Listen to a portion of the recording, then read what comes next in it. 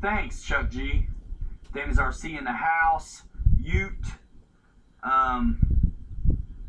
Skip Built. Hello and welcome back to Hangar 51. Guys, y'all beat me in the room. I hadn't hit the go live button and you're already in the room. I don't know how they do that. You know, it's sitting there saying go live. You're ready to go? Go live. I haven't gone live yet. You're all in the room. I don't know how that works. So we're having some technical difficulties. My frontal camera is not turning on for some reason. So we might have to go back to rafter cam. Let me keep trying here for a second. I don't know what's going on. It was working last week. But now I can't get the camera in the laptop to go live. So that's weird.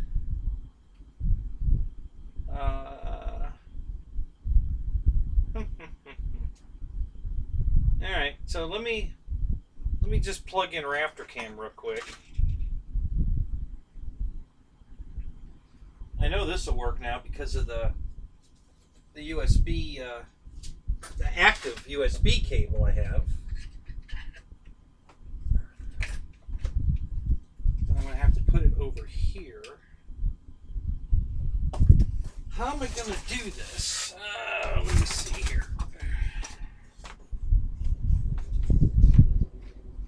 Throw that over there.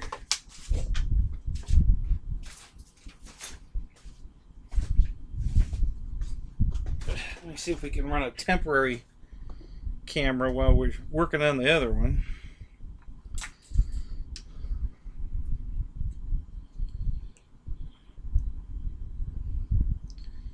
Yeah, I don't know what happened. This is really weird, guys.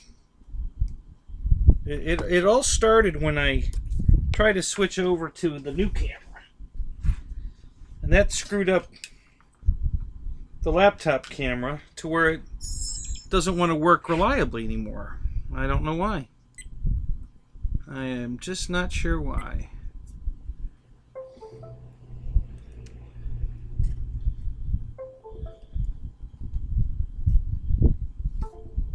Uh-oh. See, it's dropping out again.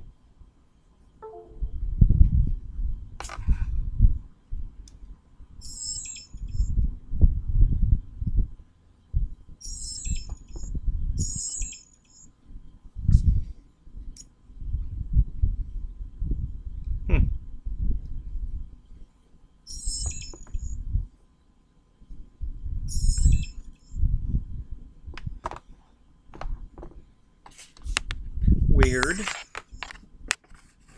Very, very weird.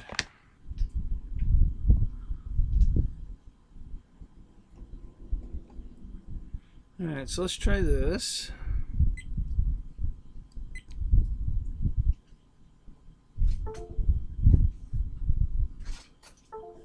No, that's not working either.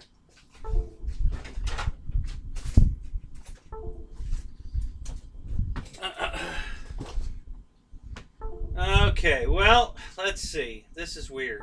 Let me try something else.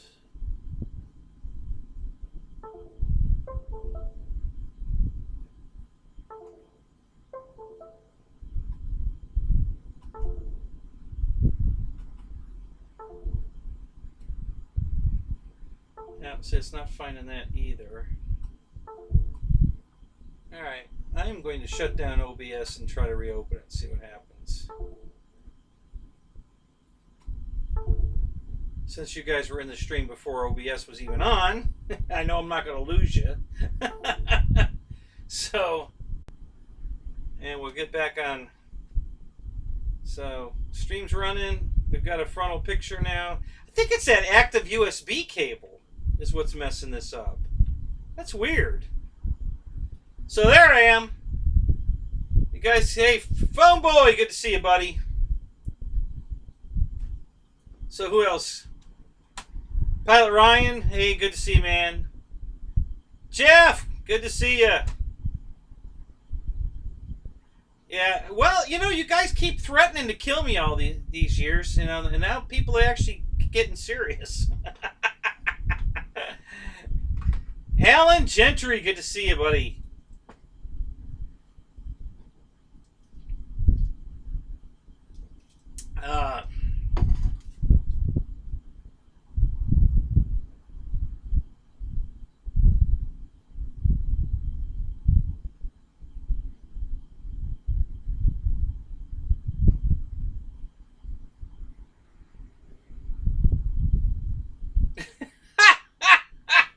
So George, your kids must be watching Pilot Ryan's show, talking about the hot dog water, right? I escaped. Yeah, that's it, Dennis. So, and we got a picture. You guys, can you see me now? Can you hear me now? I'll do my impression of Juan from Blanco Lirio channel. 1, 2, 3. Can you hear me now? Can you see me now?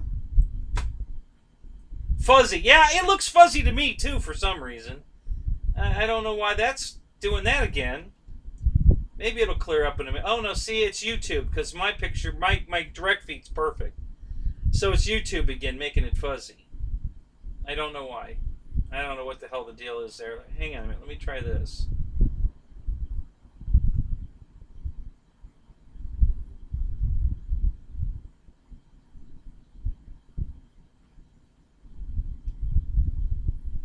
Oh, that's going to make any difference.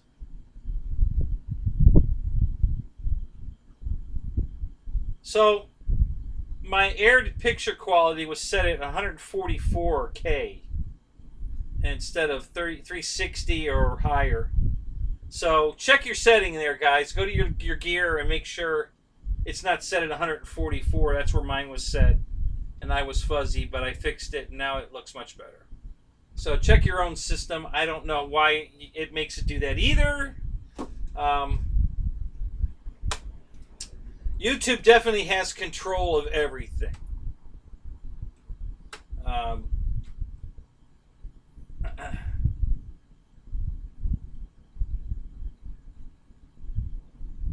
Yeah, I keep getting the circle too, Alan, but it's gone now. Are you still getting it? I was getting it, but now it's gone.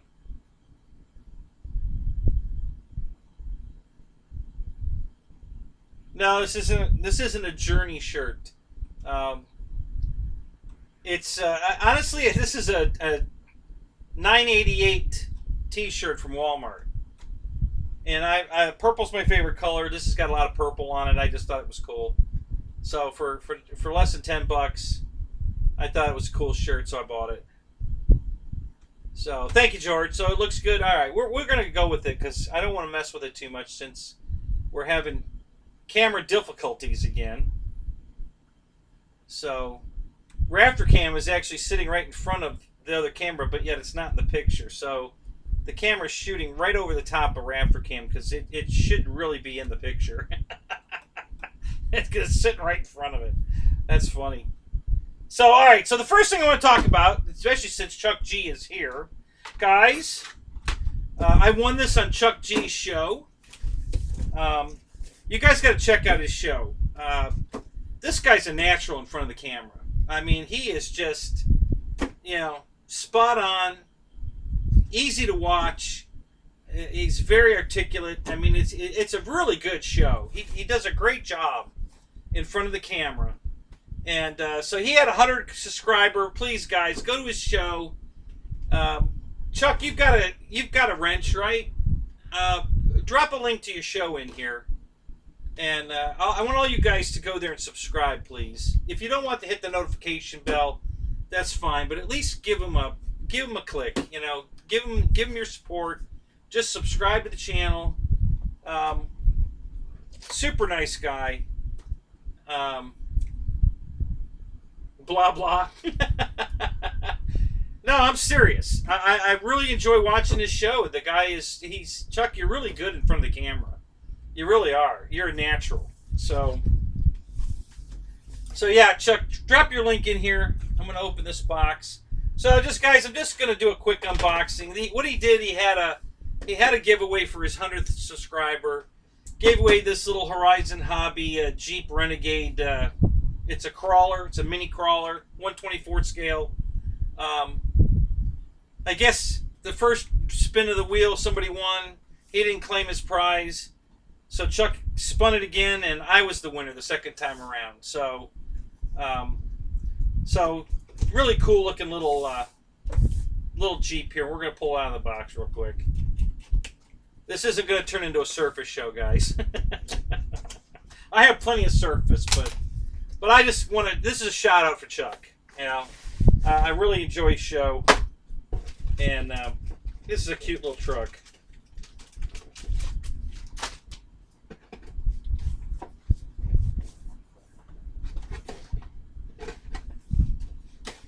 He's very good at the editing too, guys. There you go.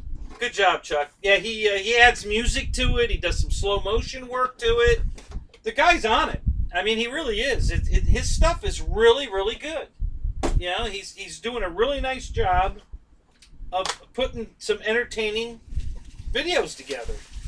You know, so go check one out. They're not real long. Some of them are like 7-8 minutes. Just a couple more that are a little longer, but yeah, go give them a look. It's pretty cool. So we've got this little. So this is what it comes with, guys. Got the controller here.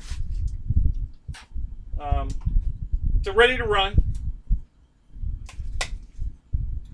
Takes 4 AA batteries. Came with the AA batteries. Of course, the owner's manual. This is a USB battery charger, so you can charge the battery off of a USB port. So it comes with a charger, so it's completely ready to run. Everything you need's in the box. Obviously, you're going to want to charge the batteries quicker than that little charger, so you're going to need one of your own chargers. And I know you guys all have them, so that's not a big deal. But yeah, so there it is. So check the suspension out on this thing. I mean, it's, you know, it's a solid axle, twin solid axle with the trailing arms, you know, for your yaw, you know, to keep it from, you know, keep the wheels in line. And yeah, it's a cute little bugger. So the one body clip in the front, and then the thing hinges to the back. And you can take it off in the back too. There's 2 clips in the back. But if you want to just, oh, actually, are there clips in the back? I'm sure it pops off the hinge, but it hinges open like that. And there's your battery pack. It's a 2-cell. How big is it?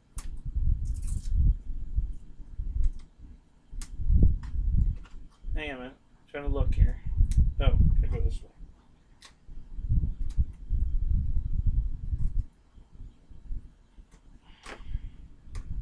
I'm sure it's already bound up and everything. I'm sure if I just turn it on, it'll work. It's got headlights on it. Pretty cool. I like the headlights. It's a 350 milliamp 30C. Reaction. I don't know what brand Reaction is. Haven't heard of that one before, but yeah. So it's pretty cute. I'll plug it in. I'm not going to drive it around because I know I'll just drive it off the desk and it'll be on the floor broken. You know. So it's made, basically it's made to be an inside crawler, guys. You put pillows and, you know, maybe a sweatshirt rolled up in a ball, that kind of stuff. And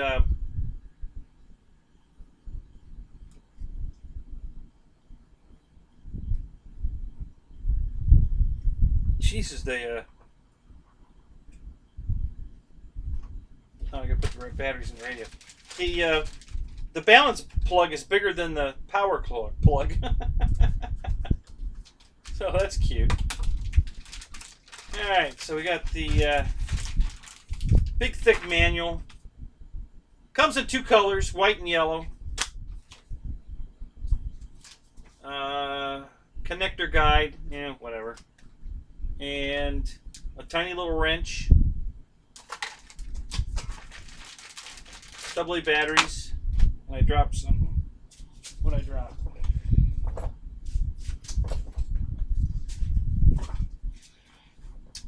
Oh, some spare control arms, another body clip, and looks like possibly a CV joint. So that's kind of cool.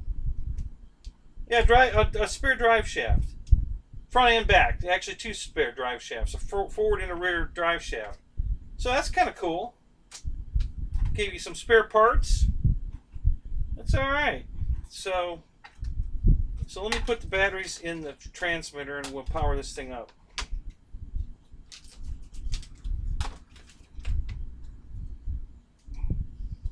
This is going to be really quick, guys. We're not going to spend all night on this. It's pretty cool. I can't thank Chuck enough, man. I was so excited to win this. It was cool.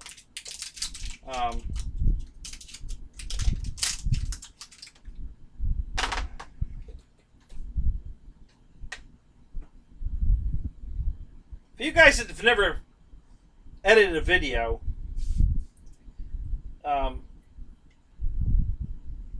so here's the deal.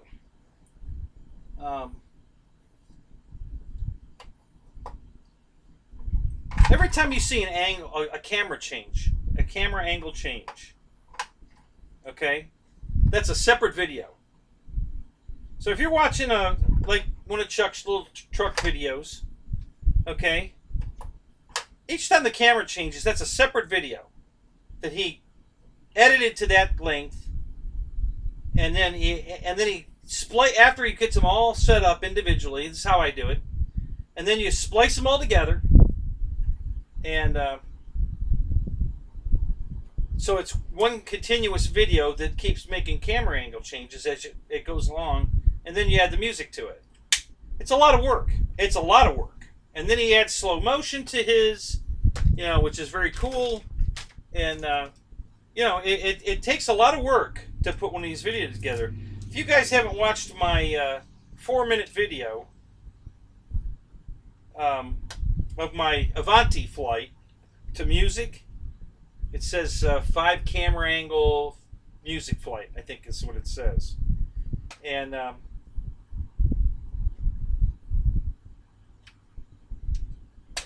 that was 16 separate videos. Okay, so first of all, it was 76 minutes of videotape, or video.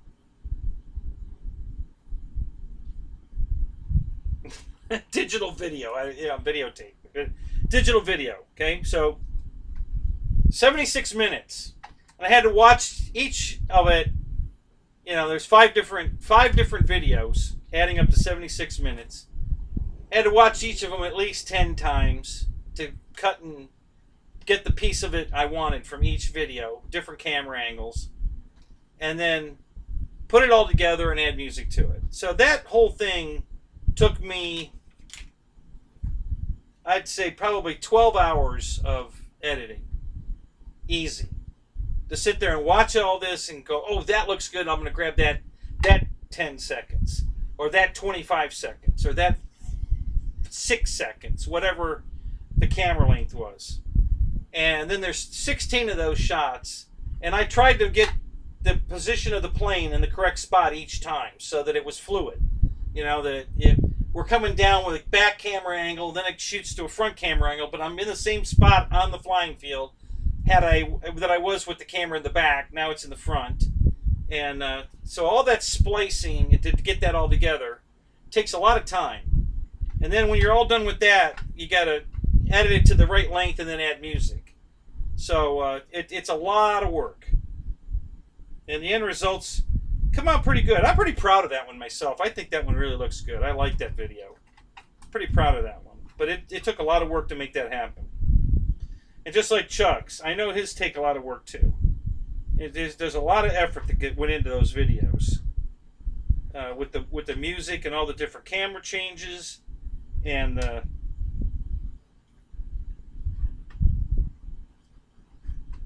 the slow motion.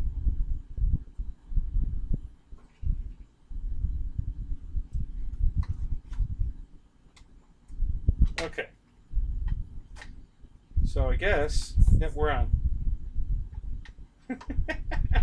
This thing's really cute, guys. I gotta tell you, this is really cute. I'm already talking about setting up an obstacle course on my bed using pillows and sheets and whatever else I can find.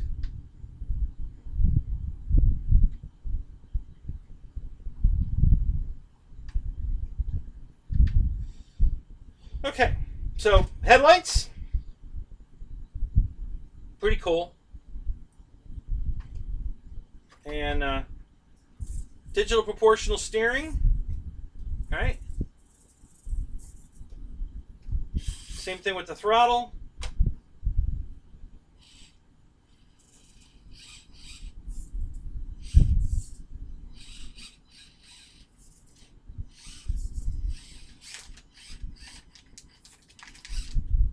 See, it just curled right up on that box. That was pretty cool. Just that easy, and it just crawled right up on that box. With no effort at all. And there's a plastic bag on it. It still crawled right up on that box. So that's pretty cool.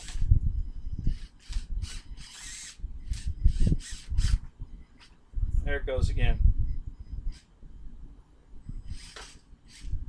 So, yeah, that's pretty cool. Let's go this way.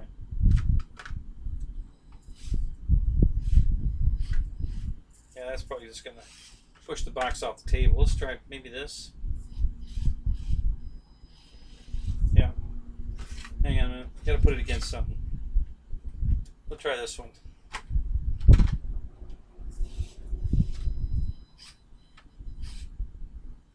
Yeah, it's just cool as hell. What the hell? It just curls right up on there effortlessly. So, yeah. So anyway, it's really cool, guys. I think it's, I love it, Chuck. Thank you so much. I was not expecting that at all, dude. And I can't even tell you how super crazy happy I am that I won this. Because, like I always say, man, if it's RC, it's for me. I've got, you know, I got cars all over the place. And so this surface stuff is not new to me. But I haven't done any crawlers. This is my first crawler, and I absolutely love it. It's just amazingly detailed and cute as hell. So thank you, Chuck. Again, I really do love it. I really, I'm not kidding you, man. I really love it. So I'm gonna unplug the battery. I don't trust the on-off switch. I ruined the battery turning it off, but leaving it plugged in, and it killed the battery anyway. So we're going to turn it off.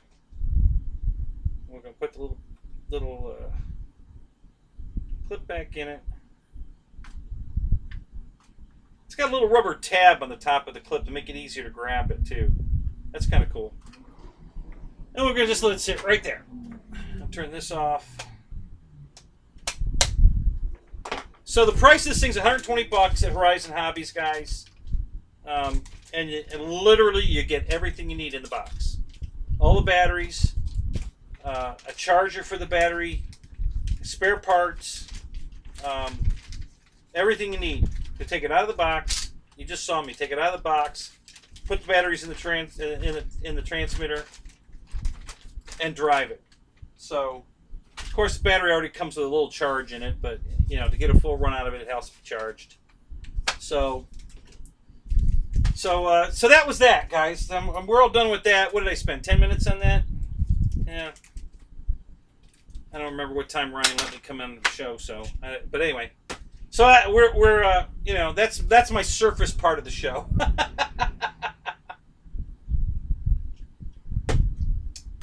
57 in the room, 29 likes. Thank you, guys. That's freaking awesome. I love it. I love it. So, what are we going to talk about tonight? RC-wise, plane-wise. Who's got something new coming? Who took advantage of the Horizon Hobby sale? Or everybody else's sale, for that matter. There's a lot of stuff on sale right now, guys. I don't know why, but there's a whole bunch of stuff on sale. So, and there's a bunch of fireworks going off tonight around here. I don't know what's going on. Am I missing a holiday? Is there something going on this week that I don't know about? Because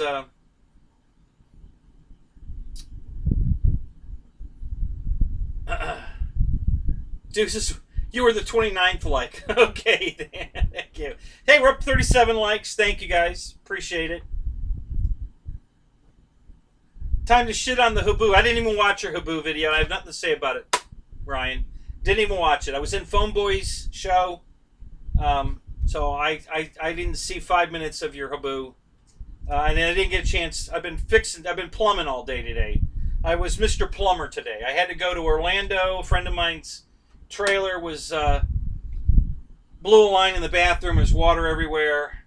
She didn't know what to do, so I drove to Orlando and fixed her plumbing. I went there last night, spent the night all day today.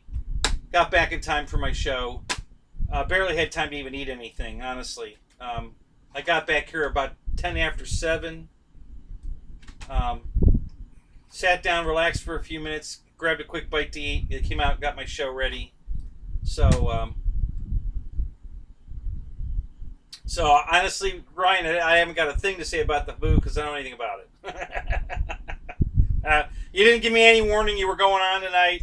I didn't even know to look for the Haboo thing. You posted it today. Again, I was plumbing all day, so I didn't get to see the video. Didn't know you posted a video until Shadow Ops called me on my drive home to tell me you had posted something, but I haven't had a chance to even look at it. So I don't even know, other than I caught, when I popped into your show to say hi, I caught a glimpse of the jet, and that's all I know. So I couldn't say anything good, bad, or indifferent. I have no idea.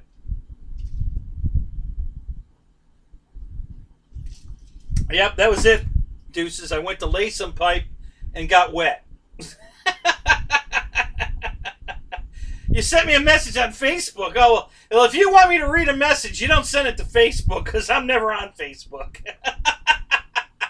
You've got my phone number. Send it direct. Instagram it. Anything but Facebook. I'm never on Facebook. I'm not a Facebook guy, so that's why I didn't get it. Because I barely get notifications on Facebook. So, anyway.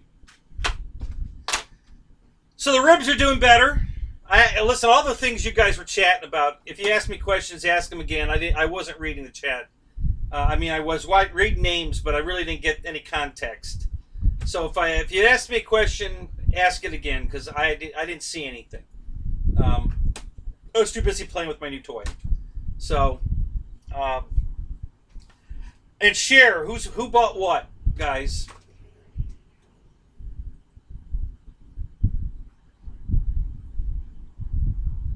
You're going to send me my TikTok.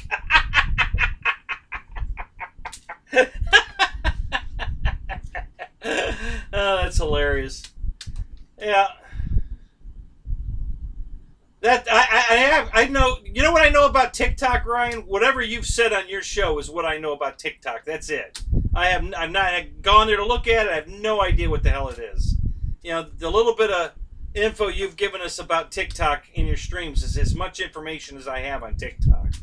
So I have no idea what that is. So,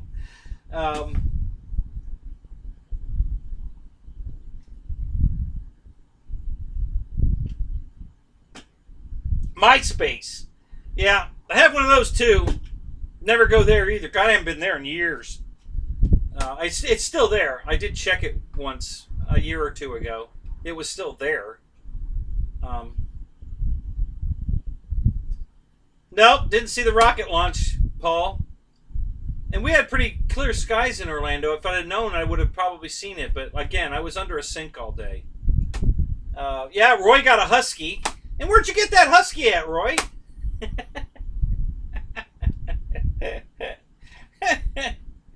Oh my God.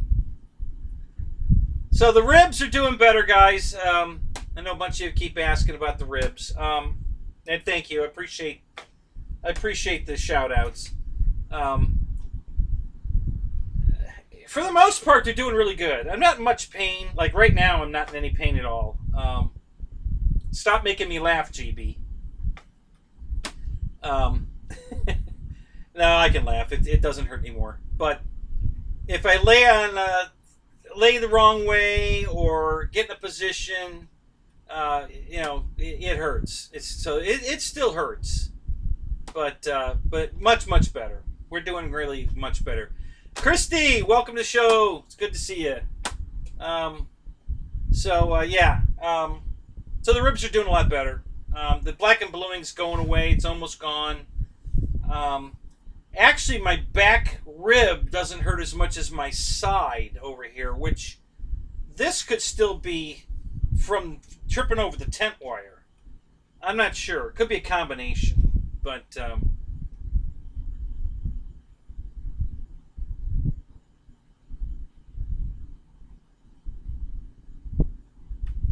so just reading some of the chats. Hey. A really great guy that knows plumbing.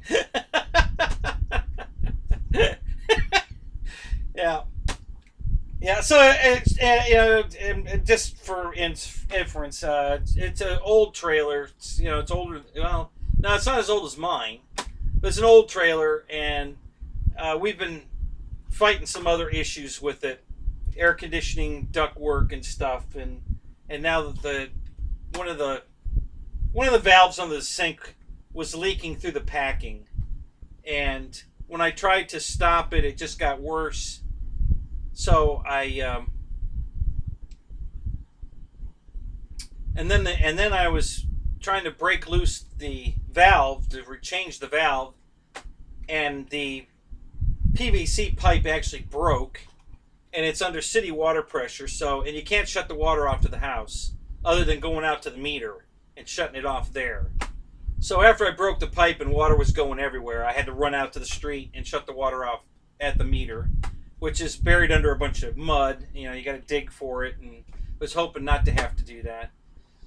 So I got it all shut off and everything, and then we put new pipe. I added some new pipe and new valves, just not the crank valves, but the quarter turn valves. You know, a ball type valve, and then I put new braided hoses. We replaced everything. The drain was broke too, so I'm sure it's been leaking. The bathroom was flooded. The drain must have been leaking too, because the drain spout, the top that goes through the top of the sink has threads on it, and you screw it onto the pipe, and then you screw another one on the bottom and sandwich it into the porcelain, and that was broke. So I know that was leaking too. So it was water draining out of the, and this has been going on for years. So I replaced all of it. It's all new. So she shouldn't have any more plumbing problems with that sink. And do I have my phone? No, I don't. God, I thought I brought that out here. Do I need to go get it? Only take me a second. You want me to go get it, Shadow?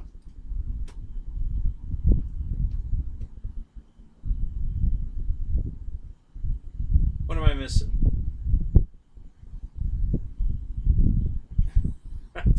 All right, Chrissy's talking about bacon. What are we talking about? Never say no to bacon. There you go. That's my kind of girl.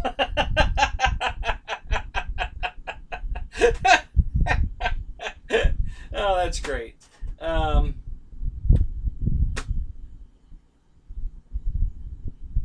Gilda Radner Plumbing Company.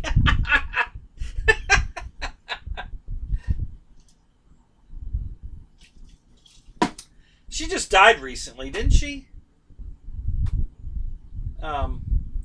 Yeah, she was hilarious. Go get my phone. Okay, hang on a second. I'll go get my phone.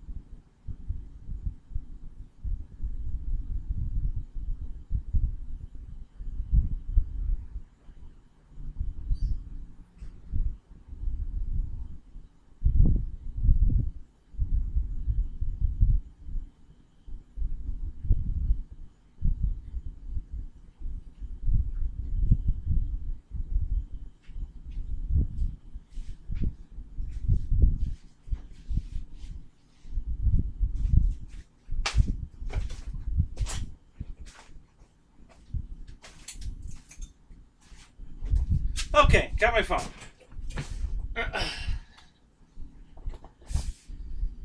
Let me see what we missed.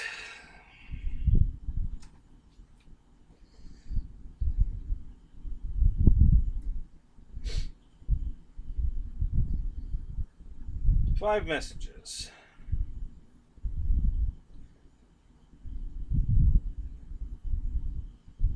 Okay.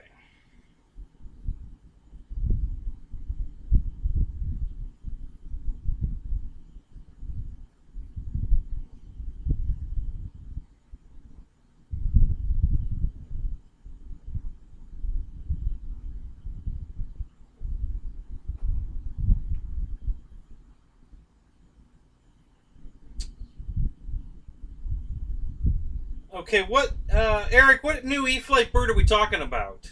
That's 219, normally 279.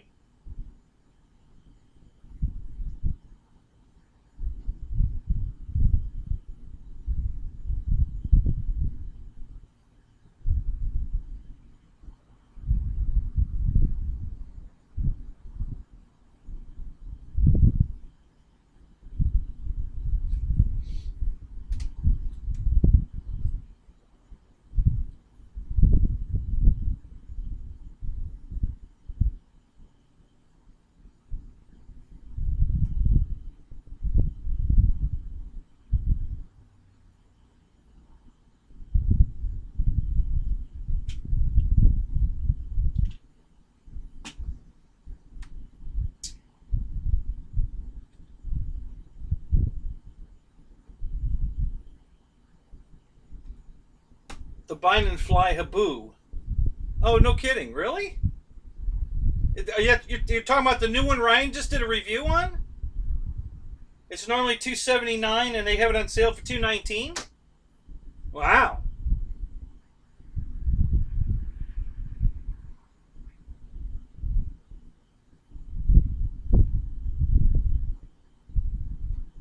Roger, Ramjet.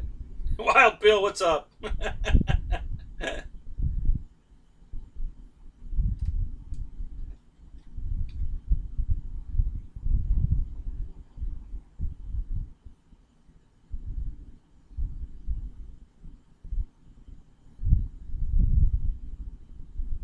So the lag's really good tonight, guys.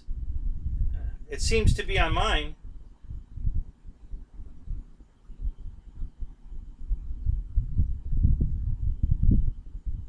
That's for the Bind and Fly Basic. The Ready to Fly is the expensive one. Oh, okay, I got you. Oh, all right.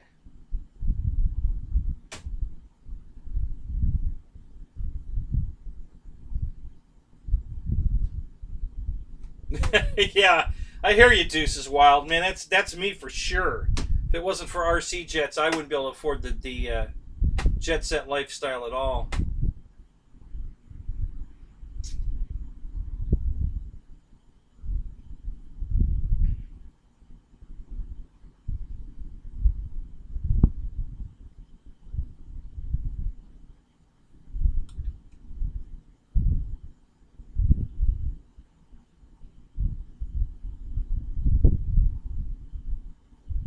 No Bind and Fly on the new Haboo. What does that mean, TNRC? You don't want one, or it's not available? Okay, well, let me go look this thing up. I guess you guys want to talk about the Haboo, so let's go get current. Let me get on Horizon's site here and let me see what we're talking about. I have no idea anything about this jet.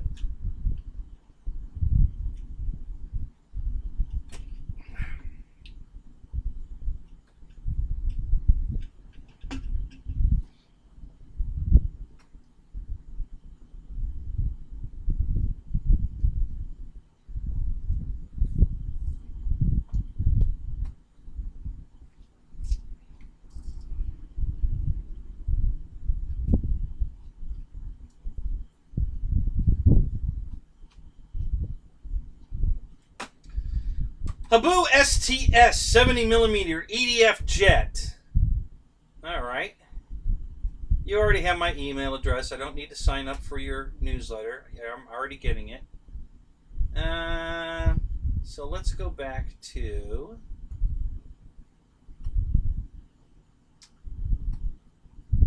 let's go shopping. And there's no link to click. Nice. That's terrific. I hate the new website, guys. Horizon ruined their website. This is horrible. This new site is absolutely horrible. I don't know if they're targeting people with phones. I rarely ever shop for anything on my phone. I absolutely hate this thing. This new website sucks.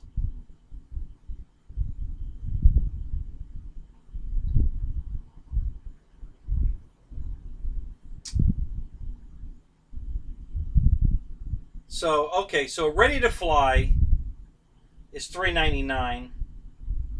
That comes with the radio and everything. And then the plug and play version, not bind and fly.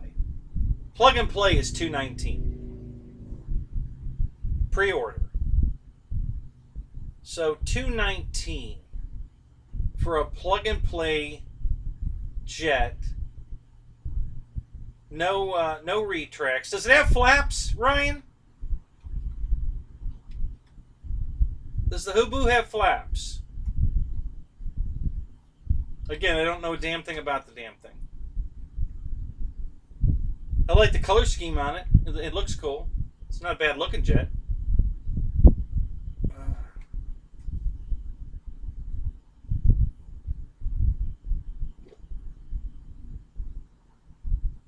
Yeah, the plug and play will smash just as easy as the bind and fly. Yeah, I think that the damage will be very similar. The two crashes will be of the same DNA. Nope, but it runs on 3S and 4S. Oh, that's cool. So it runs on 3 or 4S. How did it fly on 3S, Ryan? Did you fly it on 3S? Was it a total pig or did it fly pretty good? I'm assuming it must be pretty light.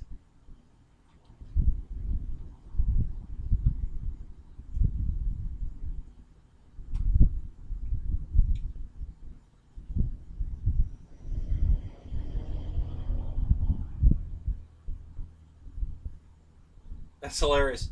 Apparently, the only products you can get for the Hubu at this time are the servo tape. The servo wire tape that covers for the... That's the only thing that's available right now. That's funny. I guess there's going to be a lot of problem with aileron servos, so they're already supplying you.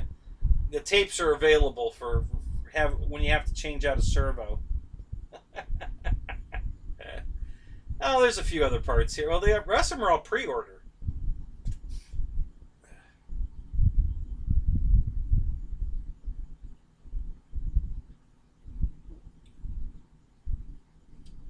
Well, it looks like pushrod set, canopy set.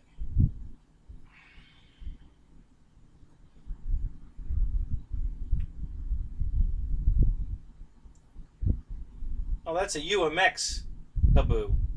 Oh, okay, hang on. Oh, they got mixed parts going on here. Alright, so never mind. Those are probably all UMX Hubus. So, okay. $219.99, that doesn't sound too bad.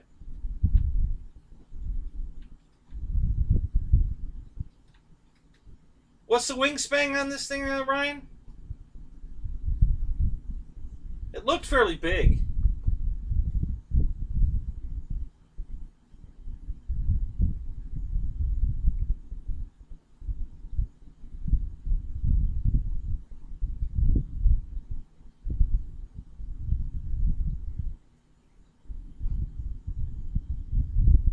Uh-oh, is Jackson leaving? Good night, Jackson. I didn't even get a chance to say hello to you. So I'll say goodbye to you. Have a good night, buddy. 40.5 inches. Okay, so that's good size. That's not bad.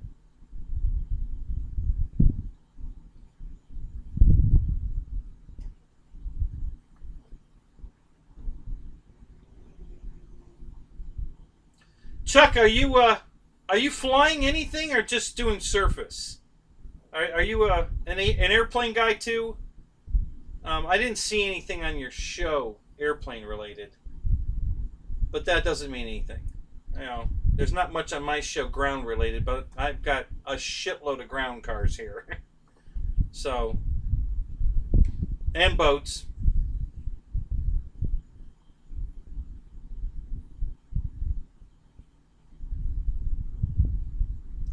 Yeah, it kind of has the look of the Taft Hobbies Viper. This new Habu. It's got that kind of the wings, the fuselage and wing, you know, kind of resembles that to me, which is a good looking jet. I like the Taft Hobbies Viper. Been wanting to get one forever.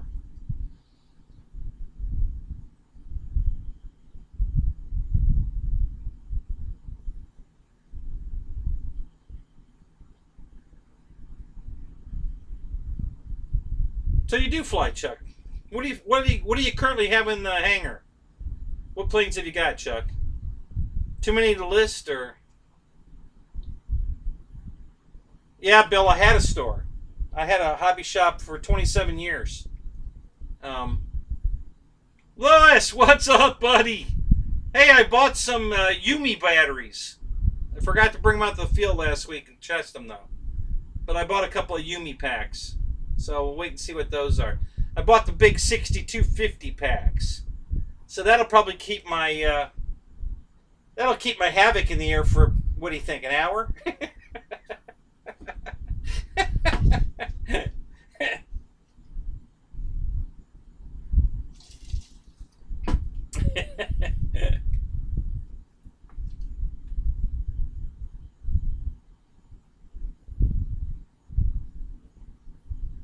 Way too many? Wow, good, Chuck. So let me ask you, did you start with planes or did you start with ground stuff? And how long have you been in the hobby?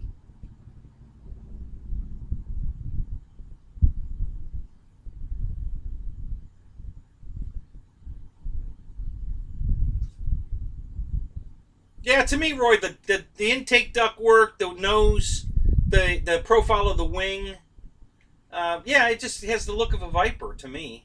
You know, everybody's Viper's different, but the Taft Hobby, and actually there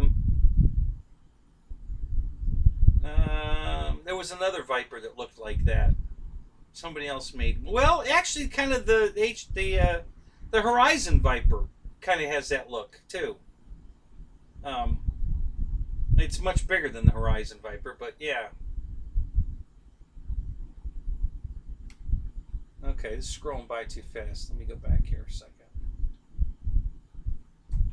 So you started 3 years ago watching Pilot Ryan. Look at that, Ryan. You got another guy into the hobby. What do you think of that, man? That's cool.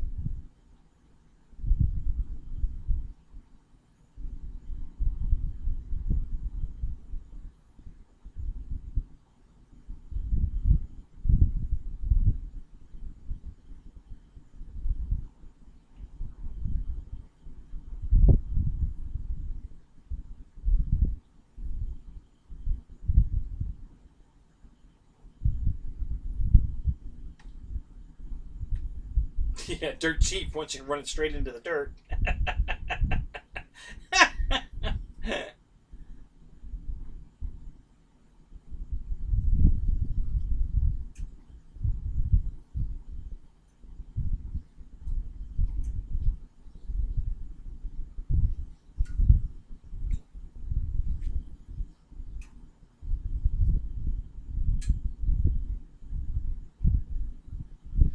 Yeah, I think I officially closed my store up in it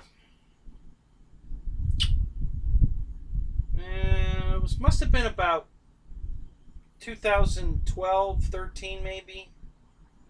I finally closed it up, packed everything in a trailer out here that was left in the store, and brought it all home.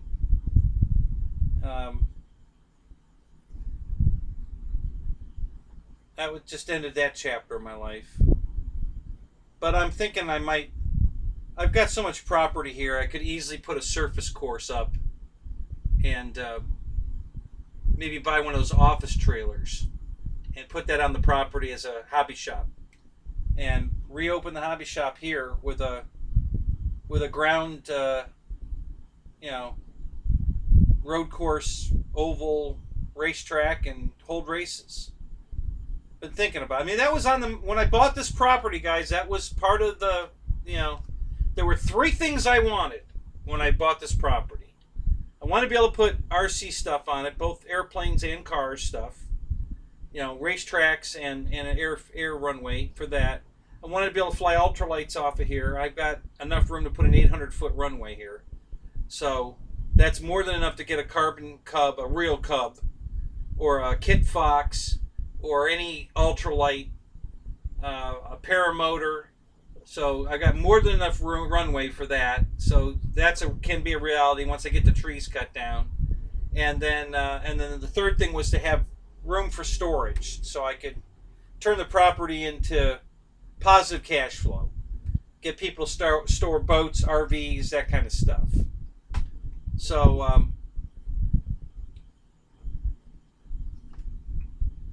so that was the three criteria when I bought the property.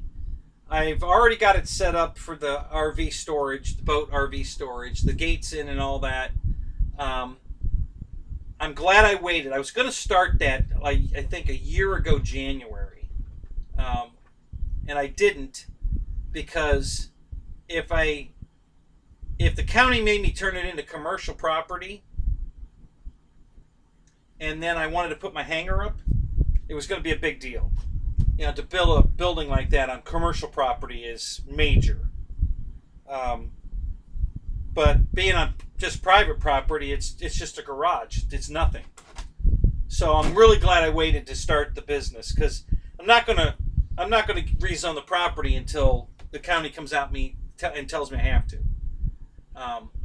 We're gonna keep it low level and kind of quiet, word of mouth kind of advertising kind of thing. I'm not looking for a big explosion. Little at a time. I don't want any junk on the property, guys. I'm not looking to store somebody's project that they're gonna never work on, and in 10 years they're just gonna stop paying me and leave the thing here, and then I have to dispose of it. I'm not interested in any of that. You know, that's not what I'm looking for. I want people that have nice RVs, nice boats. They take out, maybe they take the RV out 2 or 3 times a year, and the rest of the time they just need a place to keep it. You know, somebody has a nice boat that they take out on weekends, or, you know, a couple times a month maybe, that kind of thing. Not looking for somebody that's got a wrecked car that you know, they don't want to get rid of, but they can't keep it at their house. No, that's not what I'm looking for. So,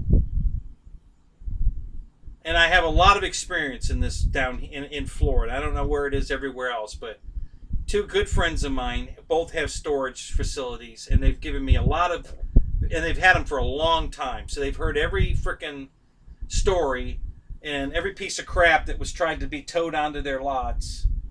You know, people come in, oh, I've got this bus I'm converting into a motorhome, blah, blah, you know, and it's really going to be cool and nice, and, you know, can I bring it over? Oh, sure, bring it over. And then he has it towed over there, and the thing is a complete wreck. I mean, it's a complete disaster.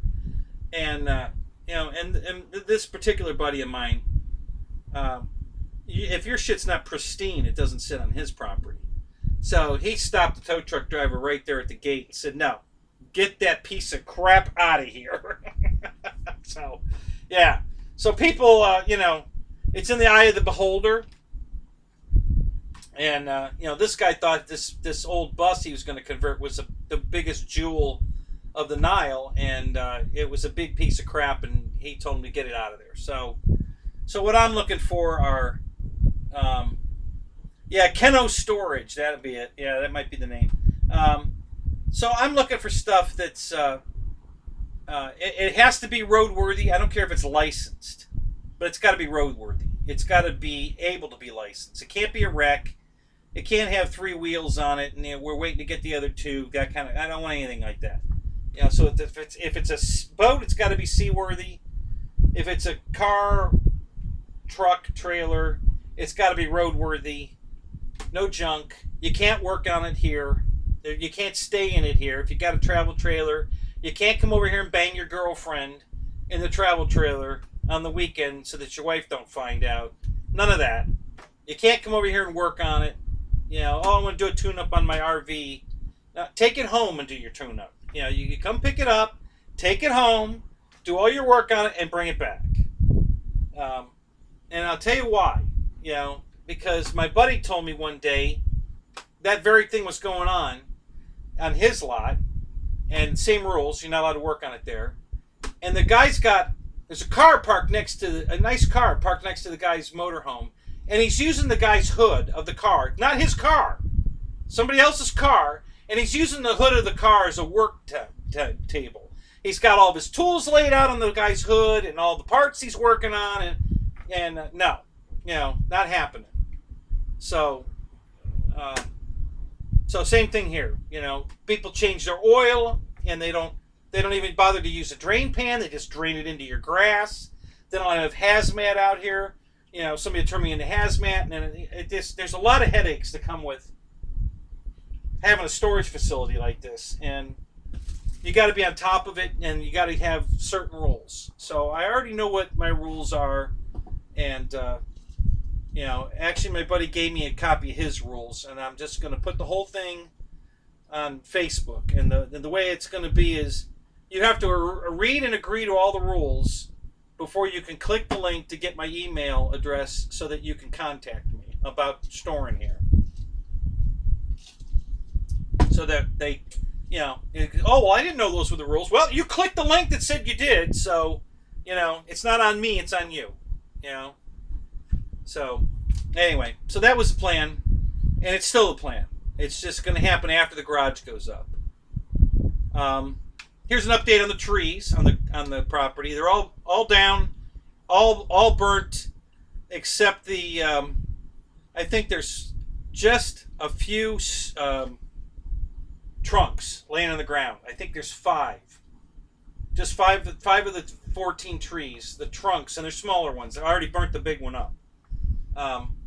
So there's 5 small trunks laying on the ground that I just have to finish burning up or cut up and haul them, you know, drag them to other parts of the property, whatever. But it's all cleared. The area I still have to pull one stump out where the garage is going. Just don't do it. Roy, don't do what?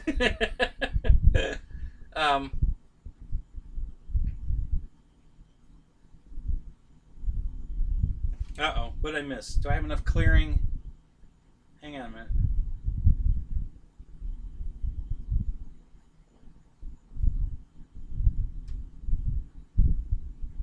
Oh yeah, there's room right now to land a helicopter, Mickey. You're talking about a full-size helicopter? Oh yeah, there's no problem right now. You can land one of those on several parts of my property. I've got enough clearing for that right now. So yeah, you can land a full-scale helicopter here, no problem. RC helicopter, of course. I've already been flying. I fly my helis off of here. I fly quadcopters off of here. I've flown a couple of my small planes, 3D planes. Now I got tons of room. Where I cleared all those trees out, oh my God, I've got so much room over there to fly right now. It's unbelievable. And then it's all power lines behind me. So this giant clearing I made, I could take off and fly out under the power lines. You know, they're way up high. I mean, the lowest line is probably 150 feet off the ground. So as long as I stay below 150 feet, I can fly all out under the power lines, back onto my property and around and out. You know, so yeah, it's if you want, I've got a video of me flying my quadcopter through the half of the property where the storage would be and where the garage is going. So if you guys pop that video up on it's on my channel. It gives you a sneak peek of what my property looks like. And then I'm about to post some pictures again. I want to cut the grass, and it's been raining every day, and I don't think my ribs are ready for the lawnmower yet. So we're gonna just wait a little bit longer for that. Couple more days maybe, probably next week. I'll get the grass cut, and I'm gonna take a before and after picture. So you'll probably next Thursday we'll probably have an update on that.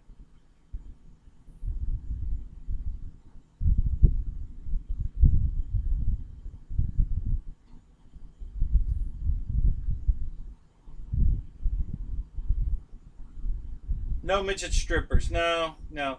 Listen, I'll be honest with you guys. The midget strippers are on GB's show. I don't have midget strippers. GB's got the midget strippers.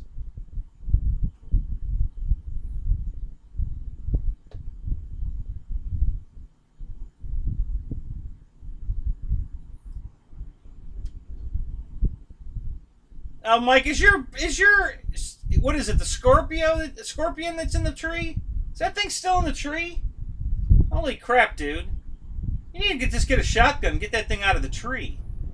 Just shoot the branch below the plane, and it'll come right down.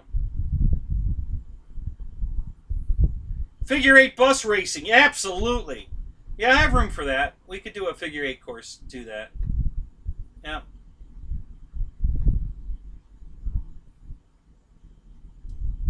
No, no jump over the center. No, you just don't make sure you don't broadside the bus. That's the fun of it.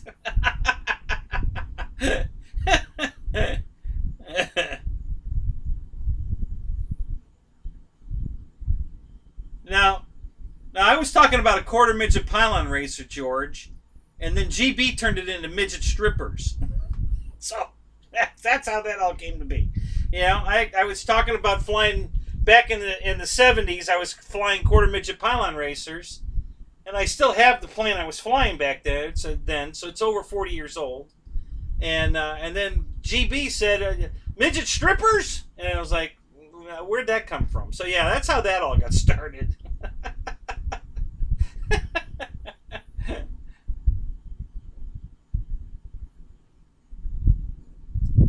What happened to my ribs, Paul? Where have you been?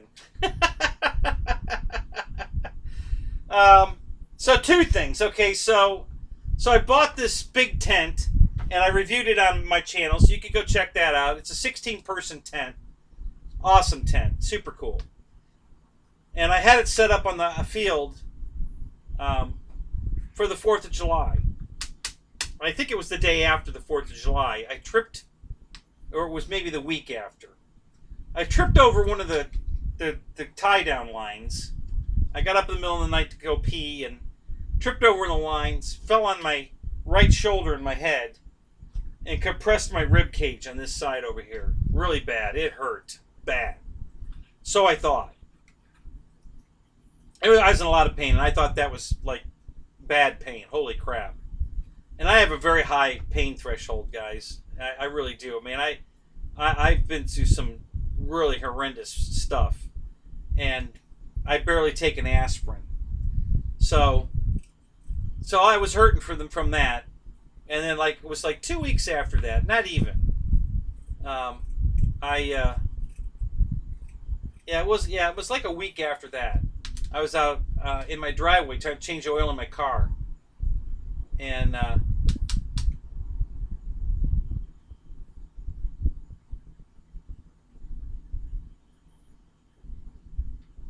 do I think I could fly an ultralight? You mean off my property, Sawyer, or just in general, could I fly one? I will be able to fly it once I get some more trees cut down. That's the only thing that's in the way right now. Is there's just still a lot of trees on the property, but they're going away in a hurry, you know. So anyway, Paul, my foot got caught on a car battery in my driveway between the bumper of my car and my car battery. I couldn't free my foot. I tried like hell to pull my foot loose. I couldn't get it loose as I'm falling. And I fell backwards onto a 4-ton solid steel jack stand right on my back. And I know it broke. I broke the ribs on that side of because I am telling you, that was the most pain I've ever felt in my life. I screamed so bloody hard and loud, I couldn't breathe. I mean, it was and that was it. I couldn't breathe, and oh my God. So yeah, that was real. And then I've sent pictures to most of the guys, my half-naked pictures. Feel free to share them, guys. And it, yeah, I was black and blue. I still am a little bit, but this whole side here was black and blue. My back right here is, where is it? It's right here, is where I landed on the jack stand, right here. And that was all black, blue, orange, green, yellow. I mean, it was every color under the sun. And yeah, I looked horrible and felt worse. And I couldn't move.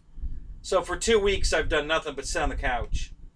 I haven't been able to do anything. I keep trying to go out and do something. Like, oh, I'm feeling a little better today. Let me go out and do something. And then I move the wrong way. You know, I don't know if I'm tearing it loose again or whatever. And then the pain starts all over again. It's like, oh my God. But so I've toned it back. And now I've been able to work a little bit here and there, trying to keep it low key. And I'm feeling much, much better. The pain's definitely going away.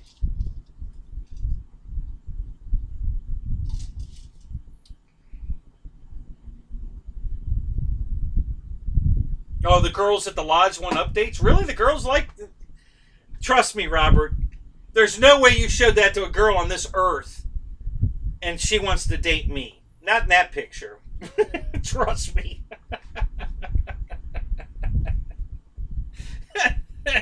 No girl took one look at that and went, oh, damn, can I get his number? No, not happening. No.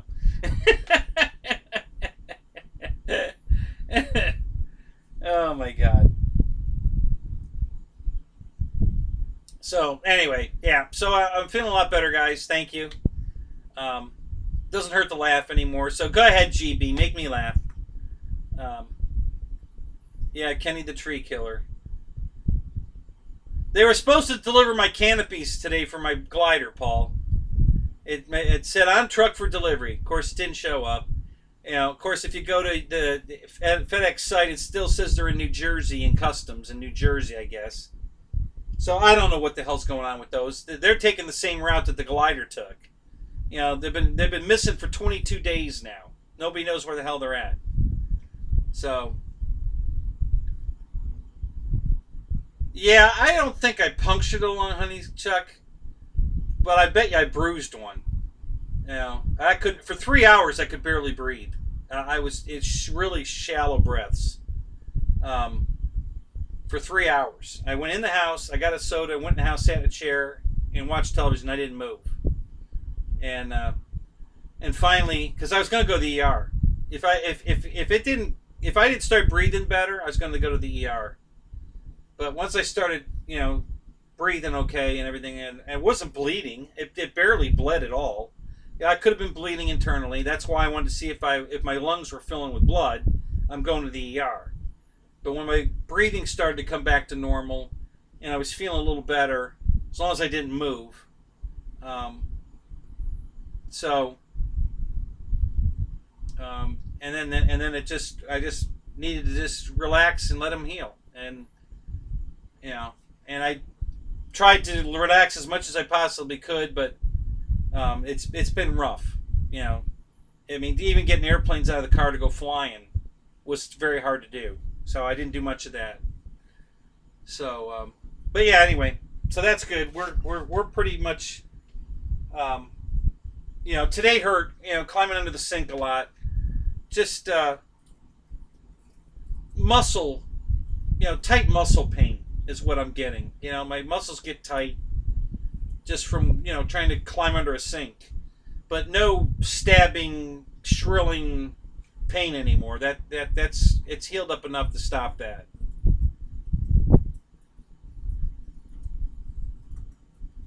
What do you call someone that does not toot in public? Oh my God. I can't wait for this punchline.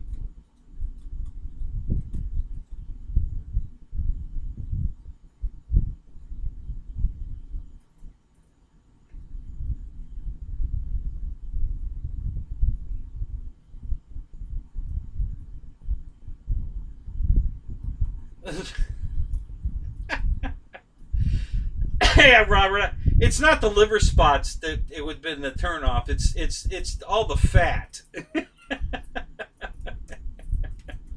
You know, I have that. What do they call that? The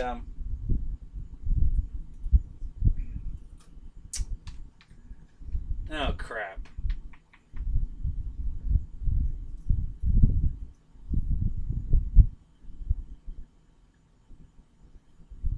Oh, a private tutor. Oh, that's funny.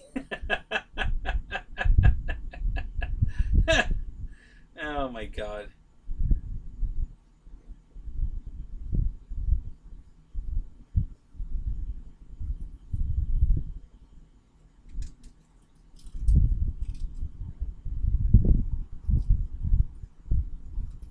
Oh, they were good with the handles? Well then, dude, get their number. Or you've got my number, give it to them.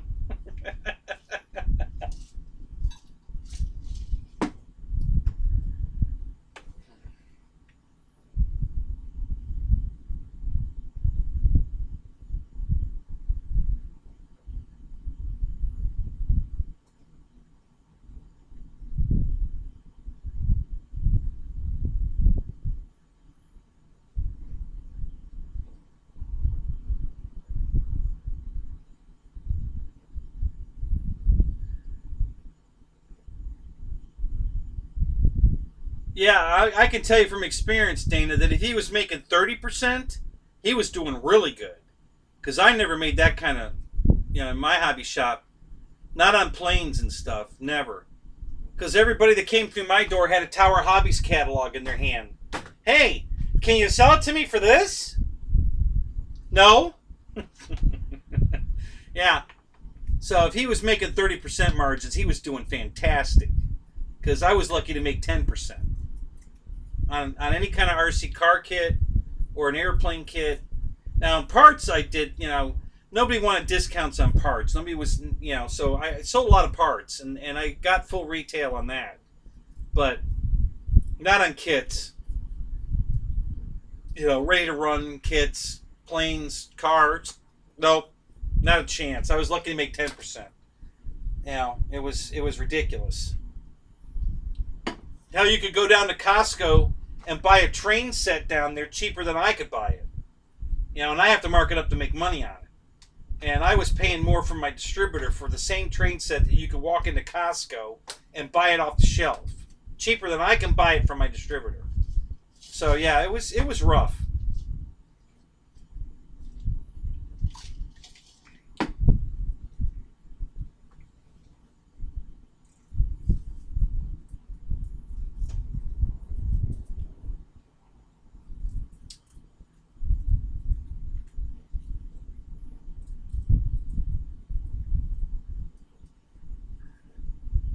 Just be glad there's no eggs involved this time. Oh my God.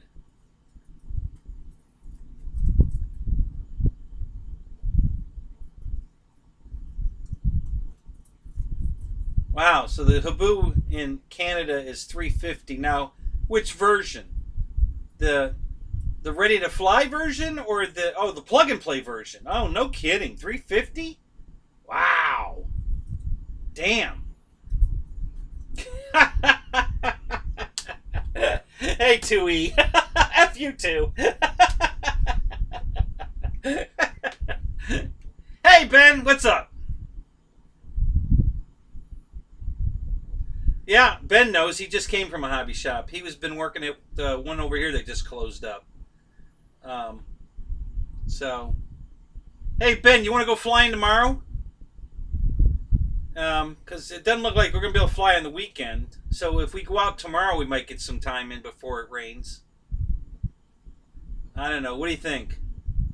I can make that happen.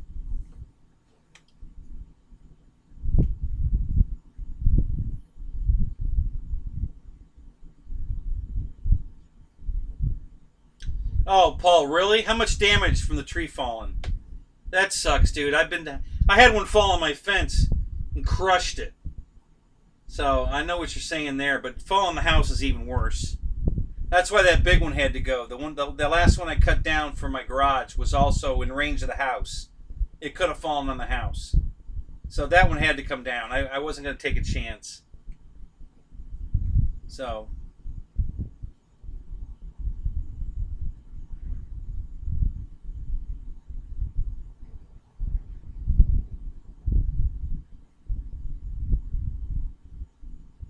yeah, Christy, you just never know what you're going to get in my show. Dad jokes. Bad jokes. Little RC Jeeps. Yeah, you just never know. We're an equal opportunity offender here. So just ask Dave Marshall.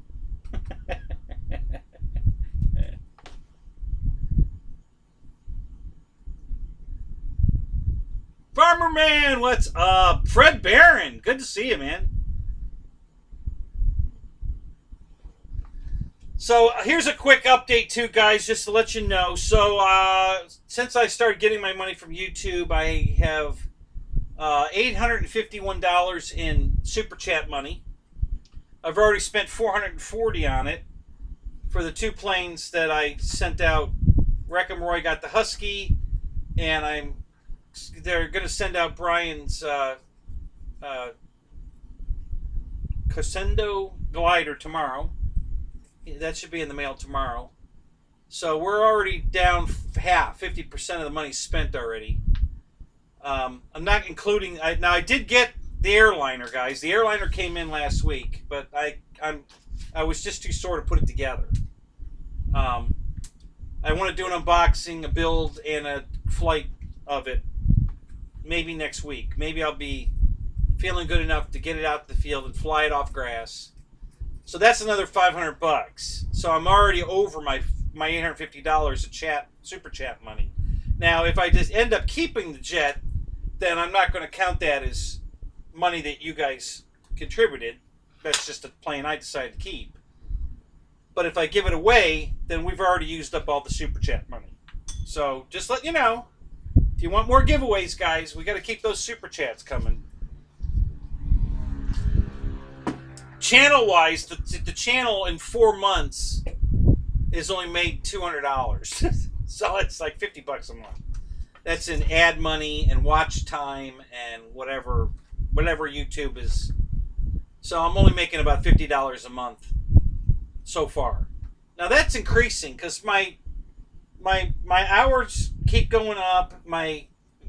People keep subscribing to the channel. So it's a slow process. I'm not growing in leaps and bounds by any means, but so that's where we're at money-wise, guys. Just want to give you an update on that. Not hiding anything, keeping it all real. So if I hope to get the airliner reviewed for you guys and watch it fly off of grass. And I'm going to do more than one flight off the grass. Because for me, that one's a big one. It's I'm not just reviewing it for my own fun or whatever. You guys requested it, so thank you, Farmer Man. Appreciate that. So yeah, I wanna make sure you guys get a full review of what you're looking for with that jet. I'm gonna show you how easy it is to take it apart, how it fits in my car, how much room it takes up in my wagon, so that you can kind of determine whether it's going to fit in your car or not. Dana, it's the free wing, the AL-37. It's a 737. It's a big one. It's the fuselage is about 6.5 feet long, I think. It's pretty big. And you can go watch it. There's all kinds of videos of it. A lot of people have them. A lot of people in the chat have them. So I'm going to review that hopefully next week for you guys, and we'll see. And then if you guys have any questions, we'll take care of that at the same time too.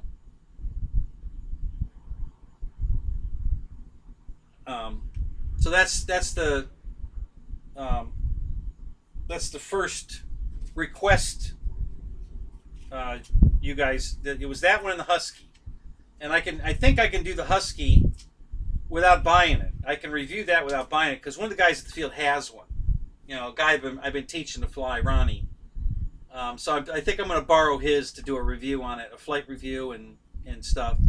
Although Roy's already been putting up videos of his, so you guys can get a good look at Roy's footage too. Yeah, Mike, I didn't want the EC 1500 because I just thought, well, it's a cargo plane. How much fun is that going to be? What am I going to do with it? And then I flew one and fell in love with it. I was like, oh my God. So I bought it because that plane is amazing. The flight times are incredible. It's aerobatic as shit. It flies amazing. You know, you can open the cargo door and drop parachute men out the back of it. It's just really cool. And this would drive you. I could drive this into the back of the EC 1500. You know, if I put the door down, this would drive right in. That's small enough to fit in that damn thing. Well, the plane's big enough to swallow this little crawler here. So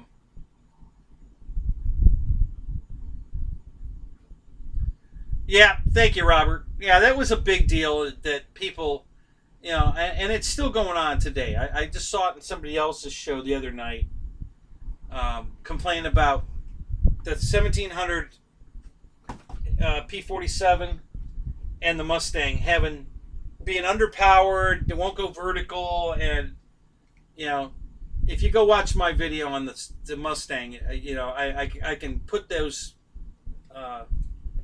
rumors to bed. That plane will go vertical just fine with a very small mod and a smaller battery, and that plane flies phenomenally. It you know, you can't put a 6,000 milliamp 6-cell battery in and then expect it to go vertical. It's not going to happen. But a 3300 works beautiful. And then you just have to put the tie wrap mod, where you put a tie wrap under the leading edge of the blade as you're bolting it to the hub to increase the pitch of the prop. It's just a tiny little tie wrap. You lay it down along the edge of the prop on the leading edge so that it kicks the leading edge up a little more. So it increases the prop pitch.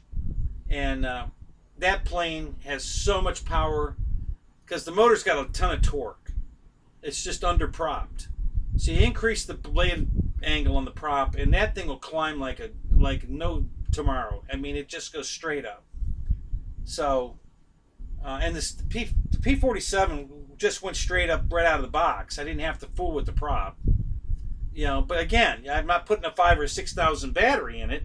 You put a 3300, and I'm still getting 7-minute flight times, guys, with the 3300. So, yep, Paul. Ben's in here right now. He just bought an air tractor. Flew it last weekend. Awesome airplane. That's another one I want to buy. But I might be able to do a review if Ben will let me use his while we're out flying. Maybe we can shoot some video of it and I'll review it. Great airplane. Beautiful. I love the look of it. It flies really good. Very stable. Very maneuverable. So you can definitely you do some aerobatics with it really good. I don't know. You still here, Ben? Did we fly it on a 4-cell or a 3-cell? I think we flew it on a 3-cell. And it flew great. Not underpowered at all. It flew great.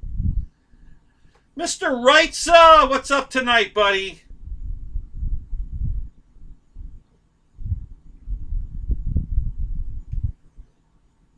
Yeah. Well, I'm going to go. I'm going to tell you guys, I've never registered to vote. I've never voted. I'm going to vote this year. I'm going to register and vote this year because I want to put my vote for Trump. He's the first president I'm ever going to vote for. So I'm going to put my vote in for that.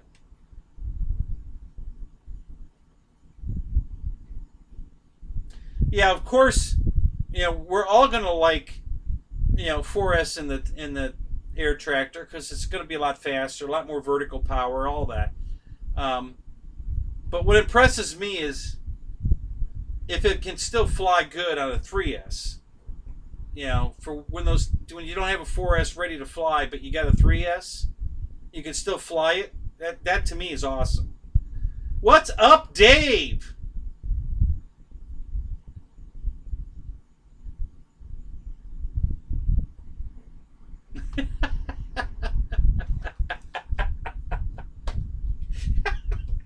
A beanbag chair. Oh my God. You know, it's funny you say that, Dave, because honestly, I wouldn't think you were old enough to even know what a beanbag chair is, but I know you do because you have one in your living room.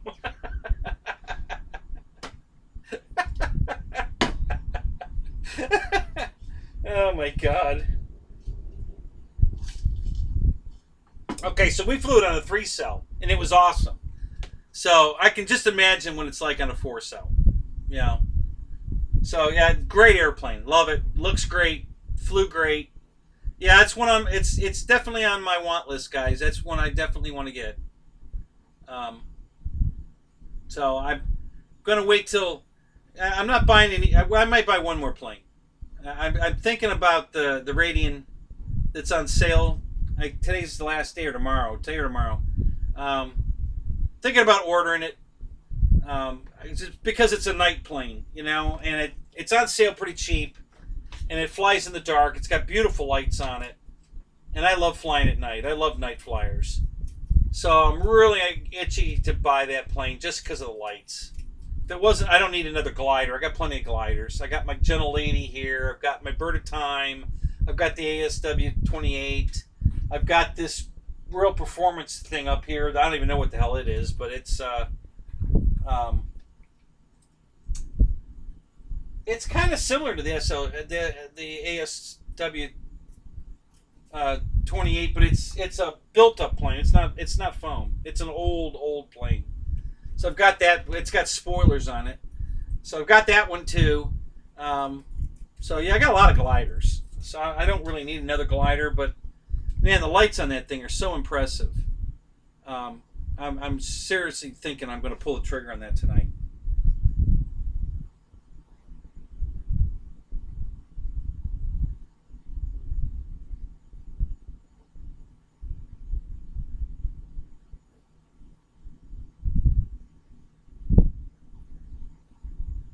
Naked with a bandana, yeah. They not only would you guys all leave me if I did a naked show, but obviously YouTube would pull the plug on me, and my dating life would be over. Because once a girl sees me naked, that's it. It's over. So, oh my God.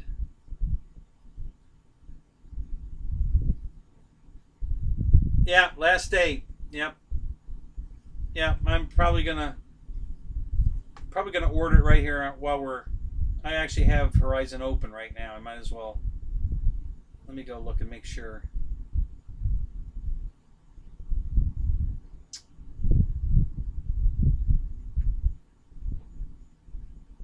I ordered another plane on here one night. What the hell plane did I order one night? Right here in the chat, while we were talking, I just went online and I ordered the damn thing while we were chatting. I can't remember what plane it was now.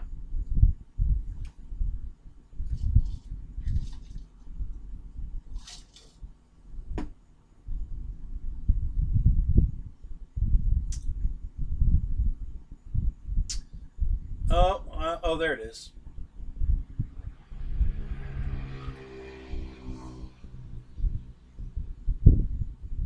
Hey, Ryan, talk to your people at Horizon. Tell them their webpage sucks. This thing's terrible. I can't believe they ruined it. I mean, it wasn't great before, but it was okay. I liked it. At least you could navigate. This new page sucks.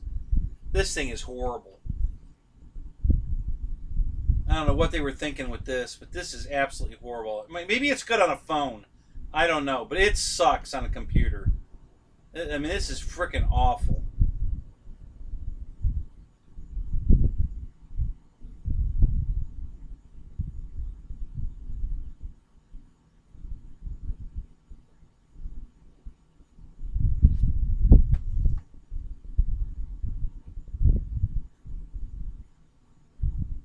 Yeah, I'm looking at this thing. It's only $10 off. You know, that's hardly worth jumping on this thing right now just to save $10. Come on, really? Normally $229.99 on sale for $219. Oh no, that's before the 15%. That's right. My bad. Let me correct that. Yep, my bad. That's before the 15%. Forgot. So, yeah. What the hell? Let's just put it in the cart. Yeah, what the hell? It's only money, right? You can't take it with you.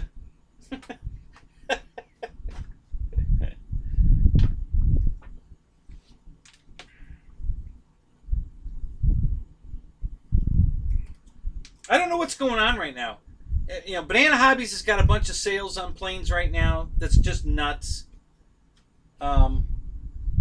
Horizon's got a sale going on. Motion had a few select stuff on sale. So yeah, there's just a bunch of people that got sales going on like right now, and I'm like, why? What is so special about this month? That, oh my god, can you guys hear my stomach growling? Holy crap! You know that everybody's got stuff on sale. I just don't get it. What the hell is you know, what's going on?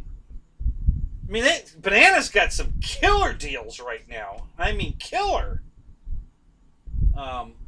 Never seen the prices this low on the 2 planes I looked at, and there's 2 more I'm looking at.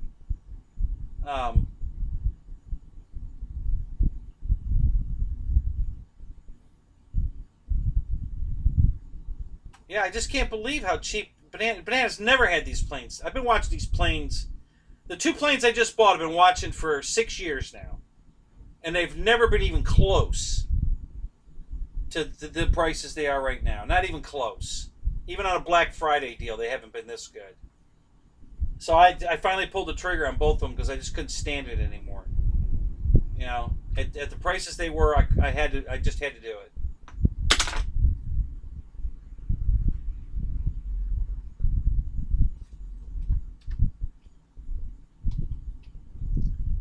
Uh-oh, hang on a minute.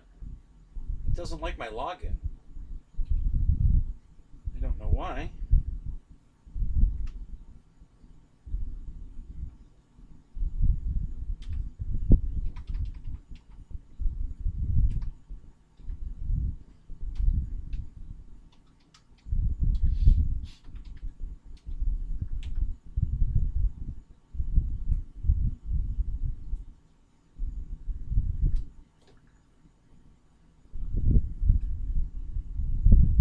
Wow. I have no idea what I changed that password to.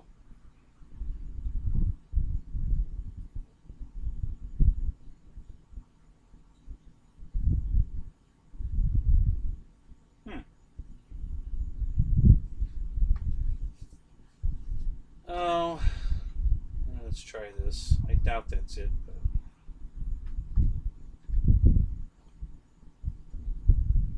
well, I know it's not that. Let me get rid of that. Try that. No. All right. Well, maybe I bet I can order it on my phone. Let's try that.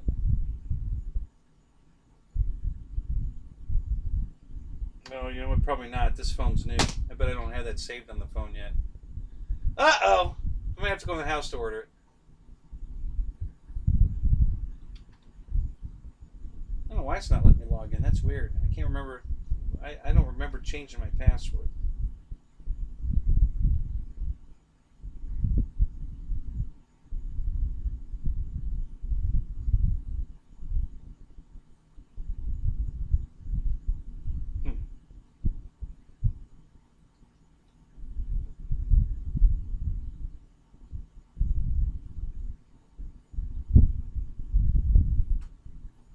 Hang on a second, guys. I'm not in the chat. I can't read the chat. Hang on a second. Please stand by.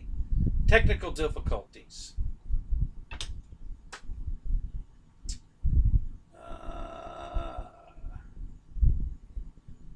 Yes, I have a coupon code. Of course I have a coupon code. Have you not heard of Hangar 51?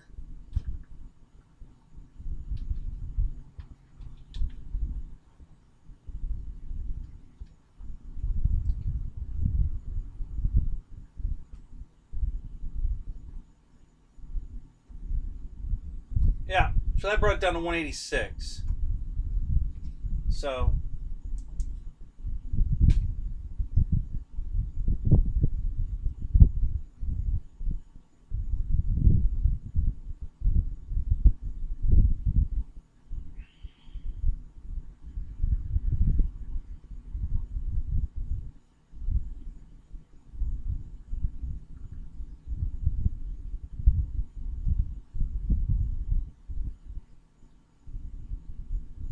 oh yeah, I will. Yeah, I always put it in the cart, and then I always go to finish it. I always go to Well, so far I've been going to Ryan. Ryan's getting all my sales. Um, I go to Ryan's thing, click that, then open my cart, and do the final checkout after I go through Ryan's. But I always do my shopping first. And I'll tell you why I do it that way. Because I'm afraid that I'm going to accidentally exit out of it, and then end up not making sure Ryan gets his influencer uh, money. So I always, even if I know I was in there in the beginning, I still always exit out, go back in, click the link in Ryan's show to open Horizon there, and then go to my cart and finish the transaction after I'm done shopping and farting around, because I go in and out, in and out. I might even open a second window to shop for something else, and I just to make sure I'm, they're getting their cut. That's what I do. That's how I do it, just to make sure. So.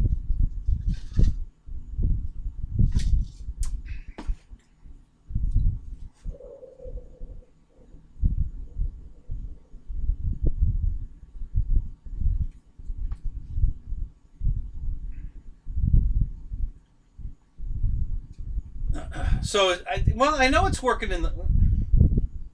I don't know. Pretty sure it's working in the living room. I could do the forgot my password and reset it, and I might do that, but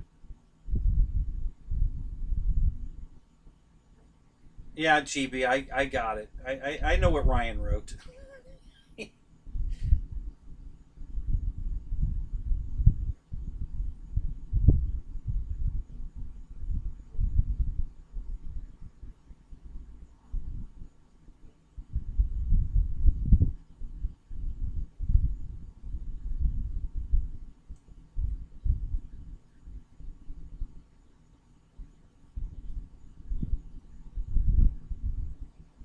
Yeah, I'll always use someone. So far, you've gotten all of them, Ryan. But I've been thinking about giving Dave Marshall a cut on the next one, but I haven't made any decisions yet. But I always use somebody's. Yeah, there's 4 of you, right? GB's got it. Um, Air Marshall's got it. You've got it. The Boozers have it. So yeah, now we have 4 to pick from.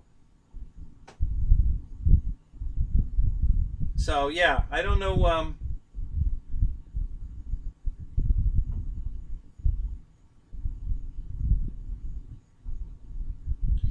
I've never seen a picture of Ryan on Horizon Hobbies checkout, but at Hobby Zone, there's a picture of Ryan and Mike.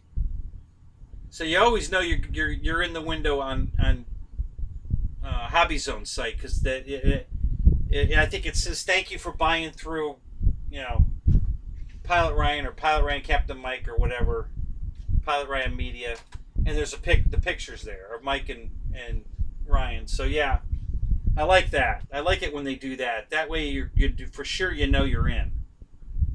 Horizon doesn't. I mean, Dave told me how to make sure I was in there. Once you click the link, just make sure the very end says Pilot Ryan Media or Air Marshal or whoever at the very end of that big long link.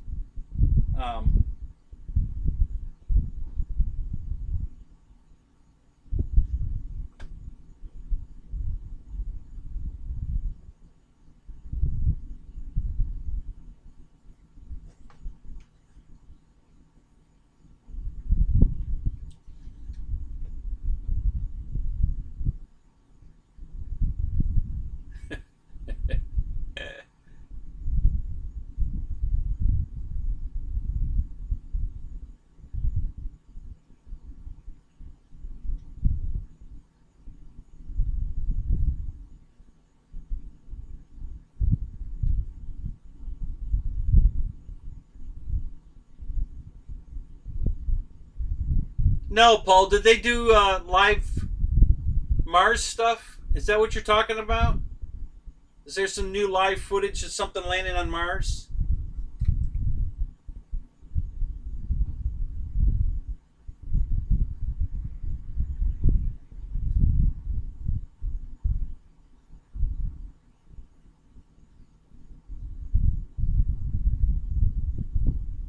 Oh, that's cool, Ryan.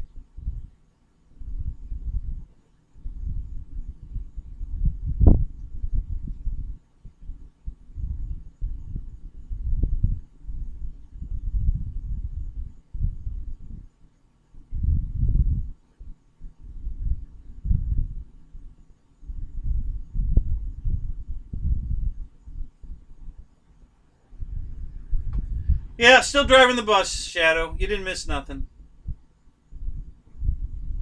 So by the way, so the girl I went and fixed her plumbing today, she works at Disney. She works in Animal Kingdom. So we were talking about what's going on over there. It's kind of crazy over there right now.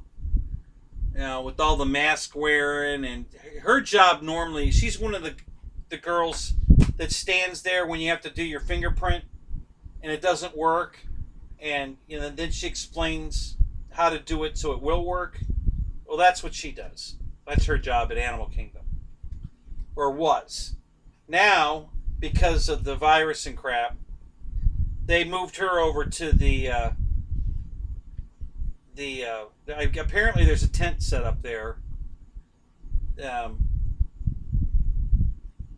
for the COVID virus stuff, and they've got people in the tent, you know, real, you know, CVC people or something in the tent or whatever, and she's the one that tells you whether or not the mask you're wearing qualifies to let you in the park or not, because you have to wear an approved mask to get into the park. So her glorious job now is she's one of the ones that gives you the bad news that, I'm sorry, the mask you have on does not meet our criteria. Please come with me, or whatever. I don't know what they do. And they either take you over where you can purchase the mask you need, or I don't know, whatever they do. But of course, she's getting yelled at a lot, naturally, because you know, everybody that comes in with a mask thinks their mask is the best mask money can buy. So, whatever.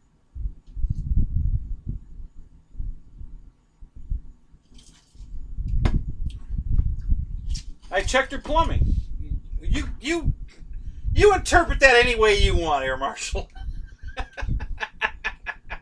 Go ahead, run with it.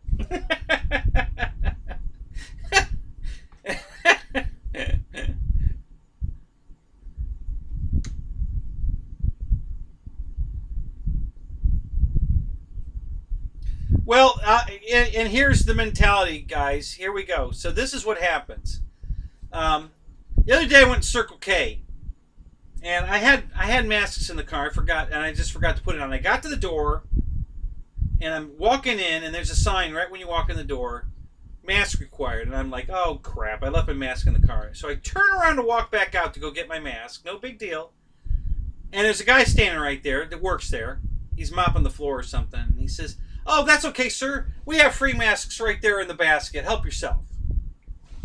And I'm like, really? Wow. Well, thank you. So I grab a mask and I go in and I do my shopping, and, you know. So apparently Disney was doing the same thing. So the word spread out on social media. Hey, if you go to Disney without a mask, they'll give you one for free.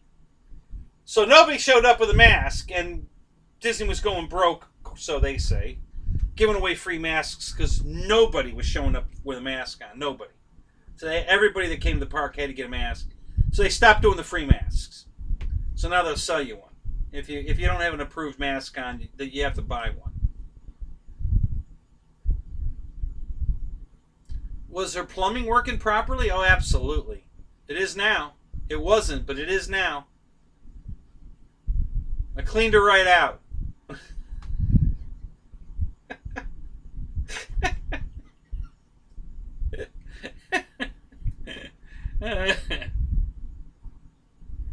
Yeah, exactly. I had to snake or drain. Exactly. I mean, what else do plumbers do? Right? They snake drains and they lay pipe.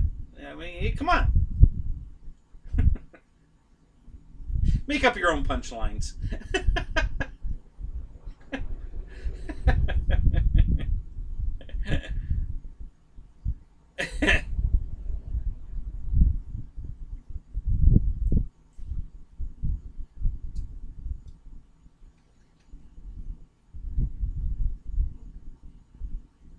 Oh, is that right? I was at Home Depot twice today, but I had my mask, so I didn't get a freebie. I had mine on. I had my free one from Circle K on. So.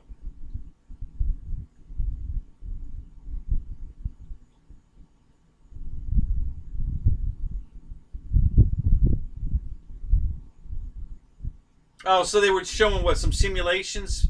So it launched today. It's going to land in February, but they were probably doing some simulations of what it's going to look like when it lands. Some kind of helicopter thing. Because I remember when the big ball, you know, when Pathfinder landed, you know, it was a ball and it rolled until it stopped and then it opened up, and yeah, that was pretty cool. That was interesting. That was an idea I would not have thought of. So, yeah, I haven't seen Money Pit, so I can't answer that one, Jeff. I haven't seen the Money Pit movie, so I can't comment on that.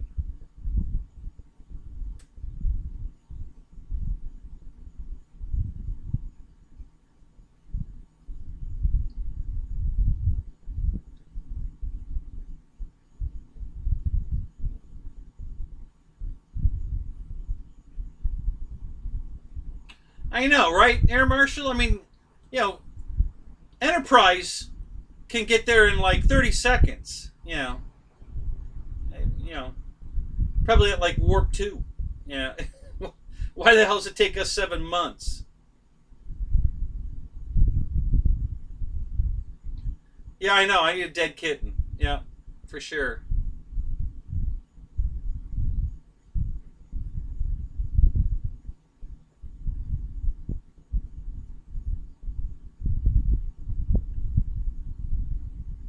It's it's a shitload away, buddy. It's not like the moon. You know, it's just a tiny. You know, the moon's, you know, how big in the sky, you know, and then you know, Mars is a little dot, there's a shiny little dot out there. So yeah, it's way the hell out there. And it's closer than all those other suns that we see. You know, the galaxies that are far, far away. It's amazing. Space is an amazing, amazing place. It's on back order, GB, like everything else. And they never notified me. I actually went into my status of the order and checked it to see what the hell was going on, because I never got a shipping notice, and it hasn't been billed either. So they didn't take the money because they haven't shipped it, because they don't have it. They still don't have it. So I tried to go to Walmart the other day to buy a camera right off the floor. They don't have any. Completely sold out. They have no webcams whatsoever. I haven't gone anywhere else and looked yet. I was thinking about going to Staples, try there, and maybe Best Buy. But yeah, sold out. I can't get a damn webcam. So, you know, unless I want to pay a lot of money for it. And Air Marshal already advised me, don't do it. Don't spend $200 for a $70 webcam. So, and that's about what it would take now. Oh, we don't have any flat earthers in here, do we?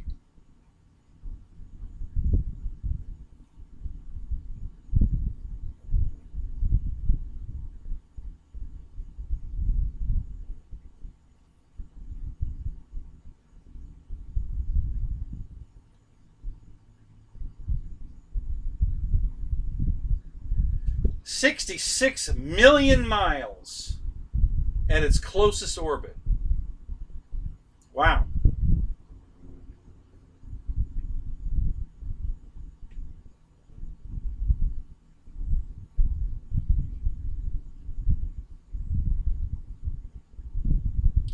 It is, Dave. I won it on Chuck G's show this past week.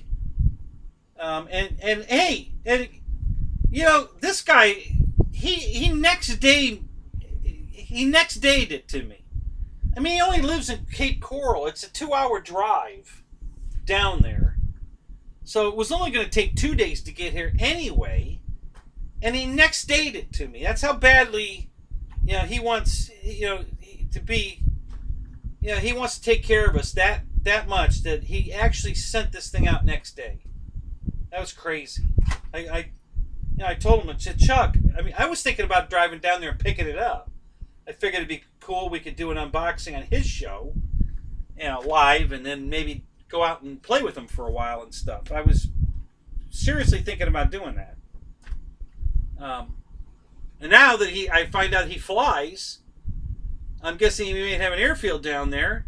So now I want to go down there even more, so we can do flying and some crawling or whatever. So yeah, that might be a new, because that's pretty close. That's a little farther than the Boozers. The Boozers are the closest to me. Rich Baker's close too, though. So yeah, it's a toss-up between the Boozers and Rich, and then Chuck G. Chuck G south. Boozers are northeast.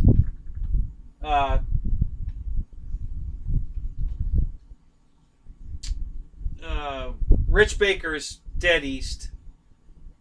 So yeah, I was actually close to Rich's place today, because that's where the girl I did the plumbing on. Hint, hint. Wink, wink. Yeah, that's where she lives over there. So yeah, I was really close to Rich today.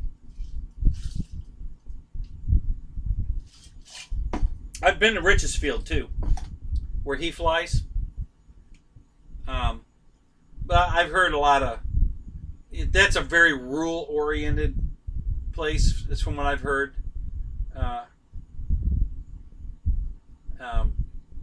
Apparently you can't, if you're not holding the transmitter a certain way, you get yelled at over there. It's pretty strict. And I really don't care to fly at fields like that. So, I don't know if Rich waits till there's days when there's nobody there to do his stuff. Because I seriously doubt they would let him do an inverted pass, inches off the deck. They would deem that unsafe, and he'd be getting yelled at probably. The Boozers are about 40 miles, maybe 45 miles from me. Yeah, that's all. Pretty close. It took me maybe 50 minutes to drive there. Maybe. It wasn't bad. Traffic lights is the only thing that really hold me up. I'm actually closer. I'm closer to the Boozers airfield, which apparently they live, the Band of Buzzard airfield, the little one they fly off of. Wes says he only lives a mile from that airfield. Okay, that airfield, so it would also include Wes's house, is closer to me than the airfield I fly at. So that's how close the Boozers are. Is I drive farther to my flying field than I could to drive to theirs. But they don't fly there anymore. Wes hardly ever flies at that Band of Buzzard field anymore. They're always going up to the north field with the paved runways. I think it's called Lark. It's up by the villages, because that's where Papa lives. And so he comes down to that field, and they go up, and they meet in the middle. So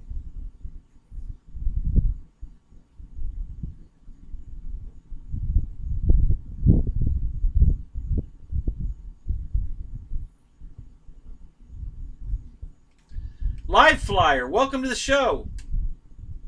I don't think I've seen you here before.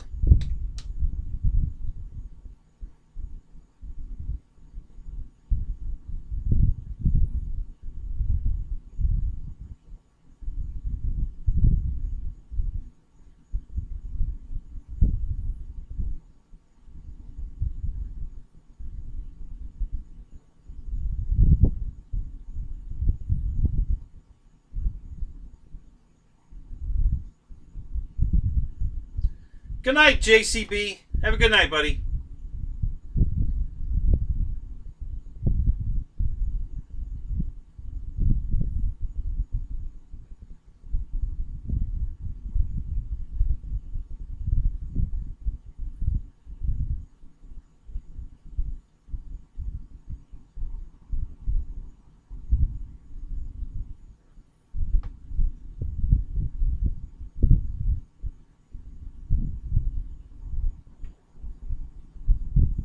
Uh-oh. What did you buy, Marshall? What's the new toy?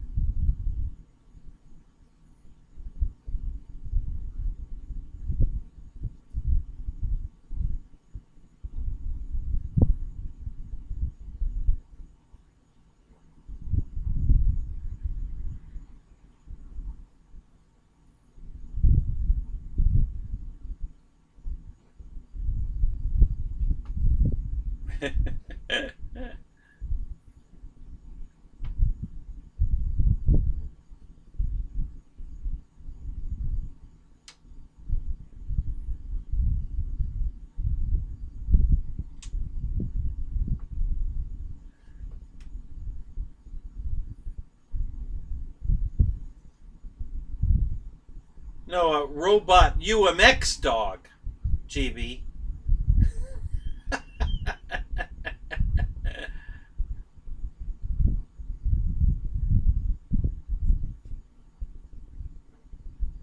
Well, Grayson sells Dynam, so it's got to be a Dynam plane that they're selling. He must have bought another Dynam plane.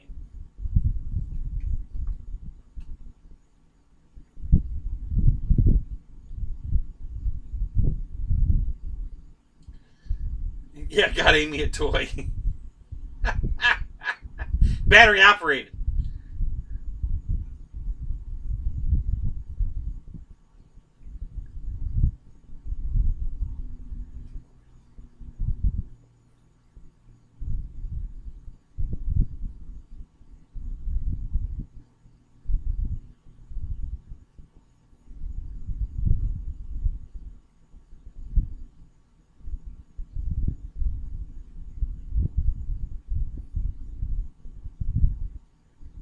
Oh, but Shadow, these new modular construction carriers are supposed to be saving us millions.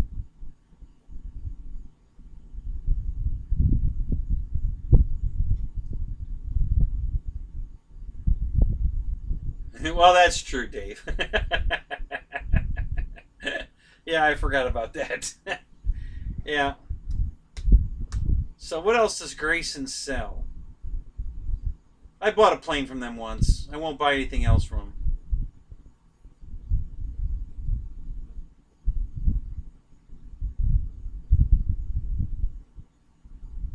Uh-oh.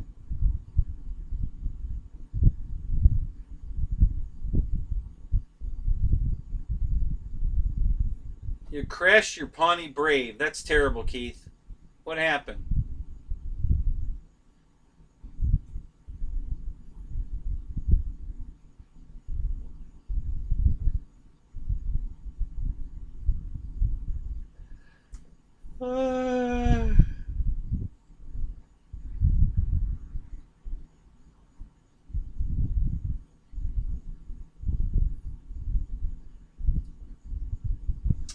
Oh, God, Dave bought a quad. Dude, you should... Oh, man.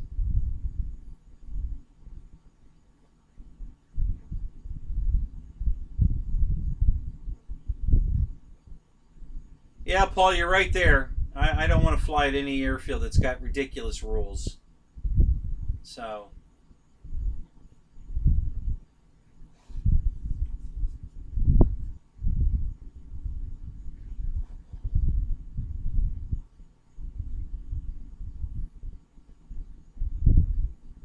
Oh, of course, Shadow. For sure. That goes without saying. I mean, that's just a given. If it's government, you know, it's hell, they addressed that in the movie Independence Day. Remember? You know, when the president said, you know, what did he say? Where do you get the funding for the facility he was in? You know, with the aliens. And what was it? Oh, I can't think of his name. He says, you don't really think it costs $4 million for a hammer, do you? Bam! Or a toilet seat. What did he say? A hammer or a toilet seat? That was hilarious. Yeah.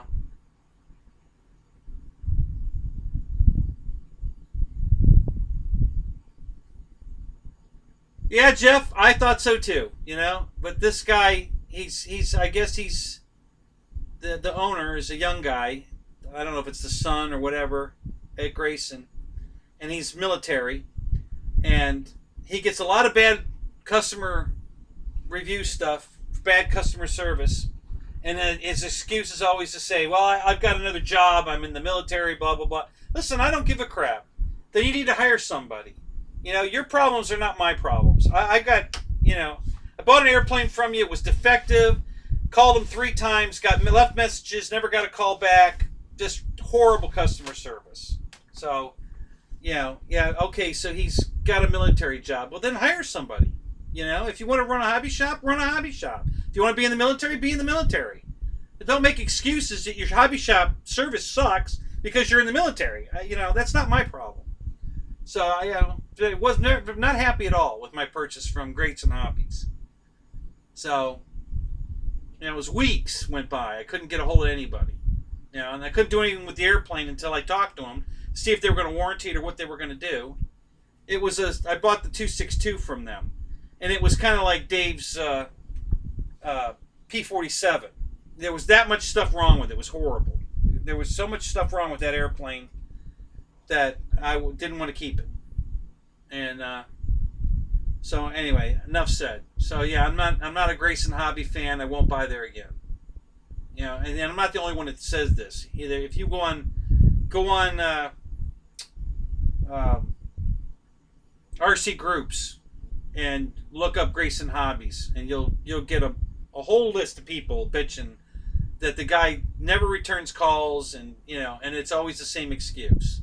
He's in the military, and he's, you know, he tries to answer calls and blah blah blah, whatever. So anyway.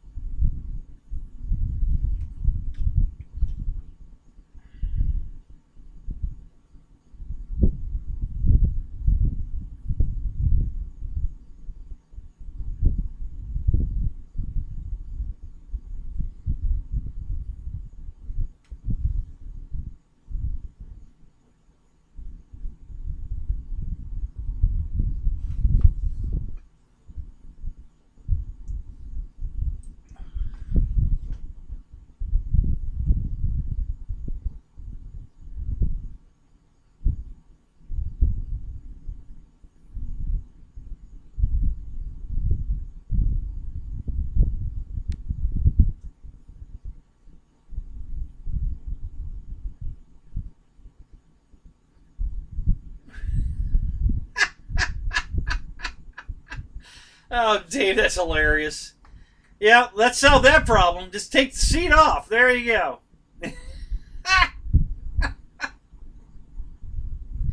That's a funny story. So let me. I got a story for you. It's pretty funny.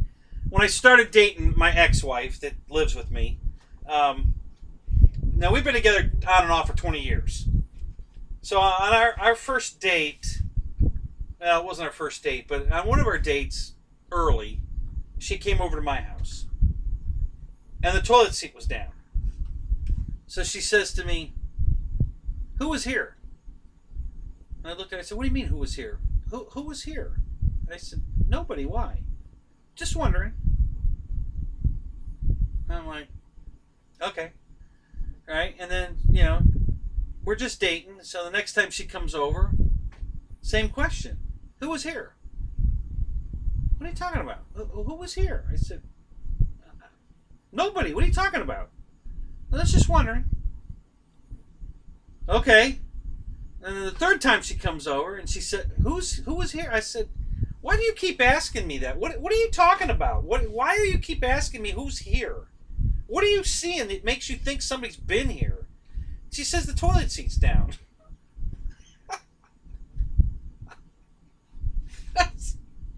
I said, well, you can thank my mom for that. And my mom was still alive then. Yeah, my mom beat that into my head when I was 6. You know, the toilet seat goes down. Period. No discussion. There's no ifs, ands, or buts. When you're done using the toilet seat goes down. So, you know, it's been embedded in me.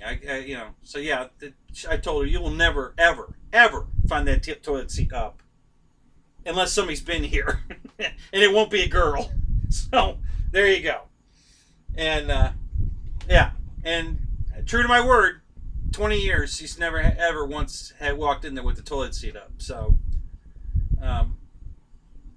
same thing with opening a car door for her. You know, after our first date, she says, "Oh, that'll stop in a month." To this day, I still open the car door for her. And you know what? And it goes completely unappreciated because she says, "Well, you do it for everybody." So I'm not special because you do it for everybody. There's no way to win with women. You just can't win. You know?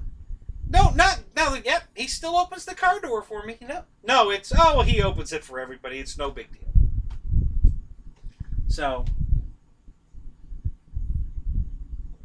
yeah, inbred it. Yeah.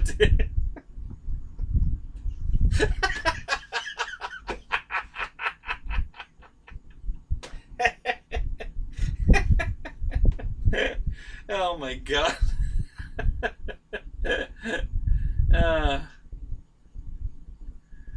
All right, Robert, you have a good night, buddy.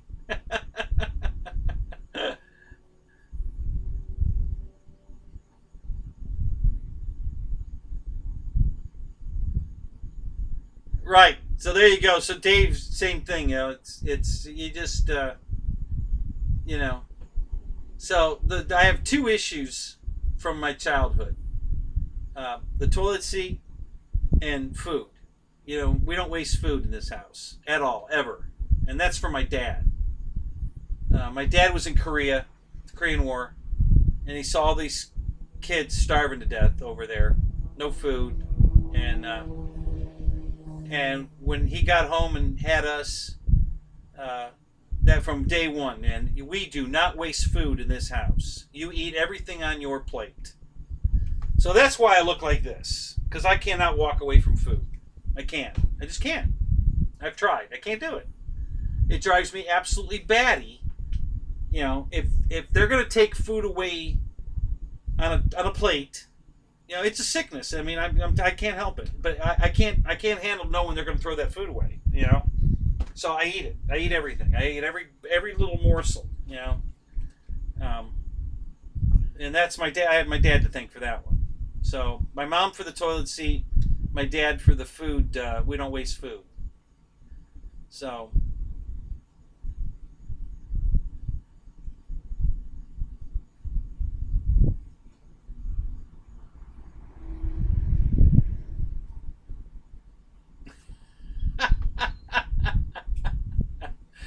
There you go, Dave. Yeah, so you know you feel my pain, literally. I know I should be taller. I wish I was, GB. I really do.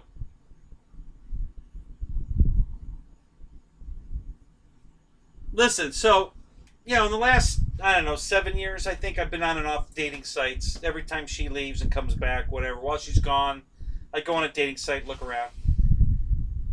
There's women on there that are 4'8", and they still want a 6' tall guy. What the fuck? Seriously? You know, a 5'6" guy ain't got a chance in this world. Women want tall, no matter what size they are.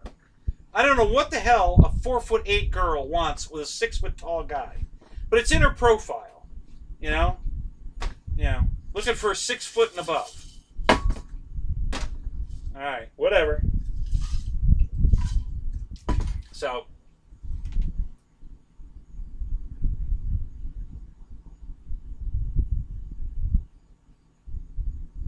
Right, Christy. There, exactly. You know, my dad would, he would just throw the Korea thing in our face constantly. You know, that we don't waste food in this house. I mean, it was a lecture. If you wanted to be excused from the table with food on your plate, oh no, no, that's not happening. Nope. Yes, GB, they are. Sorry, Christy. No offense. I'd like to know you better to know if you're crazy or one of the sane ones. There are a few of you out there, um, but yeah, I just can't get a read at all.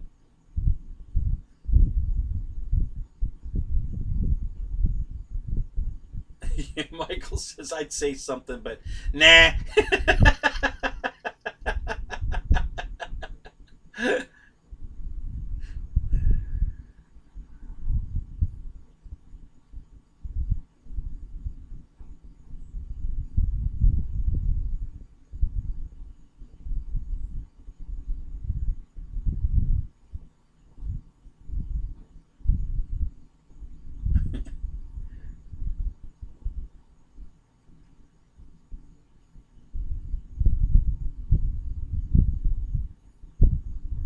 Oh, God bless you, Dana.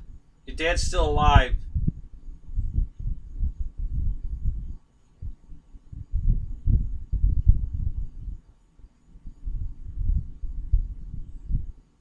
Yeah. I mean, it's just the guilt trip constantly about, how we're wasting food and there's people over there that are dying because they don't have any food, and oh my God, you know. And I can't shake it. I just can't shake it. Even Christy agrees. Women are crazy. I love you, dear. You're adorable. Oh man.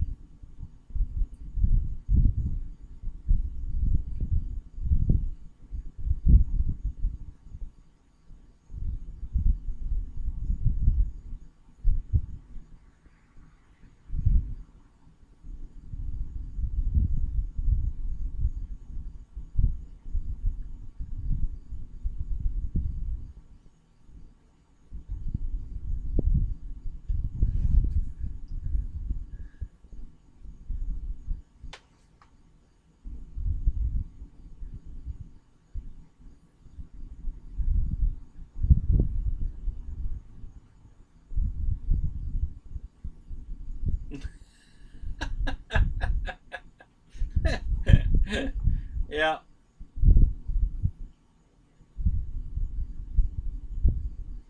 Getting out of the shower, Christy. God, you're gonna have to put a camera in there for us.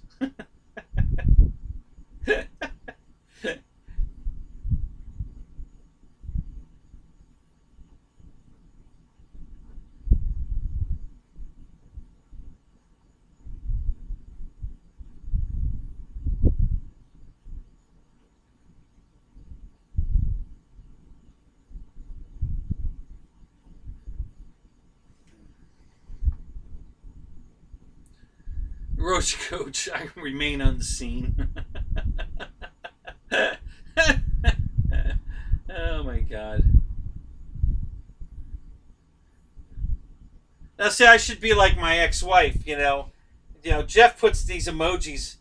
Oh, but he puts those, the bus emojis. Always puts in my show. After every post, he puts buses in there, which I love. But I should use my ex's logic. Oh, but he does that in everybody's show.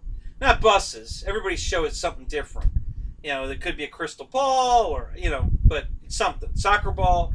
He does something in everybody's show. But I get the buses. But because he does it in everybody's show, I should just think, well, that's nothing special. He does that for everybody. No, it's special. All right? And thank you. I really enjoy the buses, Jeff. So, keep up the good work. I love it. I think it's great. I love seeing the little buses. So, I'm not going to be like my ex. And oh well, he does it for everybody. Okay, well then I should just stop. You know.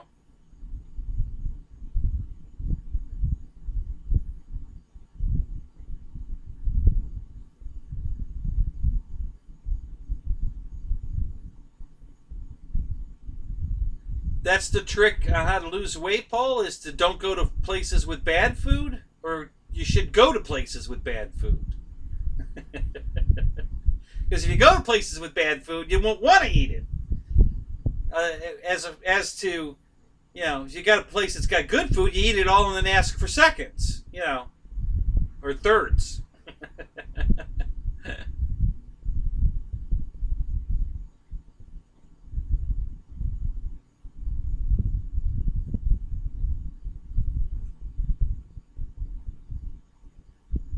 Oh yeah, Marshall already told that story. Yeah, he's been arrested. Well, you did in the army. Your airsoft battle zone night. You were in jail that night.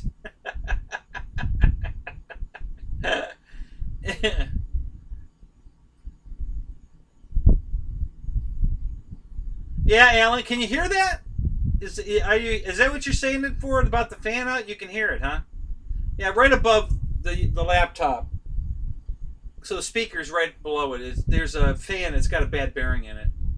So it makes a little bit of noise, which shows up unbelievable on the on my microphone volume. I can hear every time. I mean, it shows up on the mic. Every little burp in that bearing is a movement on the volume bar on the microphone. So yeah, if you're hearing that, that's what it is. It's just there's a ceiling fan right there with a bad bearing in it.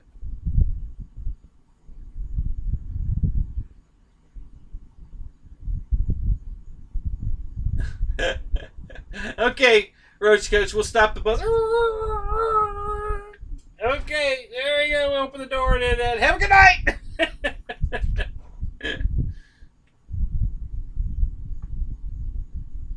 I do the old bus handle. This is the action for a old school bus when I was going to school. But on a Disney bus, there's a button you push to open the door.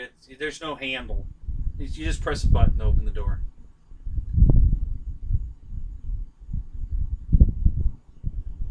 Oh, you can actually hear the air blowing on the mic. No kidding.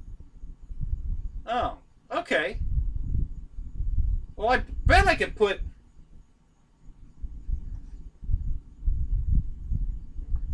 Let's try something. Just for the heck of it. Let me put this over the mic and see if it muffles it or it just takes the wind noise out of it. See, I love it when you guys tell me stuff like that.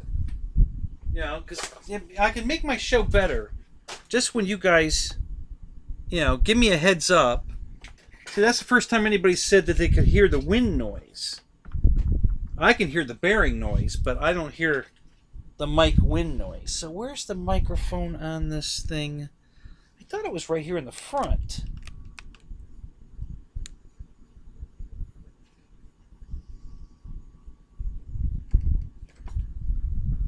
Let me see if I can find it.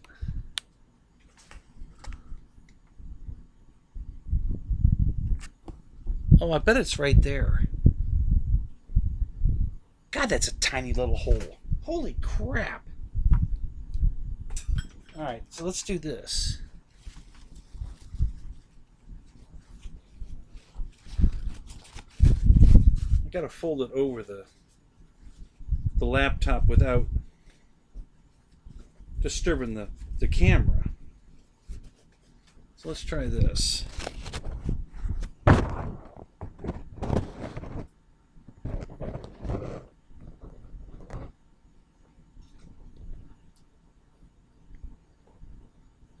I don't know if that's going to stay on there. The wind might, it might blow off. How's that though? Did that change? Did that change the sound at all, guys? Is the wind noise better now?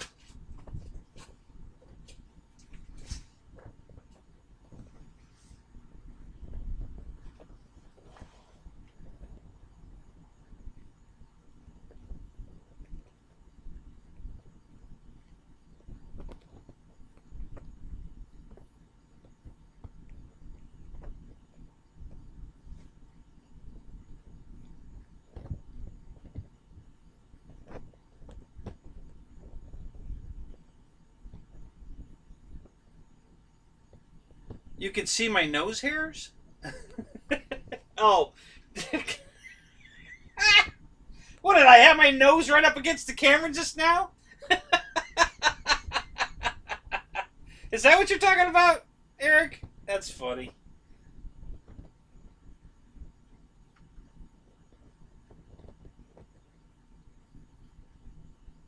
Gooniac!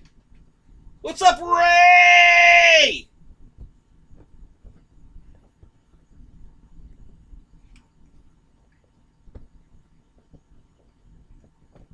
So Jeff typed better. So does it sound better now? Did that work? It helped, huh? Wow. Look at that.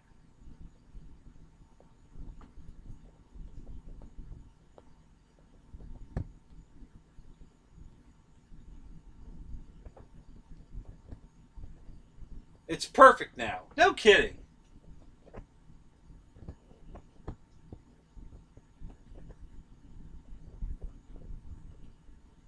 The left side of the screen.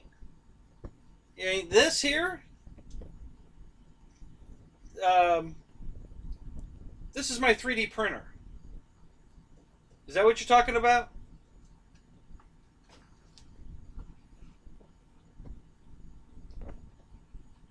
Yes, I do love Arby's roast beef. How did you know?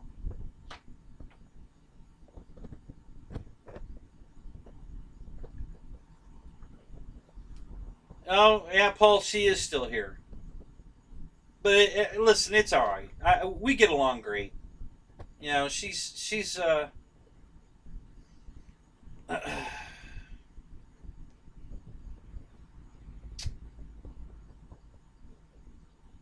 good woman.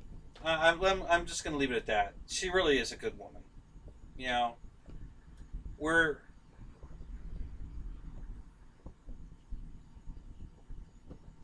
I mean, things are good here. We're not fighting or anything, but we are. Oh, see, oh, that's. So now I can see the left side of the screen. The paper towel is blowing out from the wind, and it's now you can see it in the left side of the screen. All right, so I got to put a piece of tape on it. Let me do that. Hang on a minute. Let me get a piece of tape. Well, this will probably work.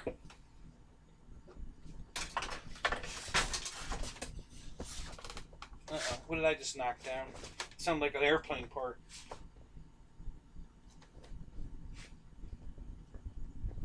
Alright, so let me go put a piece of tape on that. We'll stop it from coming in the screen there.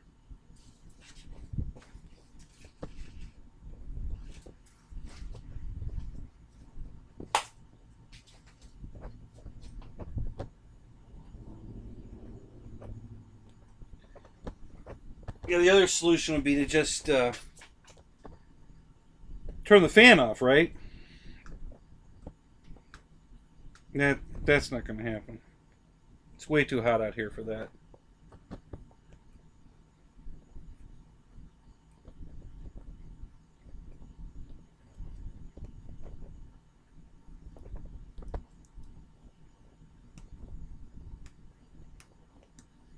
There we go. Gonna put a little piece of electrical tape around the side to tape the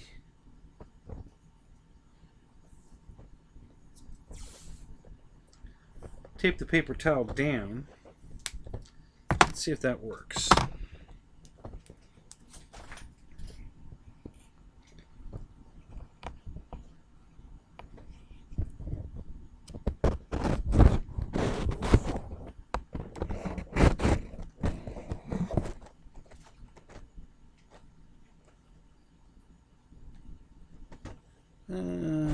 Let's move it over just a squeak.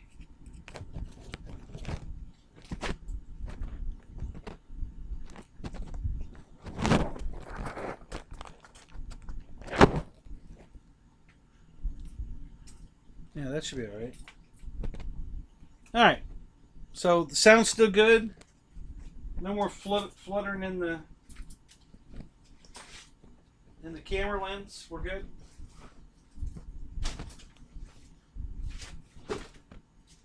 What a Rube Goldberg setup that is. Holy crap. But so it sounds better now? We still good? Fred says got her, Kenny. That's a good sign.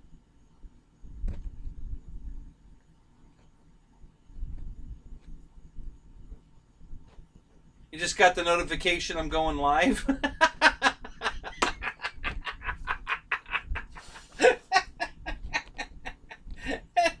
Hey, that's only 2.5 hours lag. Listen, that's better than 3 weeks, right? Alright, cool, good. So that's good, huh? More buses. Look at that. And a different bus at that. Look at that. Way to go, Keith. Nice job. 2 different kinds of bus emojis. Can you believe that?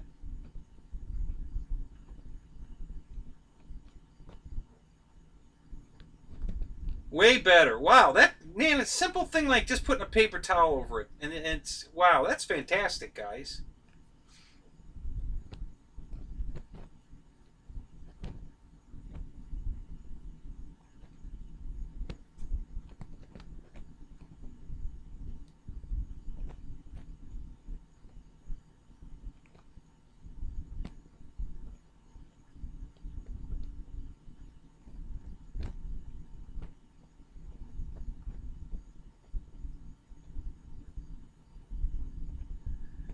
Yeah, but yeah, exactly. Actually, your bus, Keith, looks like it's electric powered. Is that what it looks like? It has a electrical connection going up to the cable overhead. That's really cool. I can't believe I was looking for an emoji the other day that they don't make, and I can't remember what it is at the moment. It'll probably come to me.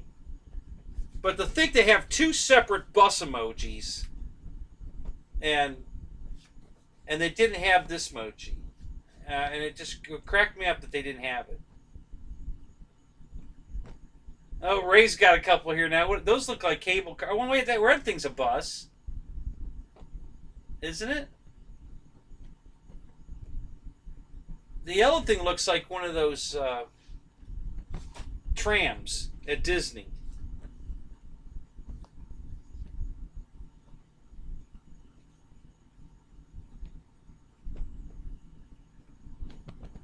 Okay, so Shadow, check your go down to your settings wheel and see if it's set to 360 or above.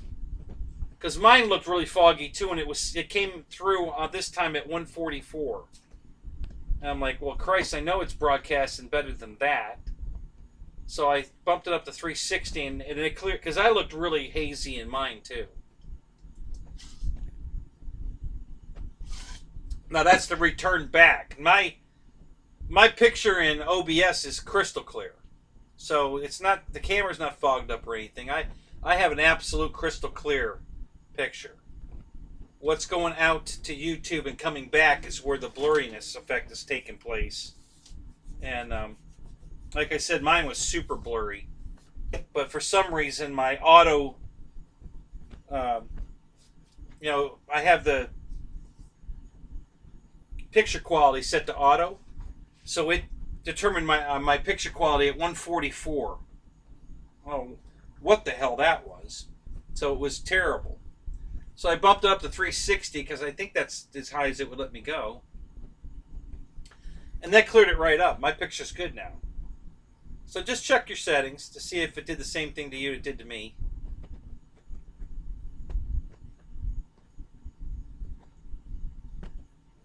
Okay, so you're at 720, but it's still fuzzy? Really? Huh. That's weird. I wonder why.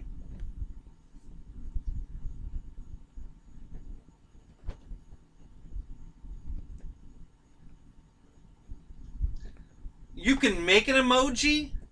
Air Marshal? Seriously? Where's your... Alright, well, let's see your UMX Doberman emoji.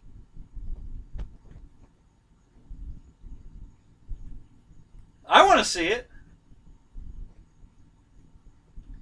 Oh my God, Joseph! Look at all the buses he found. He's even got the damn monorail up there.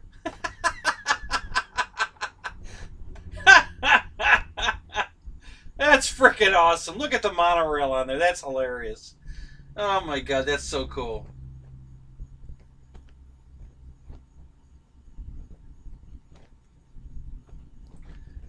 No, they're not hamsters. They're roadrunners. I have roadrunners. Have you ever seen a roadrunner? Yeah, the cartoon ones. Yeah, that's what that. Yeah, listen, I have what they call high-speed roadrunner. You know, is what my internet is. Um,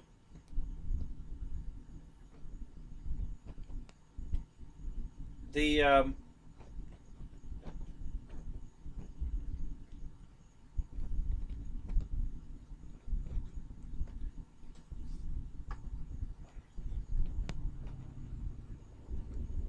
Yeah, my delay. I'm watching myself. Okay, after it's sent out through OBS and comes back, and the lag is 5 seconds on the picture. That's about how far it is. So let's do a type test. Okay, I'm going to type a number. Go ahead. Everybody pick 69. Go ahead. I'm going to type a number. When you see it, type it back. Okay?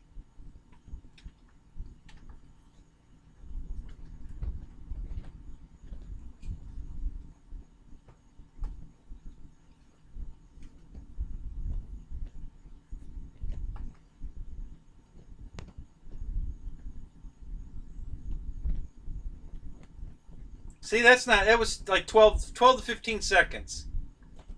So that's not bad. For my show, that's not bad. 43.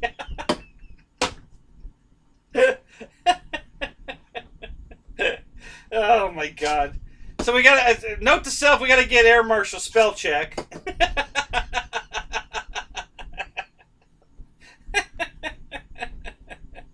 Yeah, him and George Watts.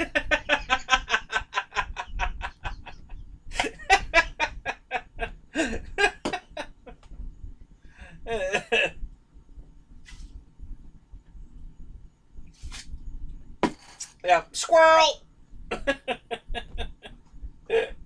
Oh, that's hilarious, guys. So yeah, ever since it seems since I put the latency down to ultra low latency in the settings, it seems to be much better.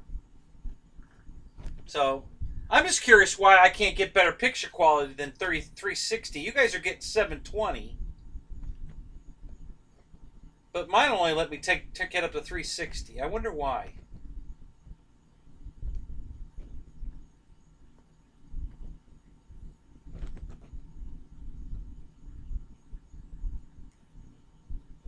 That's really weird. Most of everybody else's show, you know, I could go up to 720 or even 1080. I mean, but on my own show, my computer won't let it go any higher than 360. So that's kind of weird. I don't quite understand that.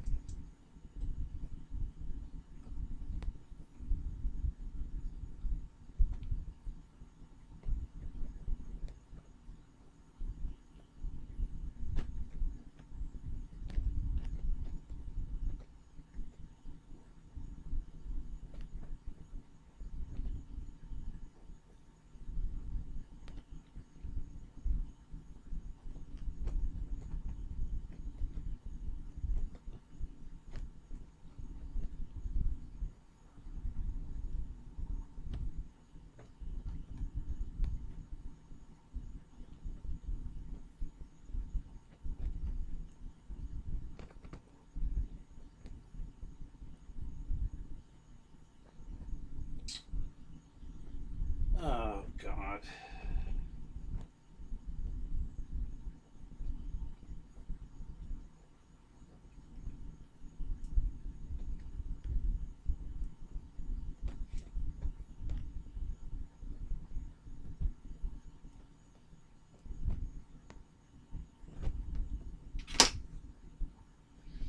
Nope, Dennis, you're out of here? All right, buddy. Have a good night, man. Thanks for being here, buddy. I love having you here.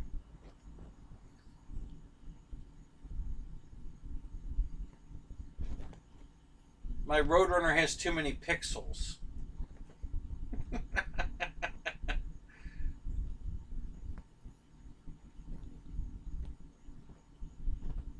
No Tandy computer.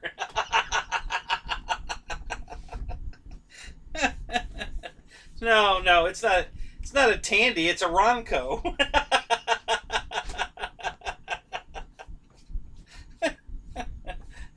I've got the old Ronco computer. That's what I've got. Oh my God, that's funny.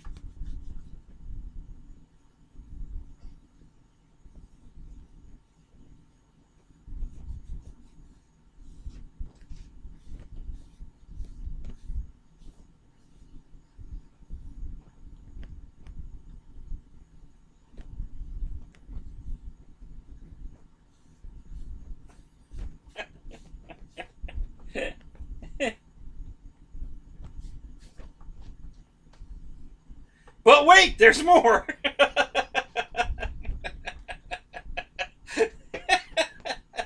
Set it and forget it. We got a bunch of Ronco people in here.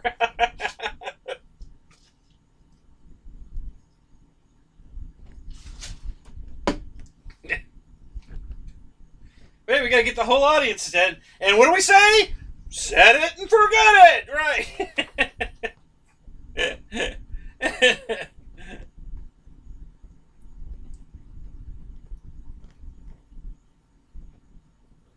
Yeah, this one went wee all the way home. It slices. It dices. It'll even make French fries, but I swear you gotta hit that tater just right.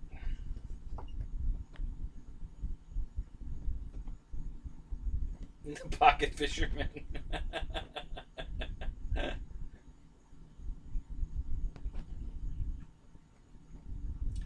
Yeah, Wreck-Em Roy's got all the cool cars. He's got a, what is it, a 73 Cuda, a 70 Camaro, with the split bumper, a 69 Chevelle. Man, I thought I had cool cars. This dude's got some really cool cars.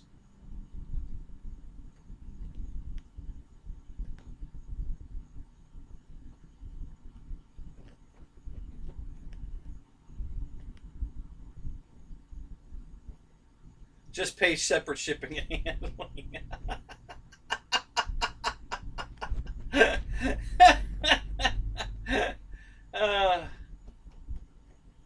Yeah, he said 69, yeah.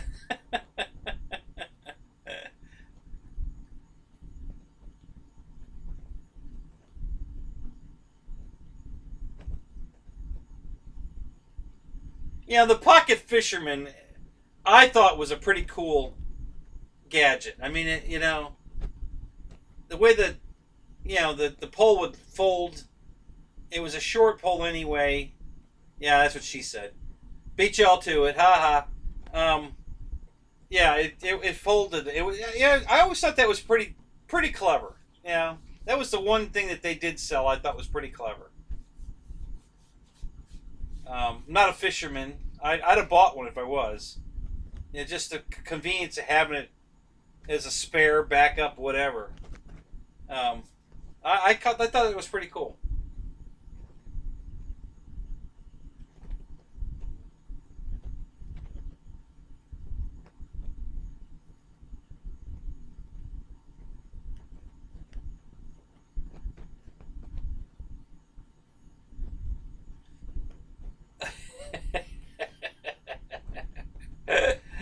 Oh my God, that's funny. And fuel economy.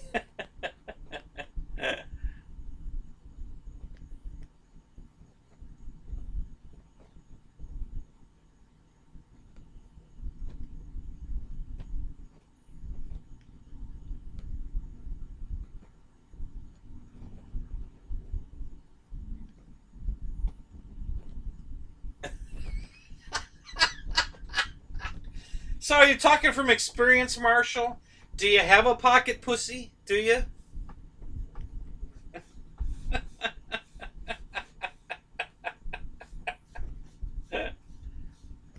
That one doesn't fold up, though.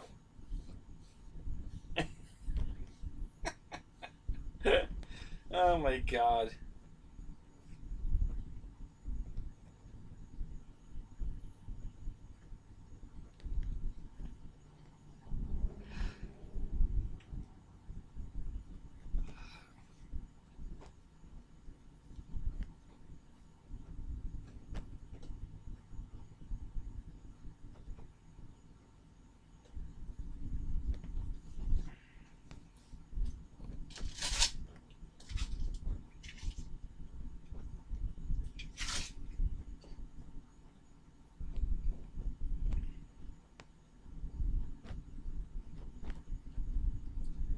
Nah, you're waiting for the revolutionary next gen flashlight.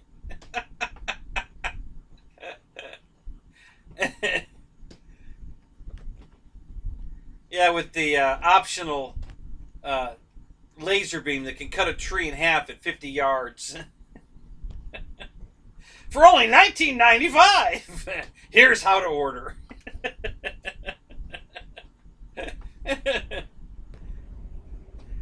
Oh, that worked, huh? Cool. Now you look. I look better at 720p. There you go. Yeah. What's next? Blow up midgets. Oh my God. Yeah. There goes my coffee all over the screen.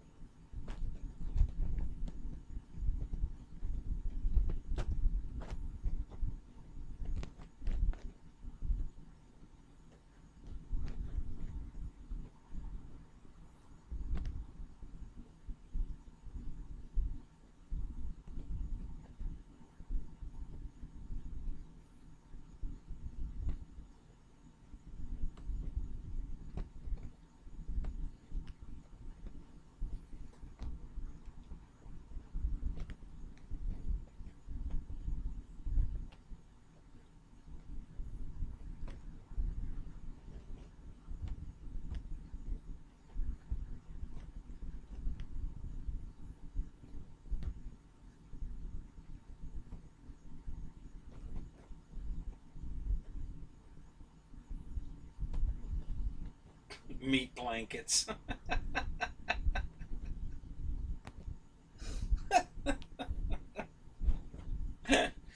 Oh my God. Okay, so listen. I got a question to ask you guys. This is funny as shit. How many of you watch the show Lucifer? Round of emojis. If you watch the show Lucifer.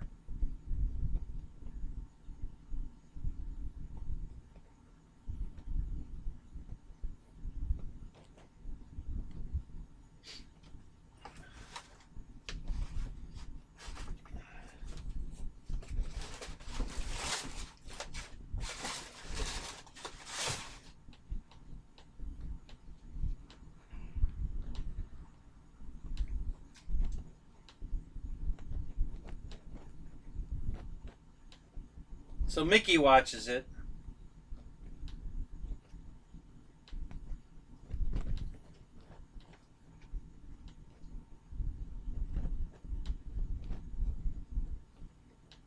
That's it? Mickey's the only one that watches this show? Guys, you gotta go watch Lucifer. Oh my God.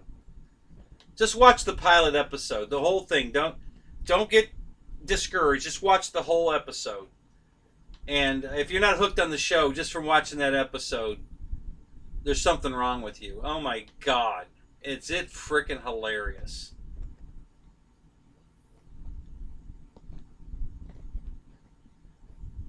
All right, Paul, you have a good night. So there's a line in there. He's in a. There, it's the same old scenario as Remington Steele.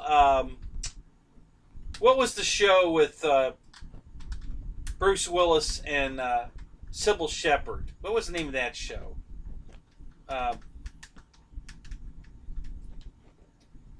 And the Mentalist.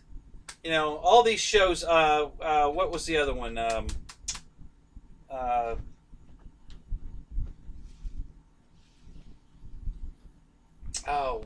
latest one with the guy from. Oh, Christ! I can't think of any of the shows he played in now. What the hell's the name of that damn show?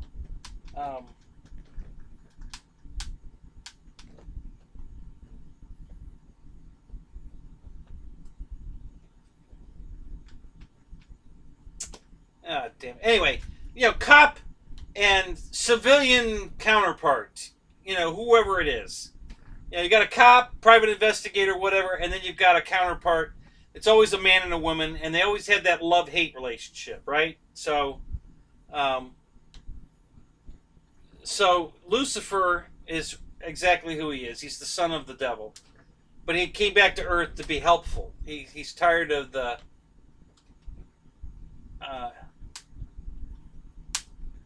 I don't watch chat when I'm talking.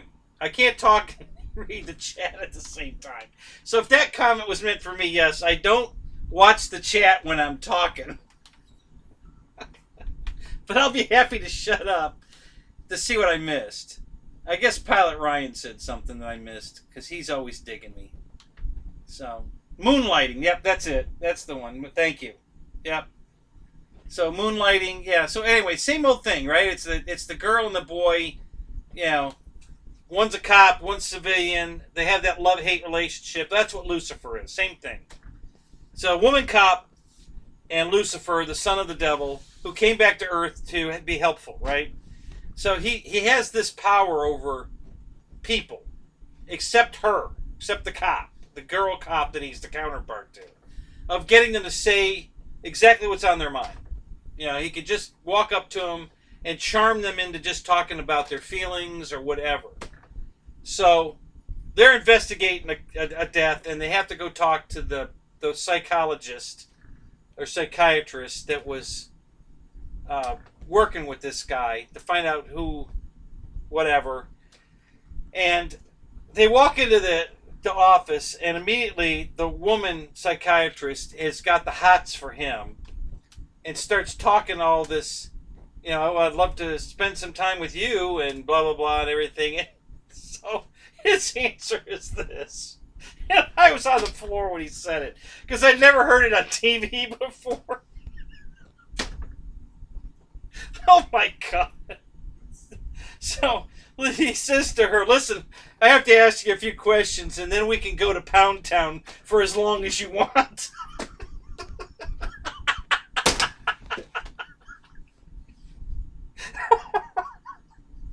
Oh my God.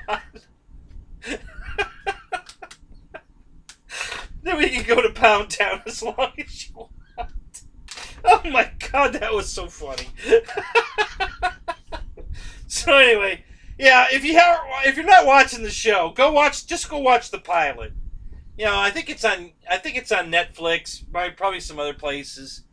But yeah, go watch the pilot episode of Lucifer and see if you don't want to watch more of it, because oh my God, that whole first pilot show was so damn funny. Oh my God. So anyway,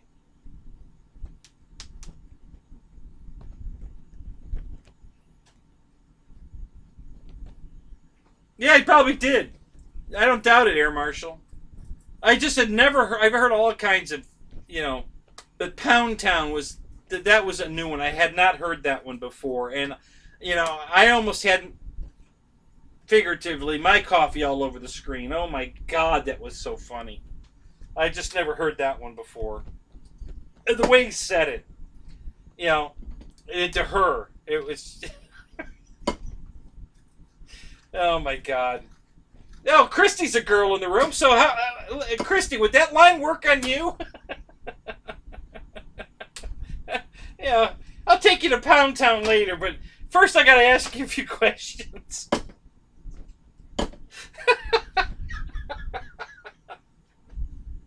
Oh my God. Oh, Jesus.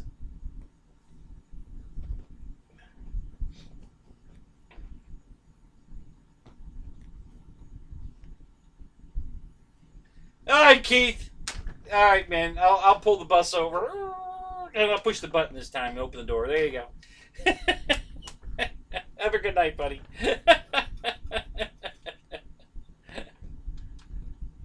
Midget's tailless.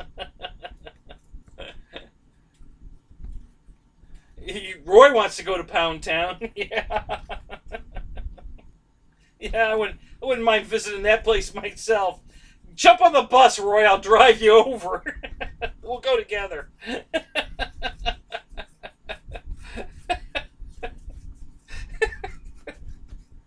Look at Christy's laughing so hard she's crying too.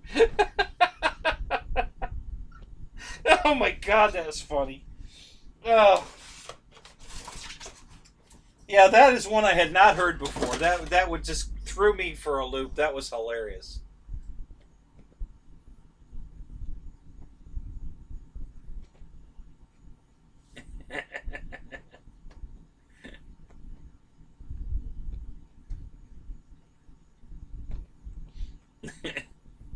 Oh my God.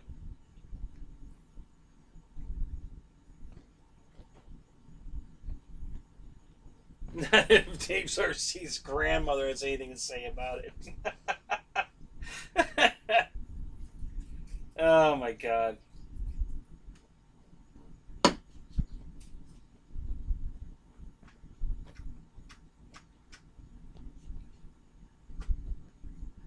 Oh, Tim, thank you so much, buddy.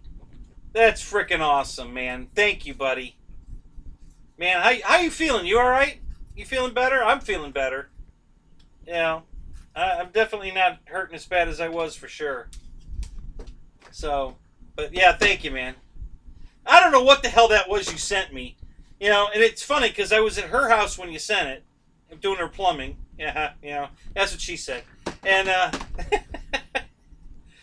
and it's a Disney app thing. You know, it's a Disney. And I showed it to her. I'm like, what the hell is this? And she's looking at it. She goes, I have no idea.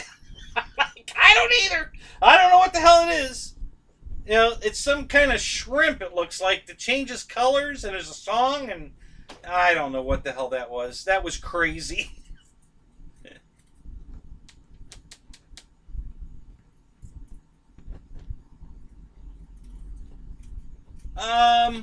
Grow up with a satellite dish? No, when I was growing up, there was no such thing as a satellite dish. I'm quite a bit older than you, GB. But at one point, actually, I have a 12-foot dish right over here next to my shed. I've been debating on whether I want to put it back up or not. I have the box and everything. The collector, the box, I have everything. And I've just been debating if I should bother to put it back up, if it would even work. A lot of people say they make great skateboard, or skateboard bowls or whatever. But yeah, it's a big 12-foot dish that I brought here from the old house. And yeah.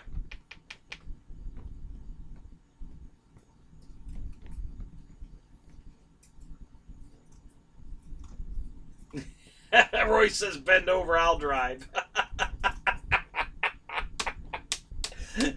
Yeah, but that's only if we're going home.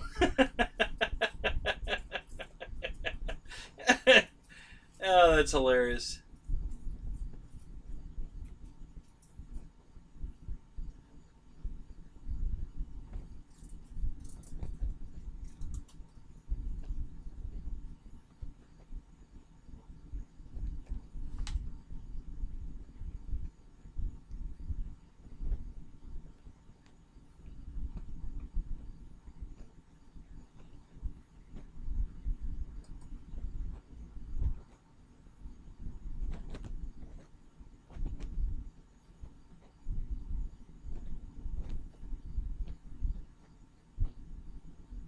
That test I hear is a booger. Or bugger, whatever you want. I'll be 60, GB, in a couple of months.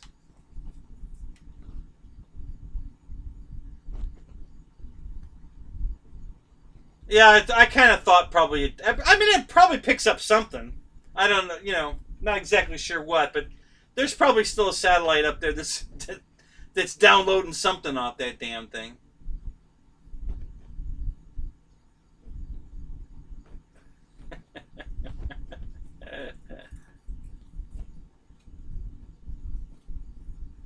No, I get Gilligan's Island on my regular TV station. There's a show.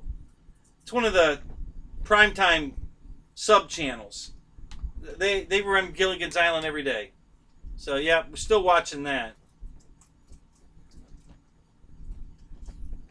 Yeah, I've got to get my fix of Mary Ann.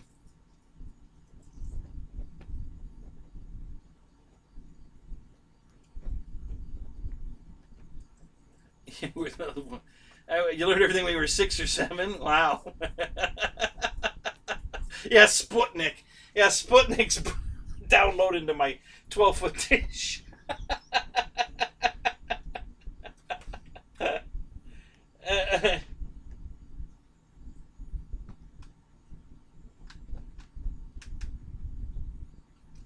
Yeah, we had an antenna with a rotor. That's what we had. No cable. No dish wasn't even thought up yet. Yeah, we had a regular, just like the one I got on the roof here. The regular old antenna, and then my dad had the rotor, so that we could, because he had to watch the Cleveland Browns game, no matter where they were playing. We had to pull it in from someplace where it was televised. So yeah, that's what I grew up with.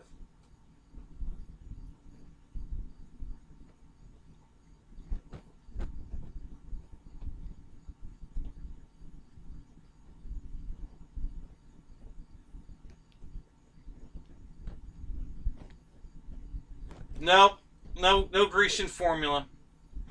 It's and the funny thing is, Joseph, is I started going gray when I was 12. My barber found it. He told my mom he's got gray hair, and she says, "No, he doesn't. He probably has paint in his hair." Knowing him, and he pulled one of them out, and it was gray to the root. He says, "Nope, it's gray to the root. He's got gray hair." So, but he told me that's a good sign I'd never go bald, and boy, was he right. I have got a full head of hair, guys. It's thick as shit. It's amazing. Still. So, I still don't need glasses. I didn't even need readers until I think it was 54 or 55 when I first found out that I needed readers. Only in certain conditions. Like right now, I can see this. There's plenty of light here. I can read all this fine print here, no problem. But if it was dark in here, dark, dim, no, I'd need light, or I'd need magnifiers to read this in low light conditions. But in regular conditions, unless it's, I was reading a Radio Shack ad the day I found out I needed readers. Because the black print was in a red circle, and I couldn't see it. I was like, what in the hell is wrong with me? I can't read this. And my ex, she had a pair of glasses, readers, and she said, "Here, try these." And I put them on, and I could read it. And I'm like, okay, it's official. I'm old. I need glasses just to read. But yeah, that's, I can see miles. I can see these model airplanes miles away. I can't even begin to tell you how many airplanes I've saved when a guy flew it away and he couldn't see it anymore, and then yells, "Hey, I can't see my plane!" and I brought it back for him. So I did that for Ben. Ben, are you still in the room? He can tell you. I saved his plane once, or actually, I think it was his quadcopter. He flew it way out. We weren't miles away, but it was a small quadcopter, so a half a mile away it's a dot. It's pretty small. and I brought that one back. So yeah, it's I've got pretty good. I don't have Chuck Yeager eyesight. Oh my God, that guy can apparently see an airplane at like 80 miles. He can. It's unbelievable how far that guy can see. Still, I mean, unbelievable eyesight. I can't even imagine. I mean, I thought my eyesight was good. Man, it ain't that good.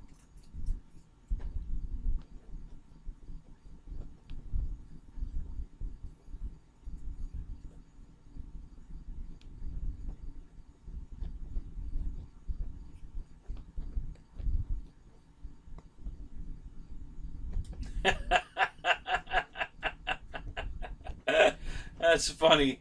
Yeah, I think I played antenna one day too, Dave. I can remember standing there and he was yelling at me, "Don't move! Put your left hand up higher. No, your other hand." Oh, okay.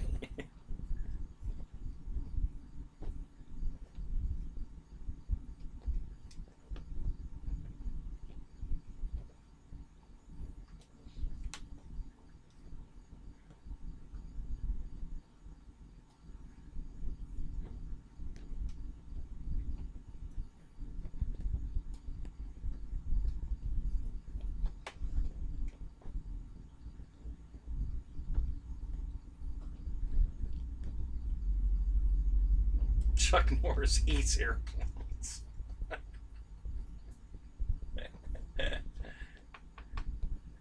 Yeah, that's the boogeyman looks under his bed, make sure Chuck Norris isn't there.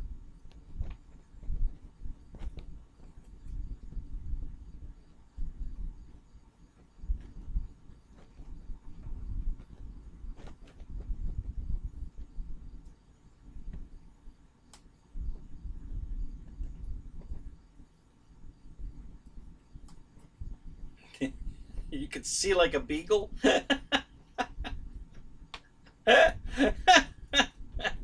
Uh-oh. Christy retracted her message. Oh my God. That must have been a really bad one. She doesn't retract her messages.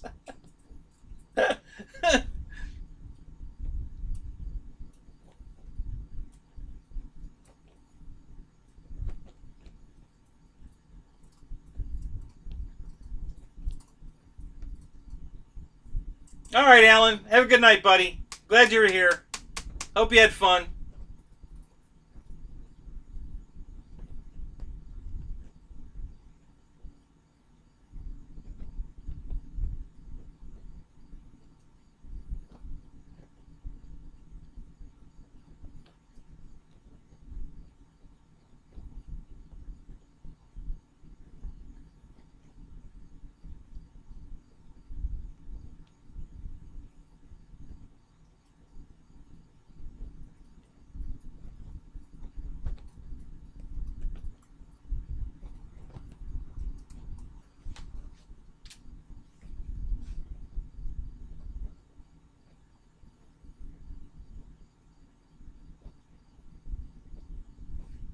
Yeah, I'm trying to remember when we got a remote control television. God.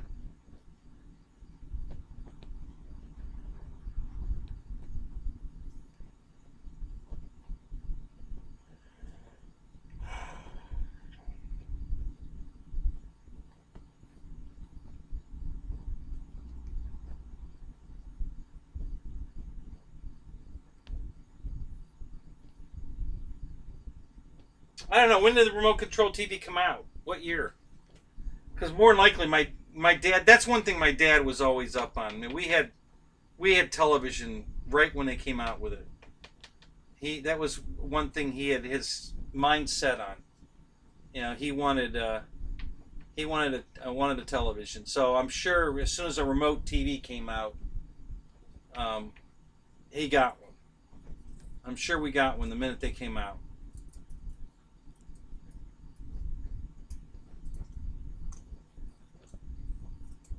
No, we had the old, the big push button that pushed down in the box and stayed down. There were 4 buttons, and you could, I mean, we're talking really old, guys. This is, you know, old stuff.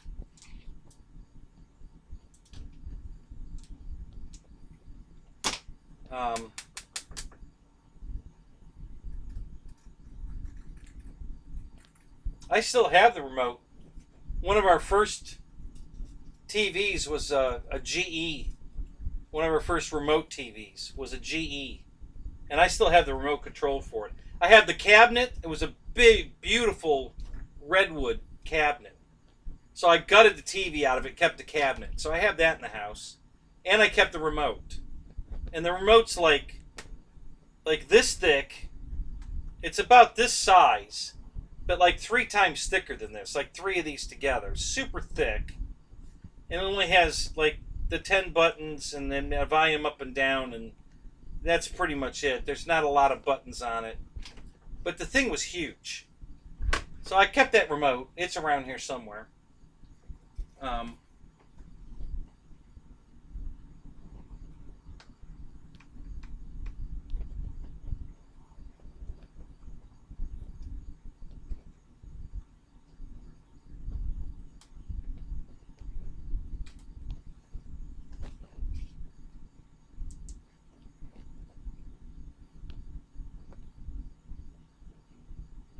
Oh, God.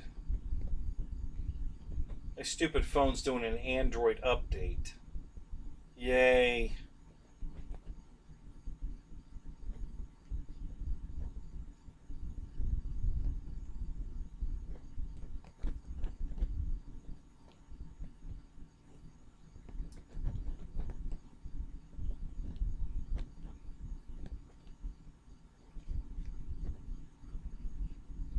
Yeah, you guys are way... There was no such... When the remote-controlled TV came out, there was no such thing as cable. Not yet. The first remotes were way before cable TV.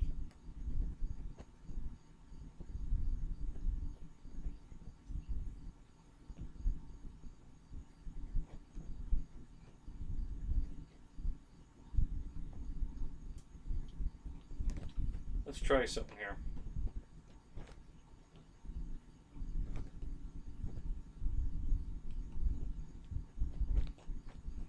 First remote-controlled television.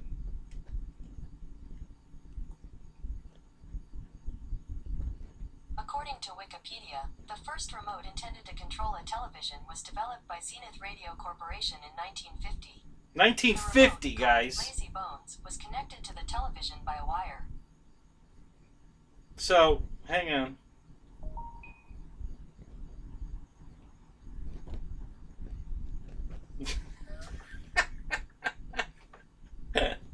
So this is the exact remote I was talking about.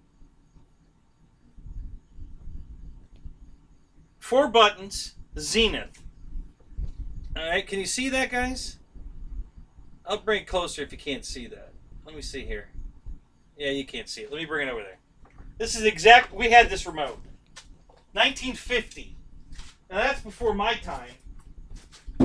So... But yeah, we had this technology.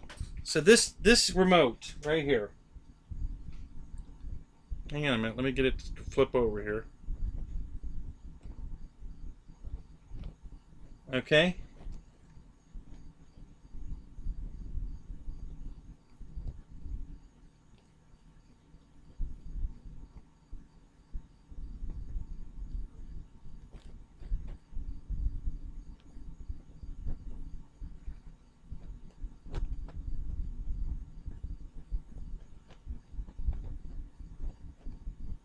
All right, can you see that?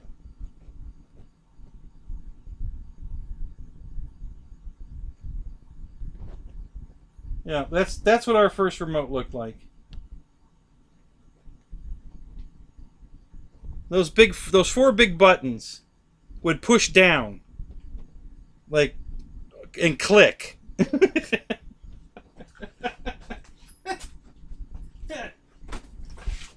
So yeah. That's what we had. We had that remote control.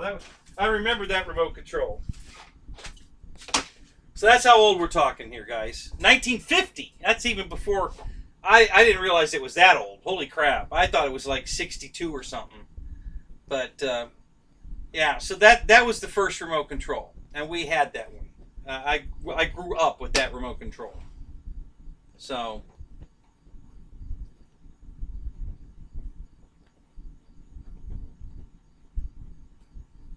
Yeah, so Dave Marshall remembers that too. Yeah, Z dude. Yeah. So, like Ryan's always kidding me that I'm the my what do you call it? My museum of relics, something along that line. I don't have that remote. Actually, you know what? I still might have that remote somewhere. Come to think of it, I haven't seen that in a long time, so maybe I don't. But but yeah. So anyway, that was I remember that remote. So, and that was way before cable.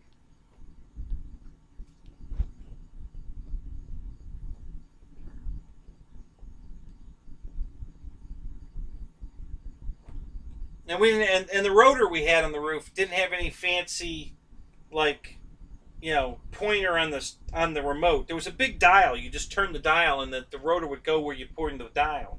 And my dad would take pencil and mark certain spots where a particular football game being broadcasted to, like, Canton or Cincinnati, because this was when I lived up in Ohio. Wherever, Pittsburgh. Wherever they were playing, he had it penciled in so that we would turn the knob, and depending on where they were playing, so we could watch the game no matter where they were broadcasting it. when they black it out locally, yeah, he wasn't having that, so he'd pick it up from someplace way far away.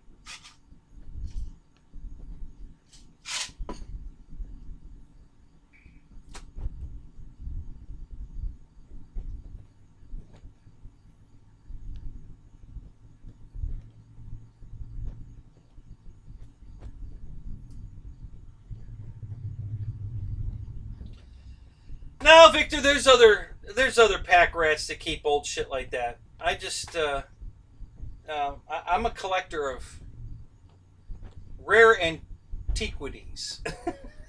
Antiquities, just stuff things from my childhood that I have a lot of fond memories of. Like the first console television we bought was a GE, and the TV went bad, but the cabinet was so beautiful. It's this beautiful redwood cabinet. And what I would do is I'd buy a portable TV. I'd put a shelf in it, and I'd put a portable TV that fit in that hole inside the cabinet. So it looked like another cabinet television by sliding a portable into the structure of the original cabinet TV. And I did that for years with TVs we kept upgrading to. And I could put a flat panel in it now. Honestly, I could still get that look. And eventually, if we ever built a house with a real living room in it, that we could put a TV like that, I might just do that. Buy a flat panel and put it in there.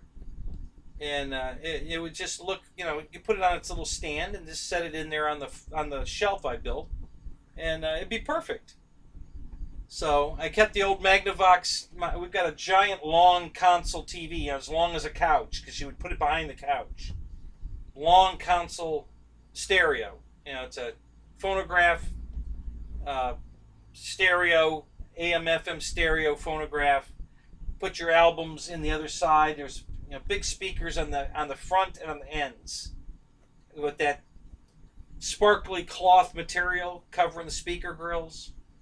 And I kept that too, and it works. I fixed it, so it still works. And so I have that too. And my grandmother's, again, a redwood piece, beautiful redwood, AM radio record player. that has tubes in it. You know, so you turn it on and you got to wait 5 minutes for the tubes to warm up before anything's going to happen. I still have that. So yeah, just a lot of antique stuff that just I think is really cool. You know, and it doesn't take up a tremendous amount of space. Very usable. So if they ever need props for probably a 60s, 70s era TV show, I got half of what they need.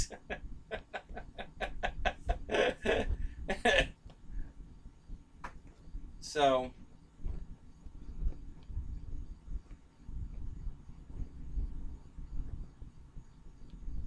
possibly getting the old Great Plains Micro F-86. Really?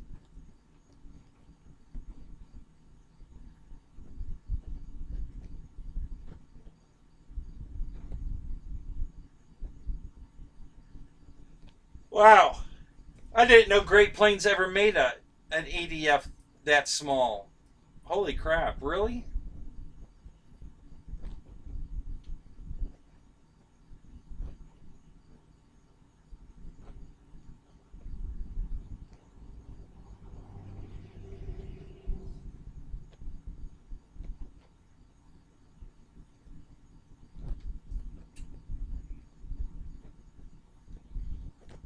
Oh, that's your idea of an old airplane? It's 8 years old?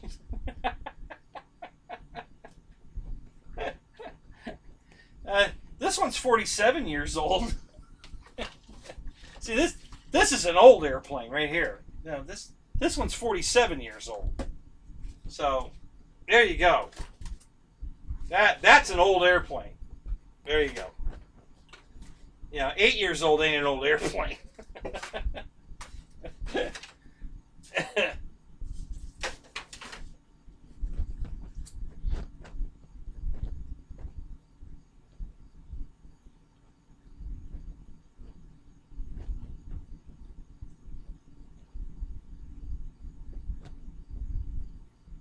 Yeah, you're right, see, dude. I have underwear older than that.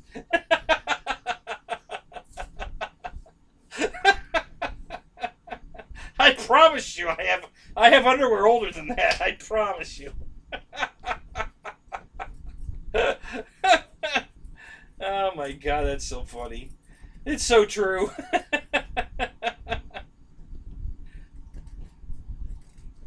Yeah, it's almost 1 a.m. here too. We're in the same time zone. You're not far from where I grew up, Phone Boy. I grew up in Ohio, East Cleveland, so not too far from you.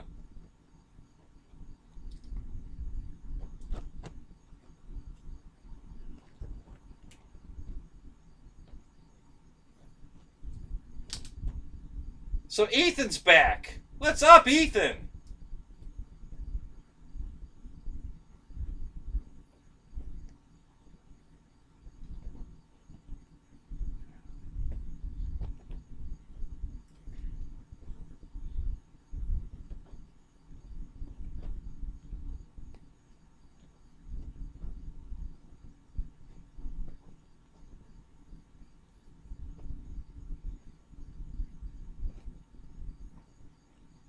Craft King, I just noticed you're here. I don't know when you snuck in, but welcome, welcome, welcome. I didn't notice you till just now.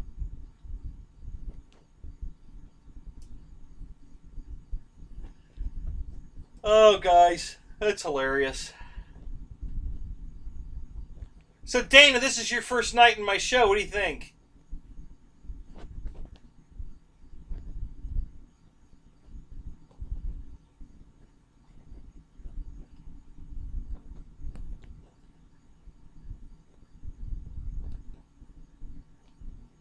Yeah, guys, it's been raining here every day. It's been so hard to go flying because every day it's rained.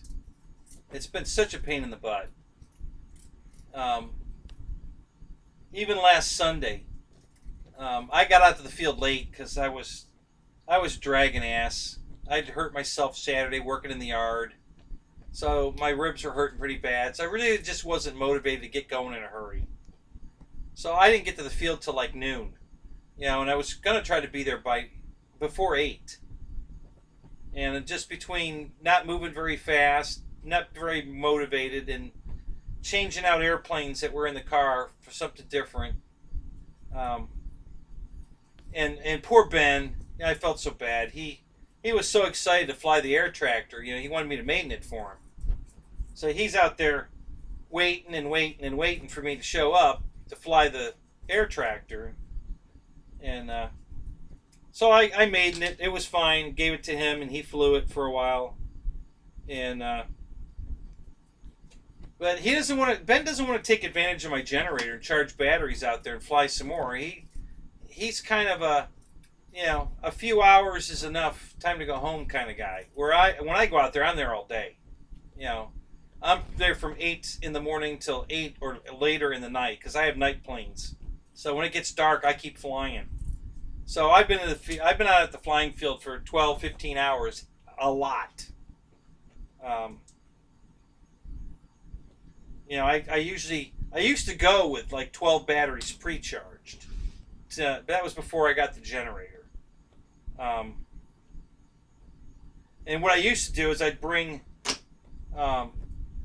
2 5,000 milliamp 4-cell packs, and I would run the charger off the battery pack to charge smaller batteries. So if I had anything I was flying that was, say, a 3-cell 1500, 1400, something like that, I could charge those batteries on the charger using the big 4,000 or the 5,000 4-cell as the power source. And I could charge 3 or 4 of those. And then I had 2 of those battery packs, so that would give me another 8 batteries usually. You need to peace out. Oh, Christy. All right, girl. You have a good night. Thanks for stopping in. I hope we were entertaining.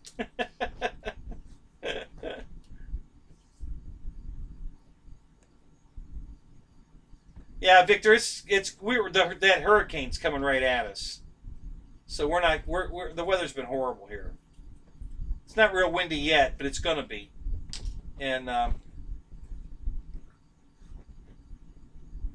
not looking good for Sunday at all. And actually Saturday's not looking good anymore either. The storm's moving faster, so originally it wasn't going to be in our area really till Monday. But now it's going to be in our area like late Saturday. And I don't know, but tomorrow it'll get updated again. Who knows where it'll be.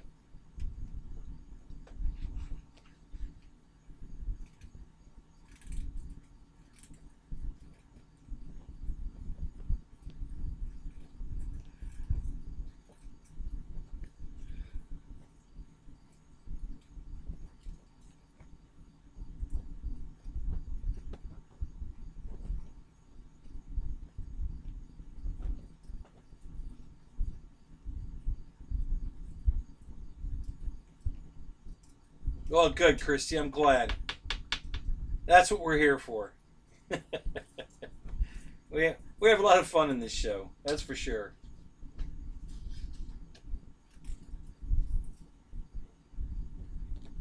You know, this bunch of guys, they are hilarious. You know, they really are.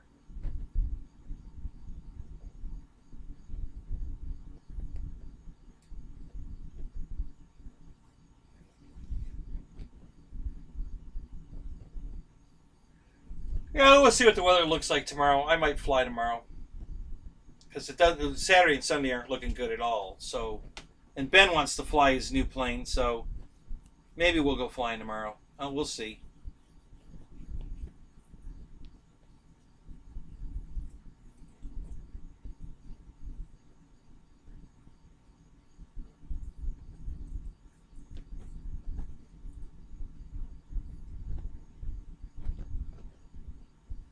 Uh-oh, Matt's gonna buy something new tomorrow. What are you buying, Matt? What's on your radar? I'm looking tired. Nah, not really. I've been worse. I'm not tired yet. I probably have another hour in me. I'd guess, at least. You know, might go get a refill. I'm getting thirsty. All I got is a half a glass of ice.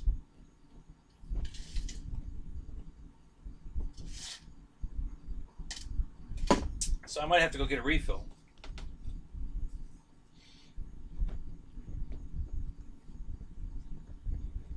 Still warming up. It's pretty damn hot during the day here. It really is. It's been I don't know if we're hitting records, but it's been 90s.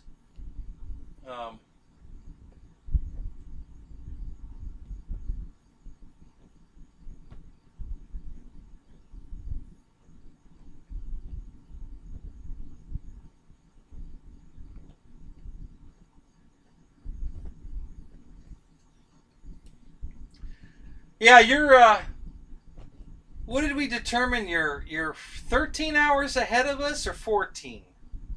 So it's 3 p.m. on Friday where you are, Mickey, right?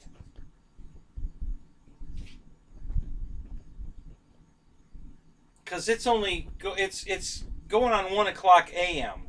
Friday here, and you're ahead of us. So yeah, it's 3 p.m. afternoon, Friday afternoon where you are, right?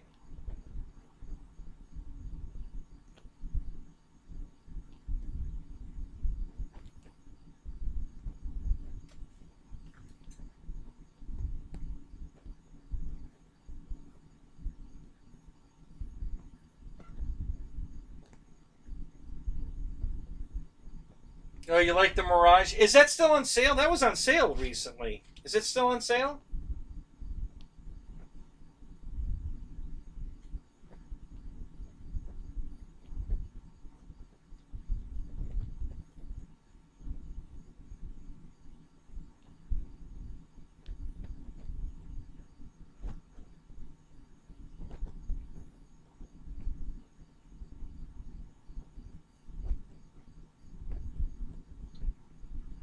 Hmm.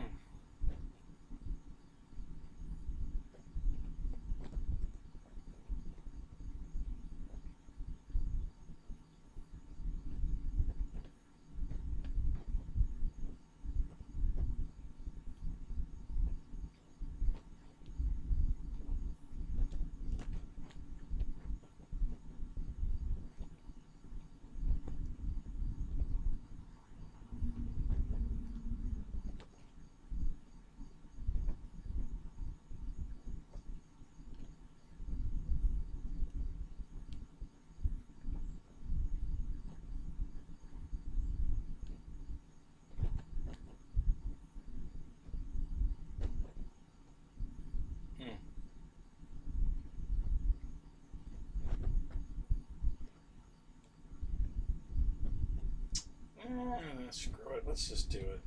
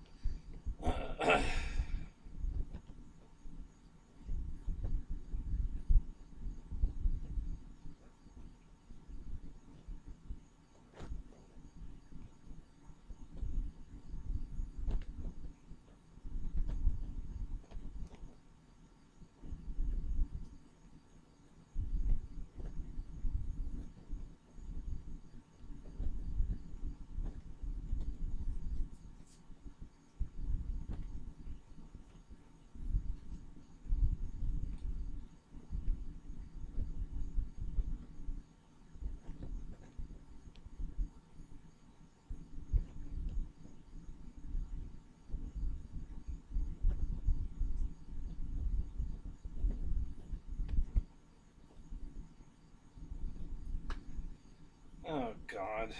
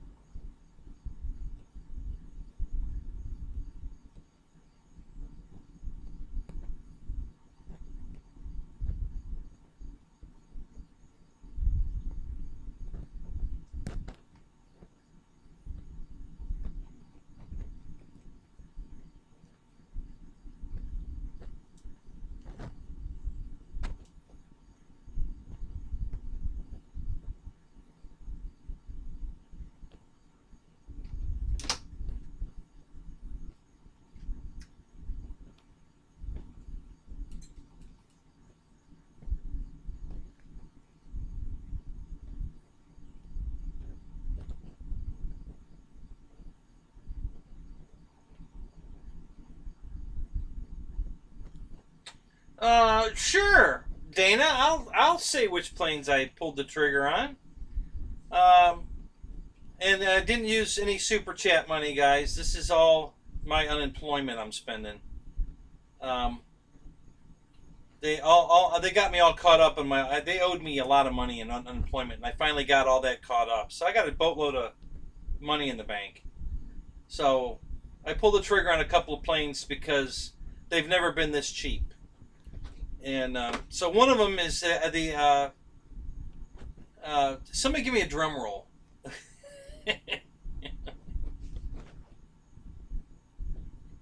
Yeah, I love wood planes, Ronnie. I've got several.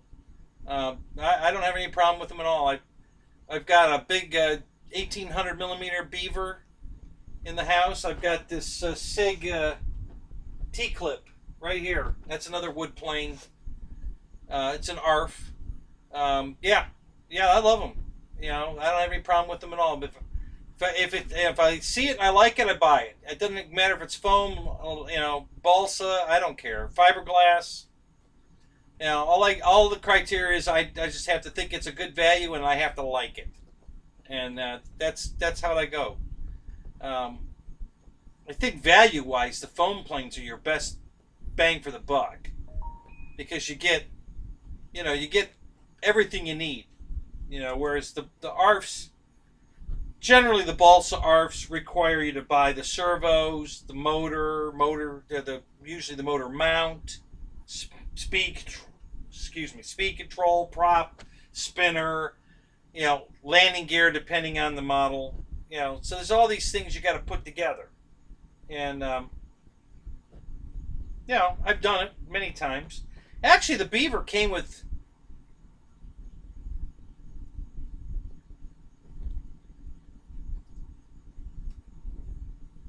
everything but the prop. Well, the motor, speed control, and servos, and the prop and prop nut, or not a spinner necessarily. I think it was just a nut, but yeah, that one had landing gear and everything was hinged. You know, I mean, it came with the hinges. I had to glue the hinges on, but it came with the hinges. Yeah, it came with all that. So all I had to do is put a motor in it, speed control, and servos.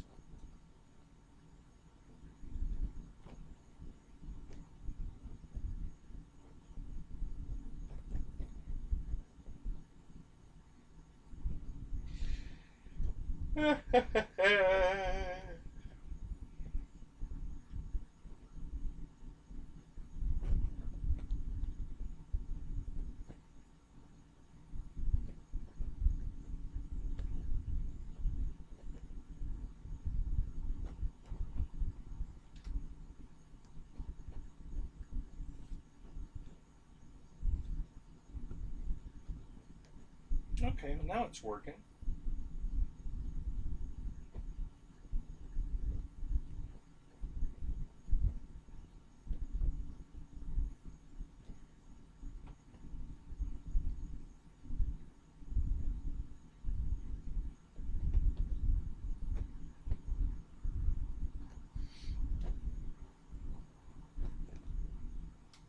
So anyway, getting back to the planes. So the one I wanted forever, and I honestly don't know how big it is, but it's big. It's got to be at least a 7-foot wingspan, I'd say. Is the LX model, the Mitchell, the B-25 Mitchell? That's the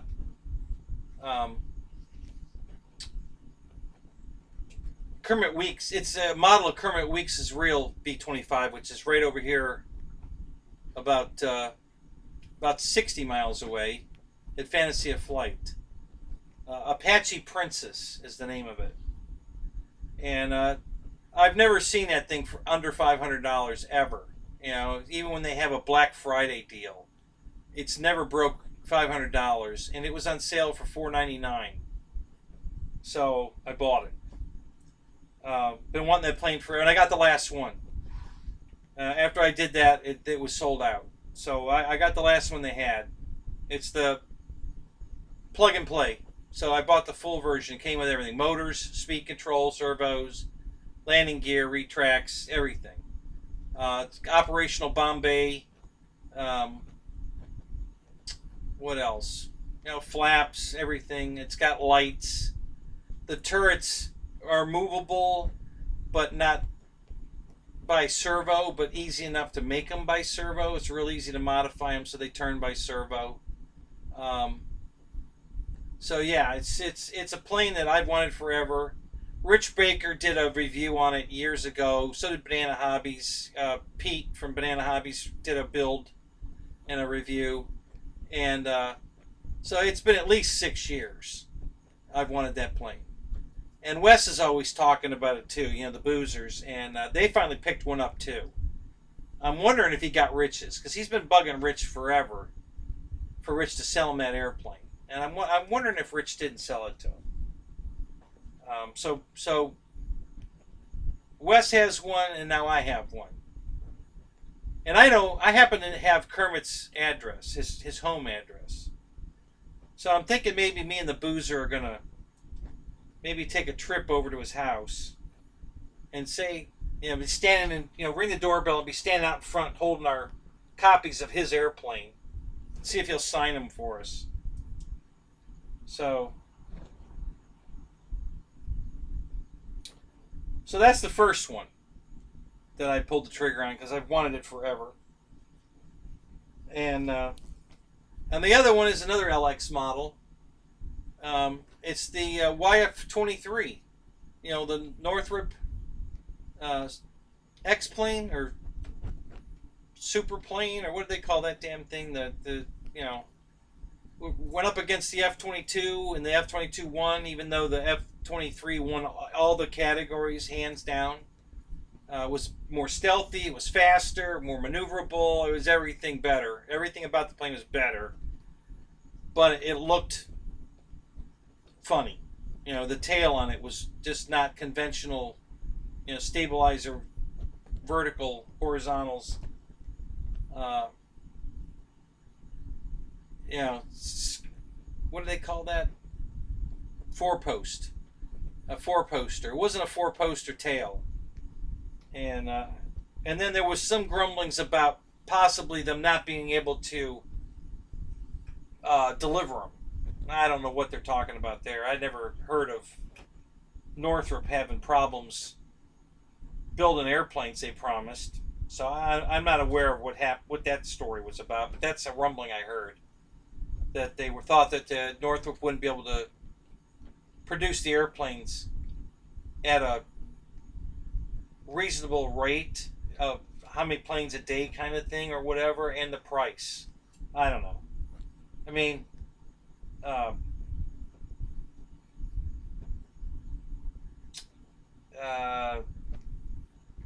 isn't the F-22 a McDonnell Douglas? Oh no, I'm sorry, no it's not. It's a Lockheed. Lockheed had the same problem on one of their planes. They did, and so I don't know. I'm not exactly sure why it didn't win. It should have won. And I'm a huge fan of that plane. And I've never seen that thing break $370 for the plug and play version, and they had it on sale for $279. And I was like, holy crap. So I bought that one too. I almost bought the kit version because it was only $189 for the kit version. And because I don't know that I'm going to fly that one. I might just put it together and hang it up. But yeah, the Black Widow. Yep. And so yeah, it was... So those are the two I bought. They'll be here tomorrow. And at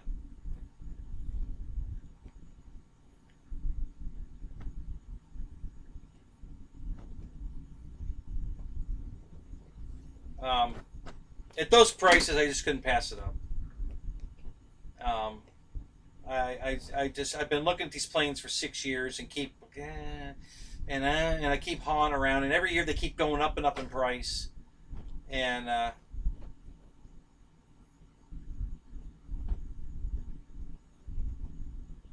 Oh, wow. Look at you, Joseph. That'll be sweet. A 91-inch edge. Wow, that's going to be sweet. Yeah, there's 2 guys out at our field that fly those big ones like that. And they're gorgeous. Oh, my God, they're beautiful airplanes. So, yeah, we've got a couple of them out at my field. So, yeah, so the new planes, those 2 new planes plus the P-39 that I got on the Horizon deal, and the airliner that came, I think that came Tuesday. Been sitting on it for a few days, just not healthy enough with the rib problem to tackle that big beast. So I've just let it sit in the box.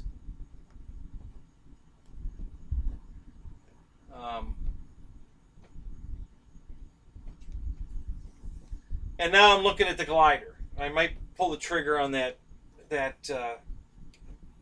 Canciello, whatever. I mean, I have to pull the trigger on it. No, not that one. The Radian night version. I gotta buy that plane for. I gotta have that sent out tomorrow for Brian. The Canciello, whatever, however you pronounce that.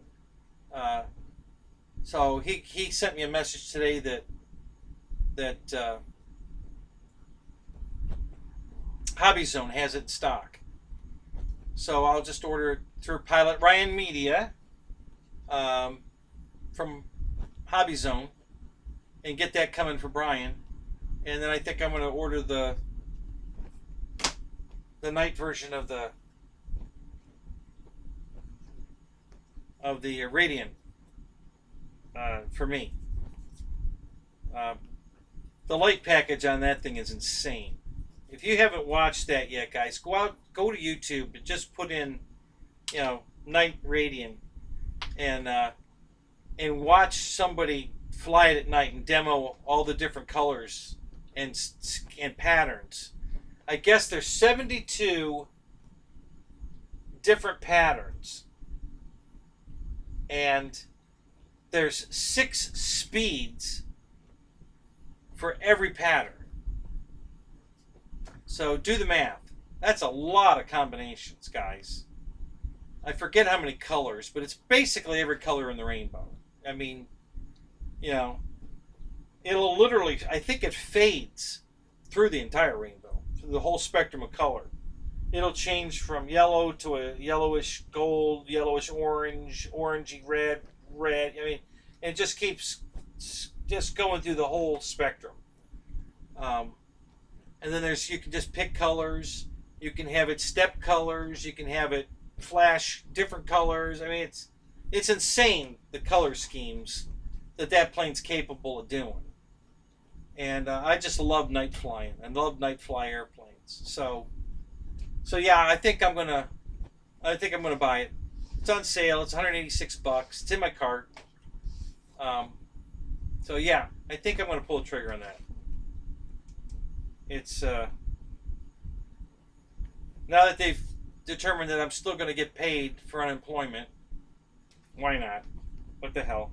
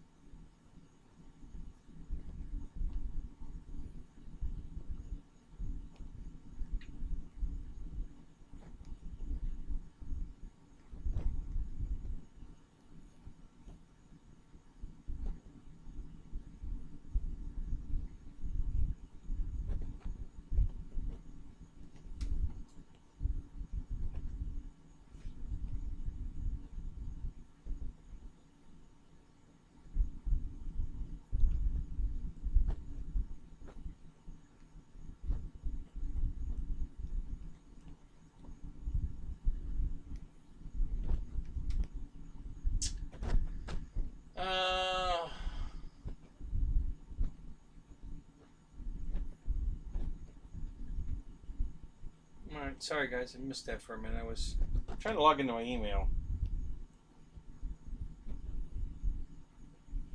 Craft King's out.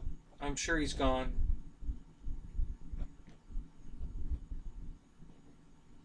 Yeah, there's another one, Dana. I have that one in the civilian color scheme. It's sitting right over there. So I didn't pull the trigger on it again. But that's another one that's a screaming deal for $199. Oh my God! You know, if you wanted a DC-3, you know, C-47, and you wanted it one with retracts, I think it's 1800 millimeter and it has retracts. At $199, that plane was always $300. So that's another one that I wanted, but I already have the civilian version of it. But I'd sure like to have them both. But yeah, that's a screaming deal, Dana. So if any of you guys haven't noticed that, if you haven't seen the DC-3 at Banana Hobbies for $199, plug and play, man, don't let that one get away, because that is a screaming good deal. It's a beautiful airplane. Like I said, I've had it on my show. It's sitting right here, the silver version of it. I'm repainting it. Still going to be civilian, but it's a custom paint scheme. If you saw the die cast that's been on the table for weeks out here, that's the scheme I'm painting it. You know, the red and yellow shell oil. Well, they've got a new package coming out, Ronnie. At least the government, you're still going to get, I don't know what your situation is. If you were getting the $600 check a week, now you're going to get the $200 check a week. And I don't know how long that's going to go on, but and then we're still getting another $1,200 check. I guess they're sending that out in August. So we're still going to get another $1,200 check plus $200 a week from here on out until whenever they cut that off. So yeah, we're not going to get as much as we were getting, but you know, it's still something. It's more money than I was making part-time at $9 an hour, I can tell you that. So, I'll take it. You know, I've worked all these years, I'm entitled to it, and I'm going to take it. And since they're not requiring me to go find a job, there aren't any jobs here anyway. I mean, especially when they're sitting here, they're ready to close our state down again. Because of the spike in the COVID cases here is so high that they're ready to pull the plug and just shut the whole state down again. And so nobody's going to hire you right now if they're just going to lay you right back off. So, but yeah, that's, so I figured, you know, I was going to spend a few $100s, get a few airplanes that I've been wanting forever that are on super sale right now. There's one more plane at Banana Hobbies that's on sale that I want. I had it once, and I had to send it back because it came broke. And the guy didn't want to take care of it from General Hobbies. So I sent the plane back to him, and I got my money back. Is the 1600, I believe it's a 1600 Corsair with real folding wings. You know, you flip the switch on the transmitter, and the wings fold up. Full retracts, flaps, folding wings. I think the cockpit opens. It's a beautiful airplane. I love the color scheme. I love the detail. It's beautiful. And that's on sale right now for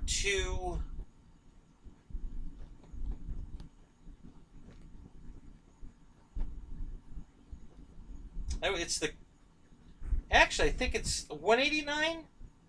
But it's the kit version, so you get the retracts, you get the airplane, all the foam, the retracts. You don't get a motor, speed control, and servos. Everything else is in the plane.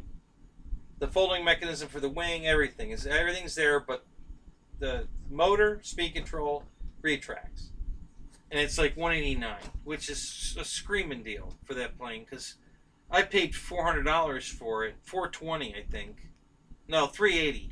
I paid $380 for the plug-and-play version, and I had to send it back.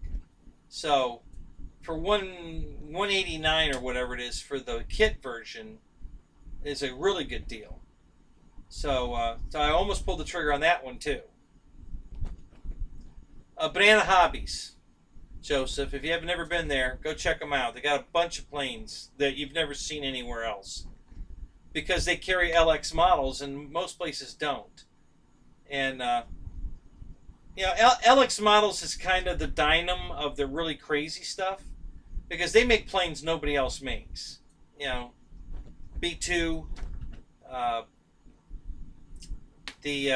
that swept forward wing deal that that they came out with, the PACFAW that Dave's RC has, all kinds of stuff. I mean, they just have some of the crazy, the F-117. They make that RC, and then the YF-23, which is the one I ordered.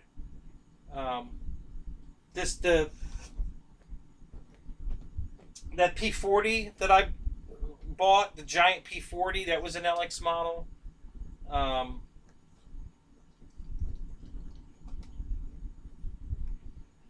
have several LX models. I'm trying to think which ones I have. The B2, the P-40, God,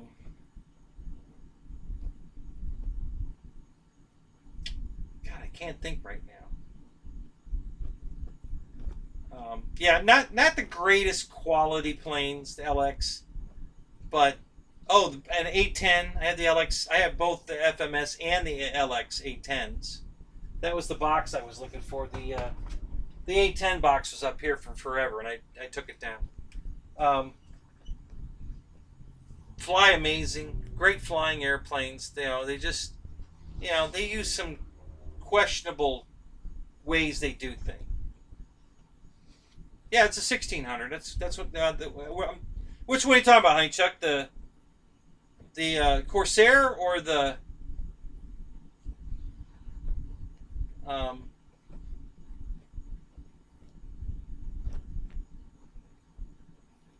But yeah, the Corsair. The Corsair comes in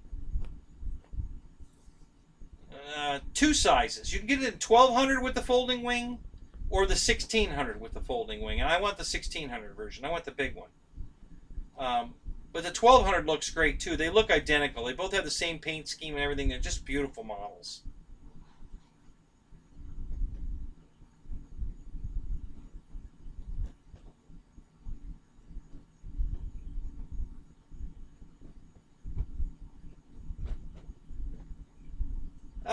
Ronnie, it just kind of depends. Honestly, my P40 it flies fantastic. And this big 1700 jug flies great too. So, you know, I really can't say one flies better than the other. The P40 is a lot bigger than this one. You know, this is only 60. This is 65 inches, I think. And the P40 is 79 inches. So. No, Dana, Banana Hobbies has the exact same airplane. Those are the two companies that sell it. It's General Hobbies and Banana Hobbies. And I've dealt with General Hobbies, and the guy's an asshole. Harry. Total jerk off. So, I'm not buying any more General Hobbies airplanes. You know, I bought the Corsair. It was shipped to my house. I got it out of the box, and the flaps, the wing's in 3 sections. Okay? And the center section, the left 2 pieces, there's 2 flaps on that section of the wing that, you know, fold down. And they were ripped right off the airplane, broke clean off. So I contacted him and said, hey, listen, you know, my center section's bad. You know, I need you to send me another one. And if you want, I'll put this one back in the box and ship it back to you. You know. And he says, oh, no, you can fix that. He says, just get yourself some packing tape with the fibers in it, and just tape them back on. That's what he tells me. Brand new airplane that has good barrel plastic hinges in it that are broken, and his solution for it is to tape it back on with packing tape. No. And he said, well, then just send it back. Okay, so I sent it back. Got my money back. And it was on sale there, so that's why I bought it. It wasn't on sale at Banana, so I didn't buy it. So I'm still gonna get that airplane. But yeah, Harry at General Hobbies is a dickhead. To tell somebody to tape with packing tape, your control surface is back on your brand new airplane is just ridiculous. Well, Dana, they don't have the plug and play one in stock. Well, they did yesterday. I haven't looked today, but they had the kit one in stock, 1600. So you get the foam, you get the landing gear, you get all the details. The only thing you don't get is the motor and the speed control, the prop, and the servos. You get the folding mechanism, you get the retracts, you get everything else. So it's a complete foam airplane ready to put your own stuff in. And you supply your own motor, speed control, propeller, and servos. So and it's like $189, I think. So yeah, that's a good deal. So I was going to pull the trigger on that. Yeah, they are out of stock of the plug and play one. Banana is. But as of yesterday, they still had the kit version in stock. And I'm okay with that. The LX servos are pretty crappy anyway, so I wouldn't really have a problem putting my own stuff in it. So, yeah. So if you're looking at that Corsair, Dana, go to Banana Hobbies. Check it out. And you can, by the way, at Banana Hobbies, you can click on anything that's plug and play. If you want the plug and play version and you come across the kit one, just click on the kit one, because when it opens up, the other options will be there. So you can check the ready to fly, the kit, or the almost ready to fly. If it's got 3 versions, all 3 versions are there, and you can check inventory. So you don't have to actually scroll through page and page to find the plug and play version. If you've already found the binding or the ready to fly version, just click on that, and then you can check it from there. Much easier.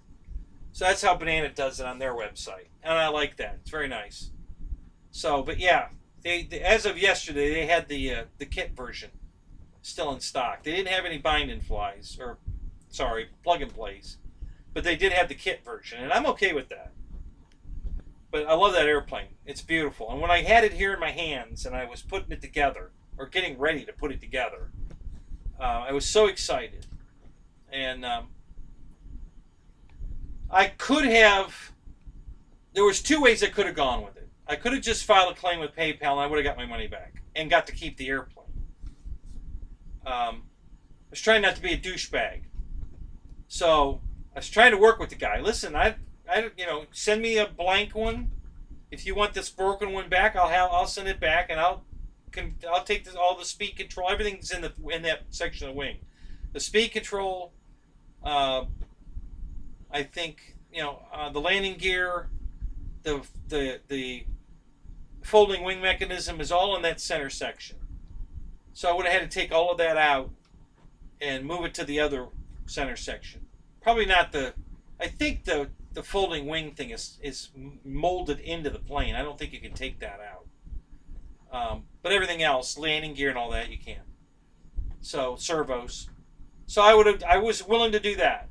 I was willing to just send me one loaded, and I'll send you this whole thing back loaded, and then you can put and they gave me the extra in the box. I got, I think, 12 extra hinges, the barrel hinges. So I could have fixed it myself. I had what I needed to fix it, but it's the principle of it. It's a brand new damn airplane. I shouldn't have to fix it. And especially to that extent, because I'd have to take, I think there were 6, 3 on each flaps section. So there were 6 total. That's 12 holes that I would have to, hollow out, drill out, whatever. Get the old pin out of the old hinge, and then, clean all the holes up and re-glue 6 hinges back in, both halves. I would do one half at a time. I always do it that way. But yeah, and I just wasn't willing to do it. You know, so I sent it back. Screw it. As I knew I could buy it at Banana Hobbies. Screw it. I've been doing business with Banana forever. That was only going to be, I think, my second purchase from General Hobbies. I think I've only ever bought one other plane from General Hobbies. So yeah, that was going to be my second purchase from General Hobbies. And after the way Harry was about the whole thing, no, I'm done with them. I'll stick with Banana. I know a lot of people don't like Banana Hobby, but, you know, a lot of times they're blaming Banana Hobby for stuff not in their control. You know, if the plane comes in the box broken, that's not Banana Hobby's fault. You know, that's LX Model. Now, they'll get credit from LX Model, but, you know, you can't be mad at Banana. Banana didn't even open the box. You know, they came in a shipping box, and they sent it out in a shipping box. So they had no idea that stuff was broken from the factory. You know, so you can't blame them for that. You know, when servo quits, same thing. That's from the factory, not from Banana Hobbies. So a lot of people have issues with Banana. I've had problems with planes, but I've never had them treat me badly. You know, Banana's always been super courteous, very polite. You know, sometimes they don't get it done. You know, and I file a claim with PayPal, and they don't get it done, and I get all my money back, and I get to keep the airplane.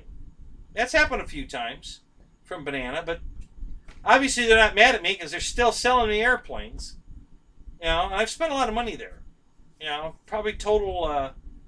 I know I've spent almost $3,000 on planes that there were keeping track of, and then I buy glue and other stuff there too. So, you know, I've spent some money there, and they're obviously not mad at me. So, even though they had to give me a few airplanes, it's their fault. You know, they had the opportunity to contact PayPal and make it right, and they didn't. So, okay. You know.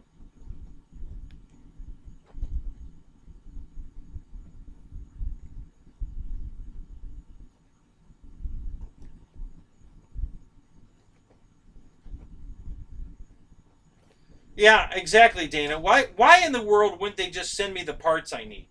You know, take one off the shelf, open it up, take the piece out I need, and send it to me. You know.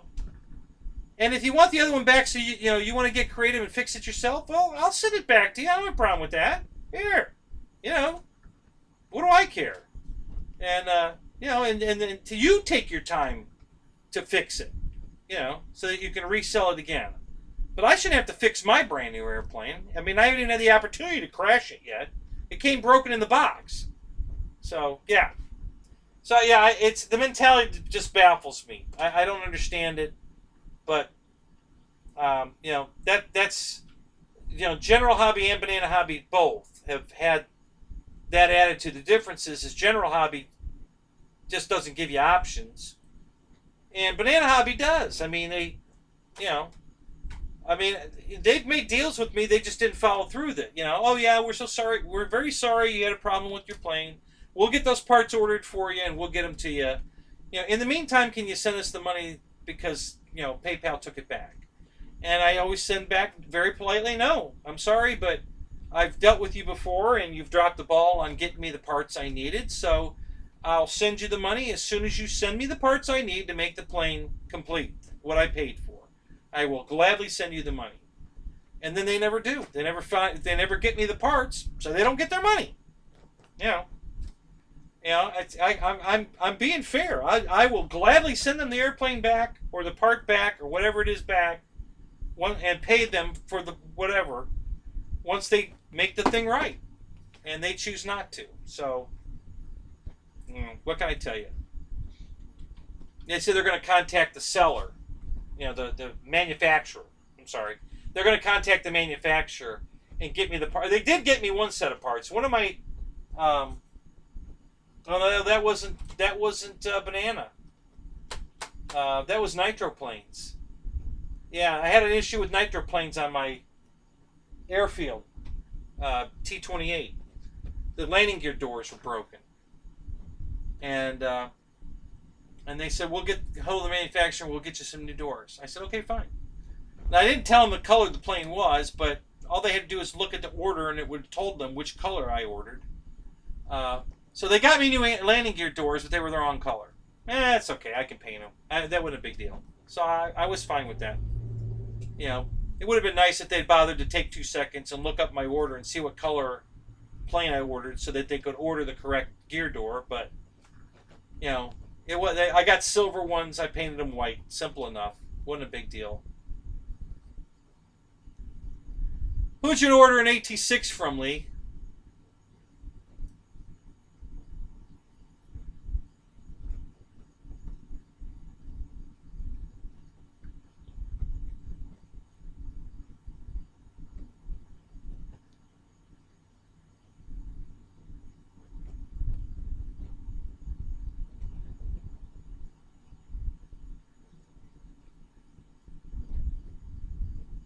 Right, Michael. You know, and that's why I insist on them sending me the parts before I pay them. You know, 'cause I'm not going to wait 10 years for my parts. You know, I just won't pay for the airplane, and then I'll buy the parts I need to fix it. You know, so the plane won't be free, but it's going to be deeply discounted because the only money I'm going to have in the plane is what it costs me to fix it, not what it costs me to buy it and fix it. So that's why I file a PayPal claim and get my money back. And that way, you know, I can't afford to buy this stuff twice, which is what you end up doing when you buy an airplane that's broken or missing stuff or whatever. You know, it's too expensive. Like the A10 I bought from LX Models through Banana Hobbies. The landing gear was absolute garbage. It was plastic landing gear, contact cemented to a painted foam surface. Painted foam surface. Now, just how well is that retract landing gear going to stay in that airplane, being glued with contact cement to a painted foam surface? You know, we're not talking flights, guys. We're talking minutes. You know, literally, how many minutes is it going to stay in the airplane? And I gave it about, well, actually seconds, because it was only in the airplane for, you know, after I put it on the ground and taxied out and took off, about 20 seconds. Now, I started taking my takeoff roll, and just as I was rotating, the nose gear hit a clump of grass, and it ripped the nose gear right out of the airplane. So the whole flight, the nose gear was dangling from the servo wire, you know, the retract wire. And it was CG forward, CG back, CG forward, CG back. It was pendulum back and forth. So the plane was doing this maneuver the entire flight. And I finally got it down on the ground. The nose gear wasn't broken. I've got it right here. It's not broken. It just came out of the airplane. You know, this is the glue surface. You know, just the plastic with, you can see the painted glue sitting here. You know, the glue with paint on it that came off the foam. And this whole thing came out of the plane, and it was just doing this. Okay? And then the main gear landed on that. As soon as the nose came down, because the nose gear wasn't in there, it stopped, and the plane skidded to the right and broke one of the main gears off. Right here at this plastic elbow right here, where it wraps around the wheel. Yeah, it just snapped right off right there. So it broke the main, you know, and it was just ridiculous. So I told them I need new landing gear, and they said, okay, we'll get them ordered for you, and that never happened. So I got the A10 for free, and then I had put $188 worth of FMS retracts in it. So I didn't get the plane for free, but I got it for $188 because that's what the retracts cost me. I didn't pay for the plane, but I did pay for the retracts to make the plane whole, and that was $188. So, did you imagine paying $400 for the airplane and then have to put $188 into a $400 airplane? No, that's not happening.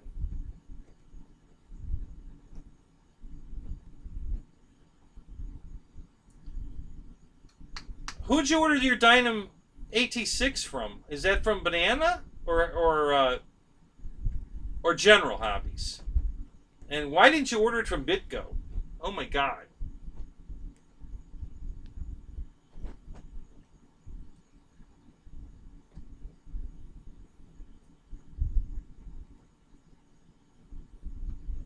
I used to like nitroplanes too, Dane. I bought a lot of airplanes from nitroplanes. A lot of airplanes. They just went belly up. I think what's left is they're running old inventory that they never got rid of out of somebody's garage.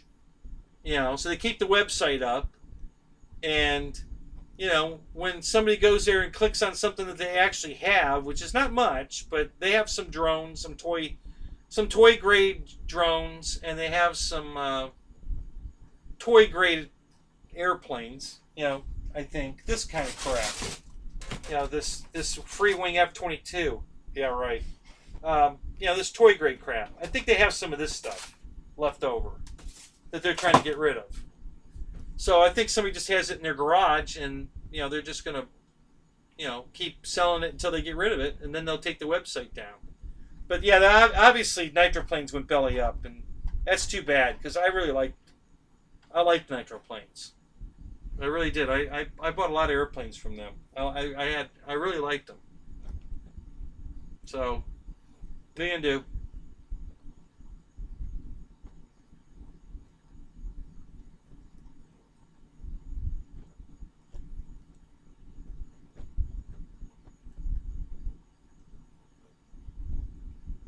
Nice job, Lee. Good job.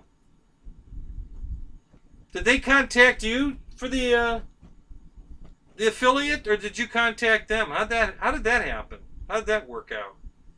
That's cool. Good for you.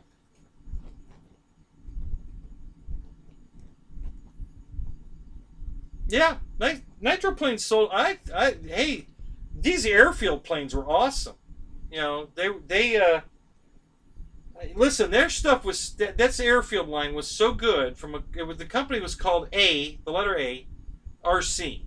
That was the name of the company, and their molds and everything were so good that HSD bought everything, bought all their molds and everything. So now, if that T-28 that I have two of, or any of the other airfield planes, if HSD ever decide to remake those planes, they can do it. They bought everything from nitroplanes when they went out of business, or from ARC when they went out of business. They bought all their molds and everything. So yeah, HSD has all the stuff they need to produce these airplanes.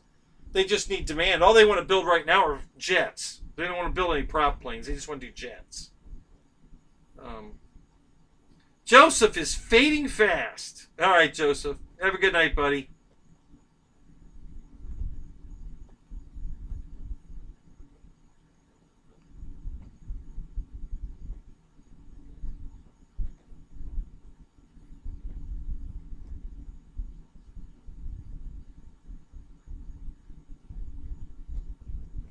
John, what's up? Good morning. I see you have your coffee and you're ready to chase the beagles.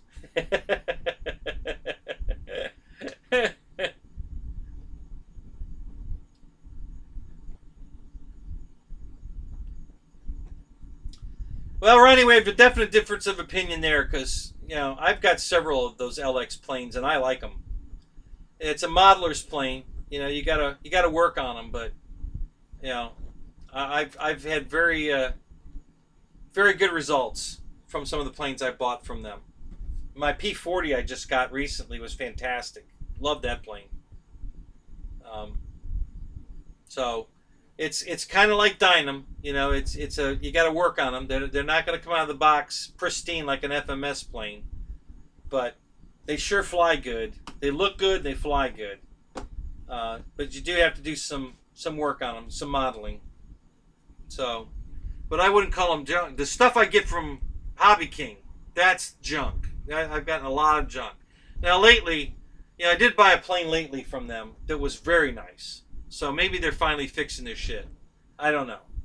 I still don't tend to buy anything from Hobby King. Because everything I've gotten from them has been junk up until now. So, but yeah. Banana I've had very good luck with over the years. So, I know you're not the only one that doesn't like banana hobbies. Trust me, the boozers hate banana hobbies. It's just, personal experience. Hobby King's in so much trouble now, they're probably going to go out of business. The $2.8 million fine they just got for their radios is going to kill them. I don't know if they can recover from that one. It'll be interesting to see, because they've had one foot in the grave for over a year now, trying to recover. And I think this might just put the final nail in it. It might be all done for Hobby King.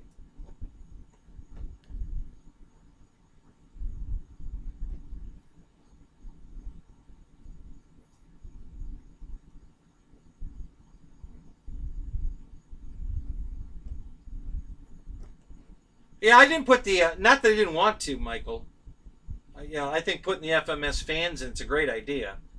I didn't want to spend the money. The fans that are in there, they work, they fly the plane just fine. They don't sound good at all, but, I throttle it back, so it's not that ear screeching, I pull it way back and slow fly it, and it's not near as bad. I mean, you can still hear... You don't hear that whooshing sound, which is a bummer. But it's not that high-pitched shrill either. So it's kind of more of a hum. And I'll live with it. It flies great. I love the way that thing flies. And with the FMS landing gear in it, that thing is sweet. It flies way better than my FMS 810. Way better. Night and day difference. The wing loading on the LX is so much lighter. That plane weighs half what the FMS plane weighs. So it flies so much better than the FMS plane. Now, my results may be jaded because my FMS 810 was used, and maybe there's something wrong with it, and that's why the guy sold it. I don't know, but it does. I don't like the way it flies. The faster you go, the more it dives into the ground. Doesn't matter how much you trim it. You trim it and you keep, you throttle up and it just wants to dive into the ground, violently. I don't know what's wrong. I haven't figured it out yet. But yeah, it doesn't land well. And that's odd for an FMS plane. So maybe mine's just a piece of crap and I just need to get rid of it and buy a new 810 from FMS, which I've thought about doing. But I'm so happy with the LX 810 that I don't need to. I just fly that one. I love it.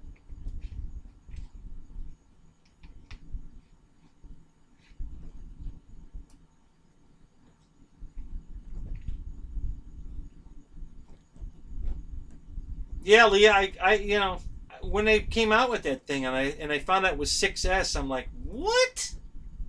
Are you serious? Yeah, that just didn't seem... the only way you're going to make that thing live with the motors they're supplying is you're going to have to fly it around half throttle, which it'll fly beautifully at half throttle. But yeah, you can't do speed passes with that thing. You're going to burn it up. So, oh, Dana, the detail on that LX 810 is unbelievable. I mean, it's crazy the amount of detail that's on that plane.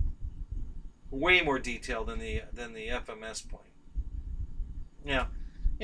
Is that really important? No, I think the 810, the FMS plane has plenty enough detail on it. We didn't need to get that crazy. But if you're a detail guy and you want a scale airplane, boy, then the LX plane's the one you want. But yeah, it's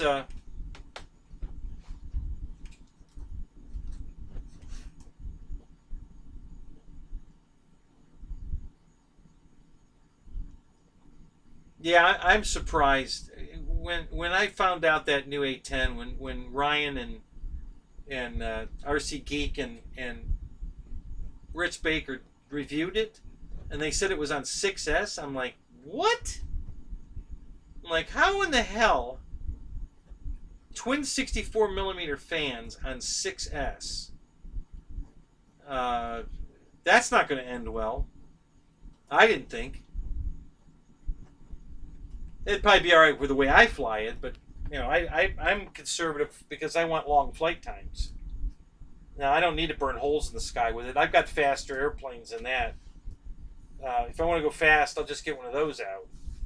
You know, that's a scale airplane. The real plane's subsonic. Okay, we don't need supersonic, you know, Mach 3 scale speed on a model of an A10. You know.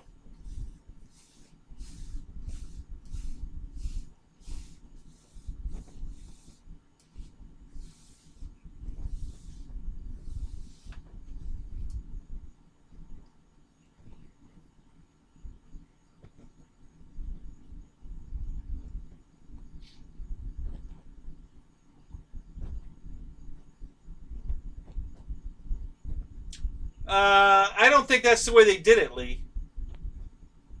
I think you're getting the full 6S on each side.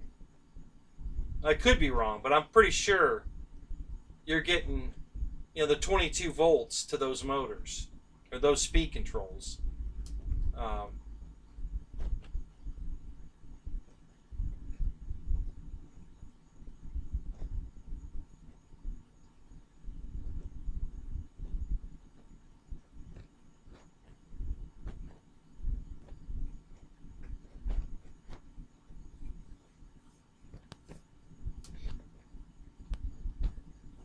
Yeah, the plane's way too fast. You know, that's nowhere near scale speed. You know, the real plane only goes about 400 or 500 miles an hour. You know, if it was a 10th scale plane, that's only 50 miles an hour. It's going way faster than that, almost double. I'm betting it's pushing 90. So that's almost twice the speed the plane could do in real life. It doesn't need to go that fast. Yeah. And if you're going to fly it that fast, you're going to burn it up. Just like the P-39. Listen, I know it says it's rated 4S, but it's not. If you look at Hobby Squawk or RC groups, people are burning the P-39 motors up right and left. Because they're running them at wide open throttle. And I don't. Good night, Brian. I'll send you a message tomorrow. Yeah, I'm very conservative. Throttle management, that's my middle name, you know. Yeah, 120, I don't doubt it, you know, at all. I don't doubt it. And so that's more than double, you know, that's almost triple. So that's just insane. There's no reason, you know, and the thing is, if you throttle that 6S pack back to like 40%, maybe 30%, you're going to get that 40, 50 mile an hour speed for twice as long, you know, because you're pulling the throttle back so far. You know, I was getting, you know, I did a flight. I sold so many Avantis for Freewing and Motion RC. When I posted my video on the Avanti with a 3300 6-cell 30C, and I flew the plane for 7 minutes, and I had my GPS in the plane talking, and it was doing like 71 miles an hour downwind and 59 to 62-ish upwind. Okay? So it wasn't like trying to fall out of the sky. It was flying at 40% throttle. And at 40% throttle, I was able to fly it for 7 minutes on a 3300 30C battery. And the battery wasn't hot. And that was the point of the flight. Okay? It was to save the battery, show everybody that, listen, just because you got a jet doesn't mean you have to fly it ridiculously fast like a jet. You know, you can still get flight times and have a lot of fun flying it just by managing your throttle. And that's what the whole video is about. And then I got a bunch of negative comments. Oh, well, you should have bought a glider. Or you should have, you know, I don't know, some other comments about flying it slow. And whatever. They completely missed the point of it. You know, it wasn't about flying slow. It was about buying batteries that are affordable, you know, and still be able to fly a jet is what it was about. Not, you know, slow it down, you know, because it's too fast. You know, they completely missed the point. of the video. And I said it like 7 times. You know, I'm doing this all wrong. This is absolutely the wrong battery for this airplane. This is not what you want to do. Don't do this at home. You know, I'm just disclaiming all the way through with disclaimers. Hey, you know, this is a demonstration of how to, you know, if you have some 6S battery packs, you can fly a jet, and this is how you do it. And because the whole thing was audible, the radio's talking to me a lot. I'm talking to the camera. So between me and the radio, we're explaining everything that's going on. So there was no doubt you're listening and watching, so you know exactly what's going on. You know where my throttle is because it's telling you. You know the flight time because the timer's running. You know what I'm telling you, that you know I'm going to go vertical and we're going to get a battery warning because this is the wrong battery. You know, so it left no room for you know doubt of what's going on here, and guys still found a reason to complain. So you just can't make everybody happy, no matter what you do. So, but I got a lot of that video. I think that's my most played video. 22,000 views, I think. We just looked it up the other night. Yeah, I think that particular video has got 22,000 views. So that's not bad. You know, that's getting some view time. You know, a lot of positive comments, you know, but a few negatives. People that miss the point. You know, they just not hearing what I'm telling them. I'm explaining why I'm doing this, and they're not paying attention. So, Victor's out of here. Good night, Victor.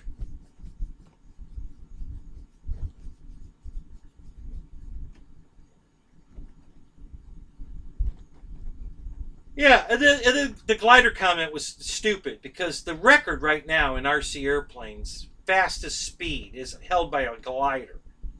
A glider slope soaring, I think, hit 528 miles an hour. Something like that. It was over 500 miles an hour. And he beat his own record. I think he went 505, and then he beat that. So I think it's like 528. No motor on the plane, just slope soaring, you know, and slingshotting off the top of a cliff edge. It's going by so fast the camera can't see it. You can hear it go by, but you can't see it. The camera can't pick it up. So it's, you know, just, you know, it's, yeah, go look it up. It's a pretty cool video. But that's the record, and it's a glider. So guys ragging on me because I'm flying my jet around at 40% throttle. I should go buy a glider. Well, that's going to be even faster. So what was your point? You know.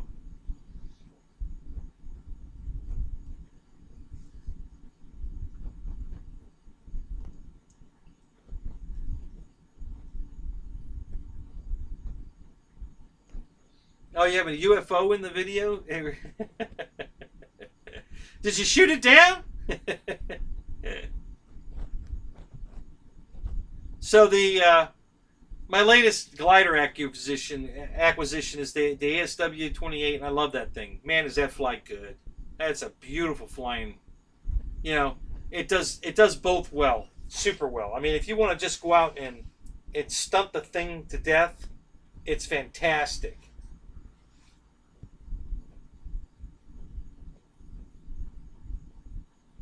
Yeah, paying attention and stupid are not the same thing.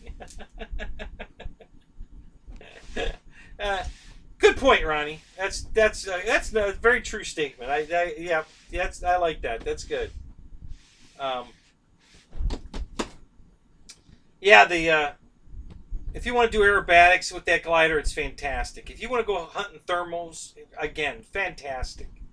So yeah, I really love that glider. I'm super happy with that thing. It you know, it flies amazing. I have no complaints on the glider itself, none.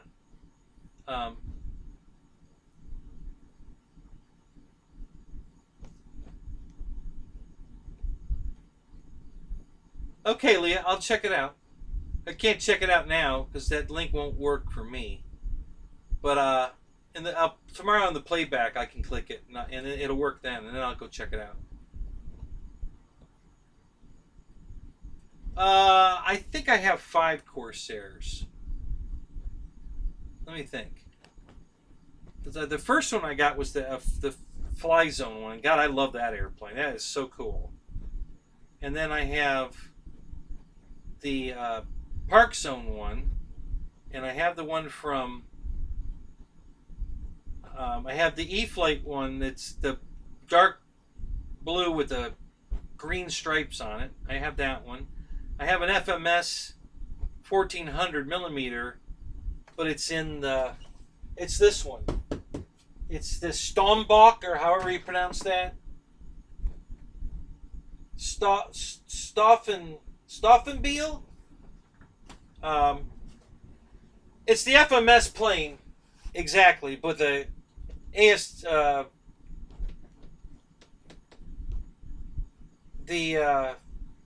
636 receiver in it, with a stabilization program in it. You know, the AS3X. Awesome airplane, and it's got this Red Bull scheme on it, which I really like. So that's why I bought this version instead of the FMS version, so that I had the Red Bull scheme. I really like it. So I have that one. That's 4, and then I know there's another Corsair around here somewhere. Let me think a minute. Oh, I have it's a crashed one, but I can put it back together. The airfield. I have that Corsair. So yeah, I have 5 Corsairs. I think. Maybe I have 6. Hang on a minute. What do you think? I may have 6.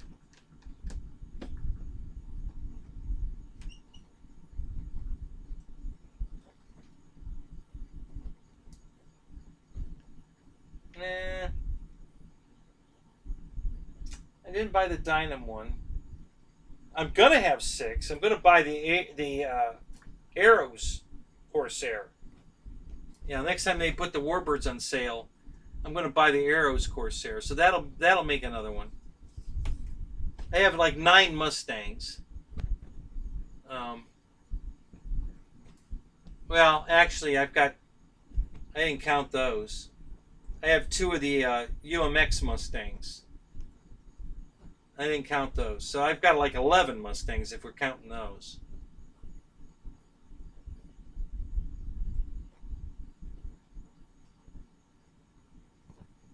All right, Lee. Thank you. That's cool. I can bring up the Facebook link. That's fine.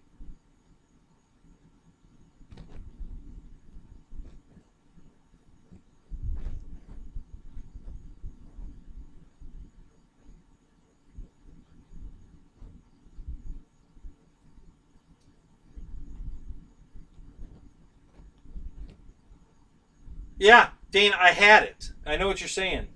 I had it in my hands. I know what kind of details on it. I love that Corsair. I mean, that's, you know, like I said, I've been wanting that plane forever, and I did get it once, and then I had to send it back.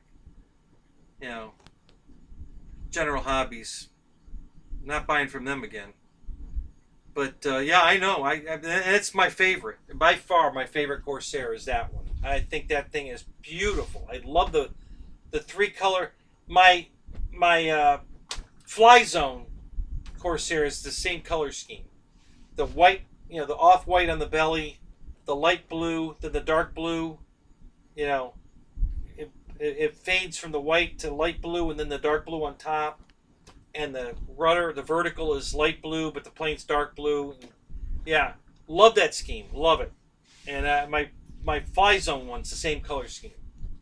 So, yeah, that's why I want that model so bad. It's amazing. And then the wings fold. Oh my God. You know? So yeah. Yeah, I was so excited when I got it out of the box. And I'm looking at the parts and I'm like, oh my God, this thing is gorgeous. Oh. And then I get to the bottom, and the center section of the wing was all the way to the bottom of the box. And I see it in there, and I can see that the 2 flaps are broken off the airplane. And I thought, well, maybe I have to glue the hinges Maybe they don't come glued. They're probably there, but you have to glue them in. Maybe it's one of these models where you got to do a little bit of work and I have to glue them in. So I pull it out of the bag and no, the hinges are broken. So pissed off. Well, wasn't that pissed off. You know, shit happens. When I contacted General Hobbies to get it to replace it, and they basically told me to tape them on with packing tape, that's when I got pissed off. That really pissed me off. So, but yeah, I love that airplane, and that's why I want it. That's why I haven't bought the 1700 FMS Corsair or the 1600 Free Wing Corsair or Flightline, I should say. It's because I want the LX Corsair. You know, that's the one I want. And I'm familiar with the retracts because the P40 has the exact same retracts in it, and they work perfect. So I don't think I'm having any issues with the retracts or anything. So yeah, I'm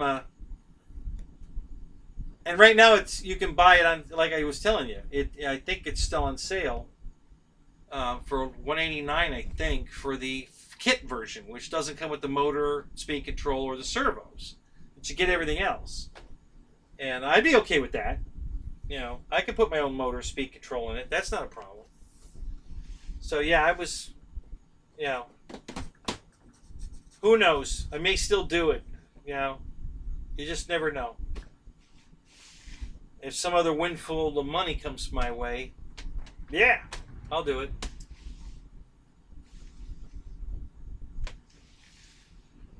I know it's a Star Wars Imperial Cruiser.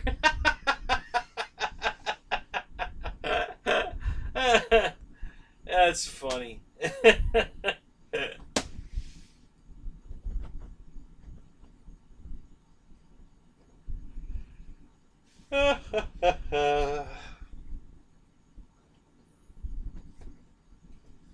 Sir GB, did you just get out of the shower, buddy? Is that your back?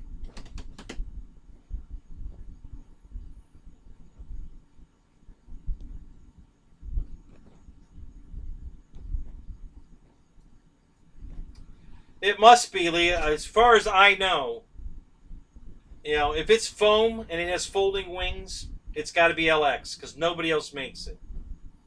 You know, nobody makes a folding wing foam airplane but LX. So, yeah, it has to be theirs. If it's foam and it has folding wings, it's got to be there. Well, unless somebody modifies. I did see somebody take the folding mechanism from an LX model and put it on, I think it was a FMS model. I think. You know, they went ahead and cut the wing and then put that mechanism in it. That was some surgery. But yeah, I do believe somebody's done it. Actually, I think somebody took that mechanism and put it in a balsa plane also, now that I think about it. So yeah, there have been guys that have bought the mechanism and then modified a plane to take it. But if you're looking at a foam plane with folding wings, it's most likely going to be the LX.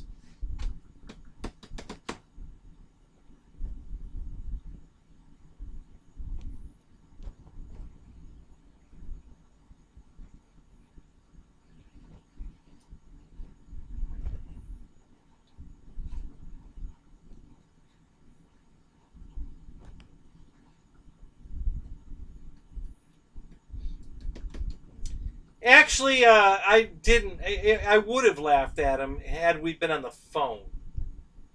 You know, I sent him an email, and I got an email back. So, yeah. So if I'd had him on the phone, yeah, that would have been a totally different conversation. How that went down.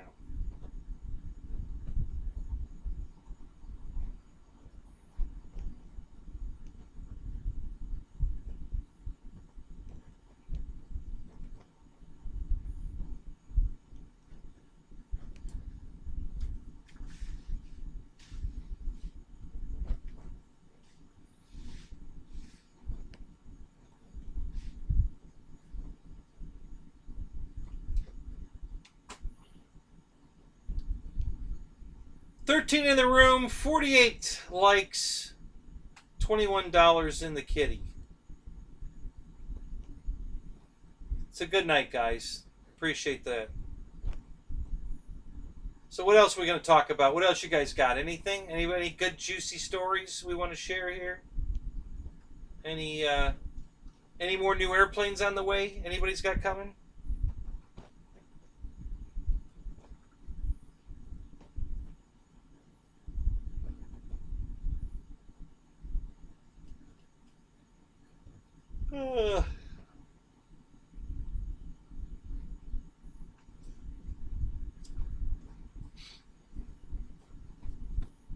Yeah, Dana, unless I wait too long, which I hope I don't, and LX stops making that Corsair, I will have that plane again. Oh, the picture, I fell in love with the pictures, and then when I had it on my bed in the bedroom, looking at it, I was like, oh my God, this thing is freaking awesome. You know, so yeah, I'm definitely going to get it again. After I file my next week's check, you know, my unemployment, if I get it and it's still on sale at Banana, I might just order it then. I'm gonna stop myself where I'm at for now until I see where this whole unemployment thing is going, and then we'll pick it up from there.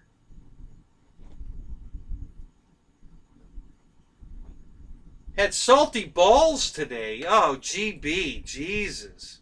Thanks for sharing. That might have been just a little too much, you know, a little TMI. Just maybe a little bit.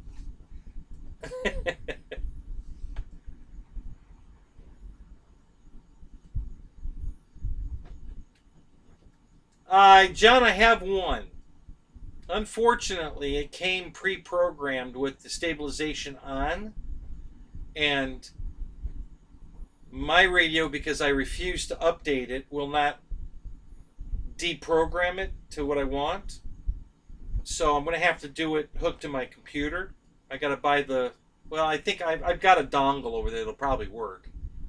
So I have to plug it into the computer and then run the online app to reprogram it. So I haven't done that yet. I'm still just haven't had time to screw with it. I'm familiar with them and they work fine. They're just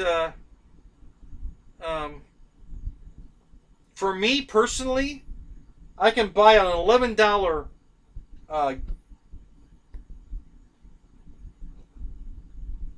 gyro, you know, a small flight stabilizer gyro that has 3 settings: on, off, and, you know, on, AS3X, stabilization only, and safe. You got 3 ways. You know, you can either turn it off, on, you can have it, you know, ASW, AS3X, you know, or you can have it safe.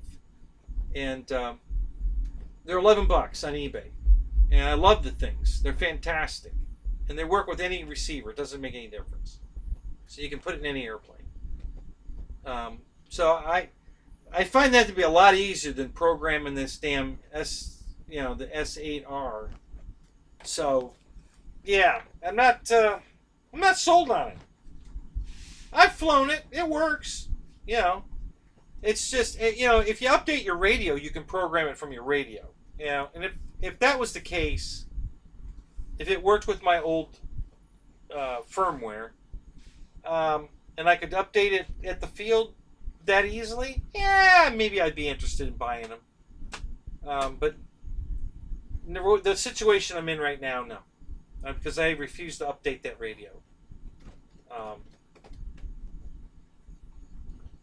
Well, either radio. I have 2 of them, and I refuse to update them. You know, I'm such a firm believer that if it ain't broke, don't fix it.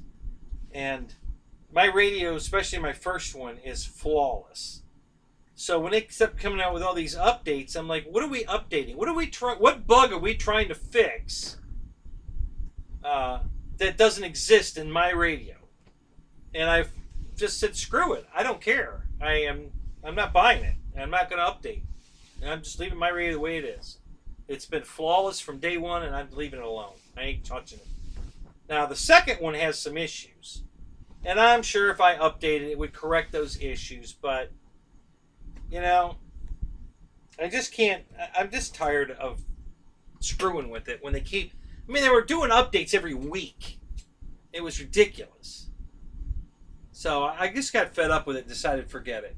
So, what do I think about the Flex F100? I actually held it in my hands at Florida Jets, and it's awesome. The detail, it's light, it's beautiful. I love it. You know, everything from Flex is very pricey. You know, is it worth it? You're going to have to make that determination. You know, I really can't say whether or not, you know, because their stuff comes with the Aurora in it. And, I mean, that's the Mac Daddy flight stabilizer. So, you know, it can do so much. It's unbelievable. So, you know, I don't know. I really love the RV-8 from Flex. You know, that's the plane I want. And, you know, they're just pricey. And I just have a hard time swallowing that. But, you know, but yeah, Ronnie, I think it's a great airplane. It's beautiful. Oh my God. If you like F-100s, holy crap. It's beautiful. I mean, detail, oh, it's gorgeous. It's a gorgeous airplane.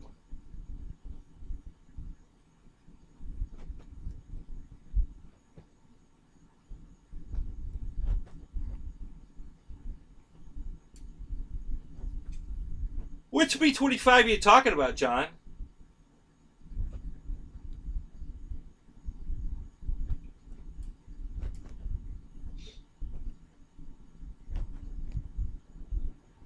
Lee, are you asking me what the gyros are? I think they're called Pilot. I'd have to go get one. I think it's in my car. I think it's called a Pilot. I can't remember. Let me look it up. Let me go on eBay and see if I can find it. Now this might bog us down, so if the latency or the lag gets bad, that's why. Just hang tight.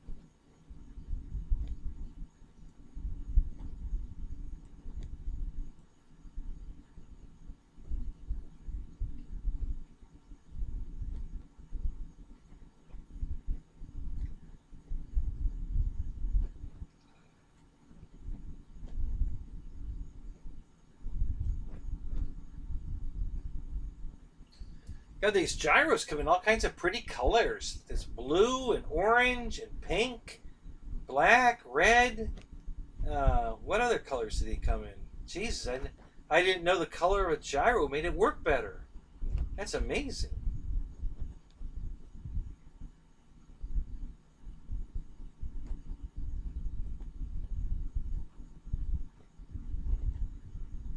The reason I like this particular gyro is all the controls are easily set with 3 potentiometers. You know, aileron, elevator, and rudder. You can adjust them how much gain they have, the sensitivity. With the turn of a little screw, they give you the screwdriver with it. It's a tiny little screwdriver. You go down in the hole, and you just turn the screw until you get the desired condition you're looking for. It's super easy to set at the field. Yeah, just a wonderful little gyro.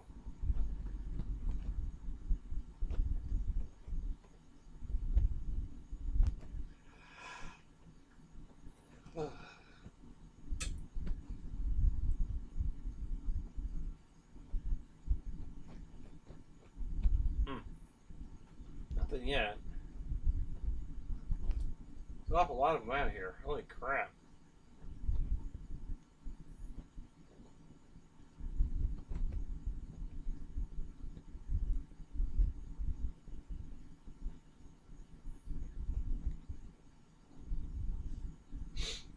Well, it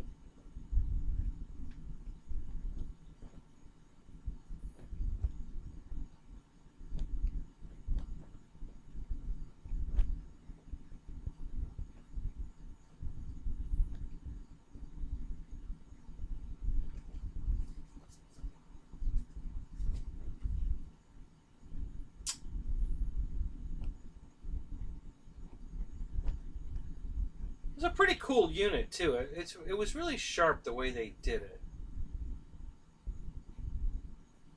And I can't find one.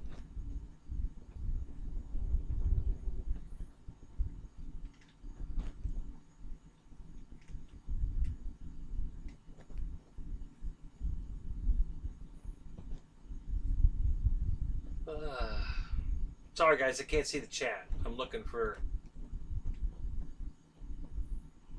I've got eBay open here and I'm looking at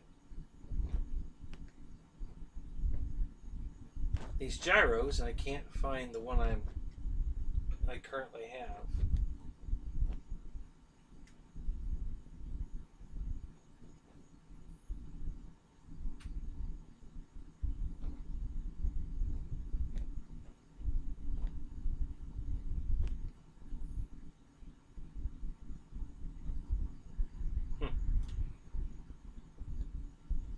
Ah, crap. Isn't that always the way? When you're looking for something, you can't find it. Yeah, let me try one other thing. It's either a P11, is that what it is?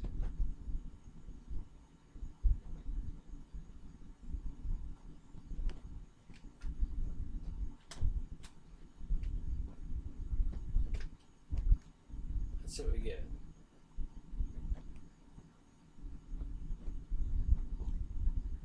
Nope, not that.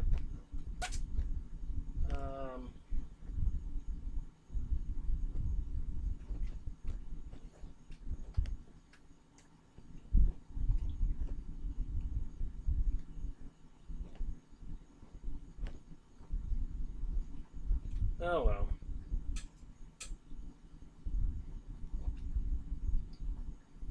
The last time I looked for them, it was hard to find them. So maybe they're just doing away with them. Maybe there was something about them they didn't like. I got a few of them.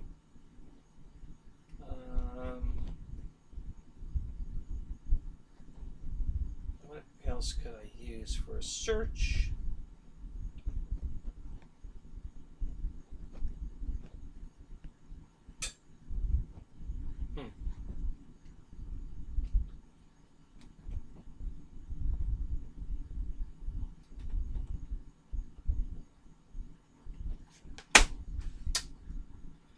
I'll let that search for a second, then we'll go back and look.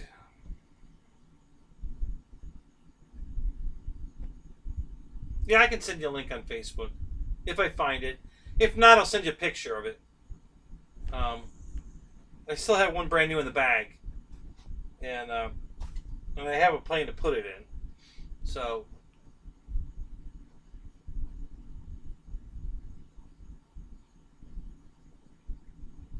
Oh yeah, don't ever listen. The gyro doesn't take away the flying at all. That's not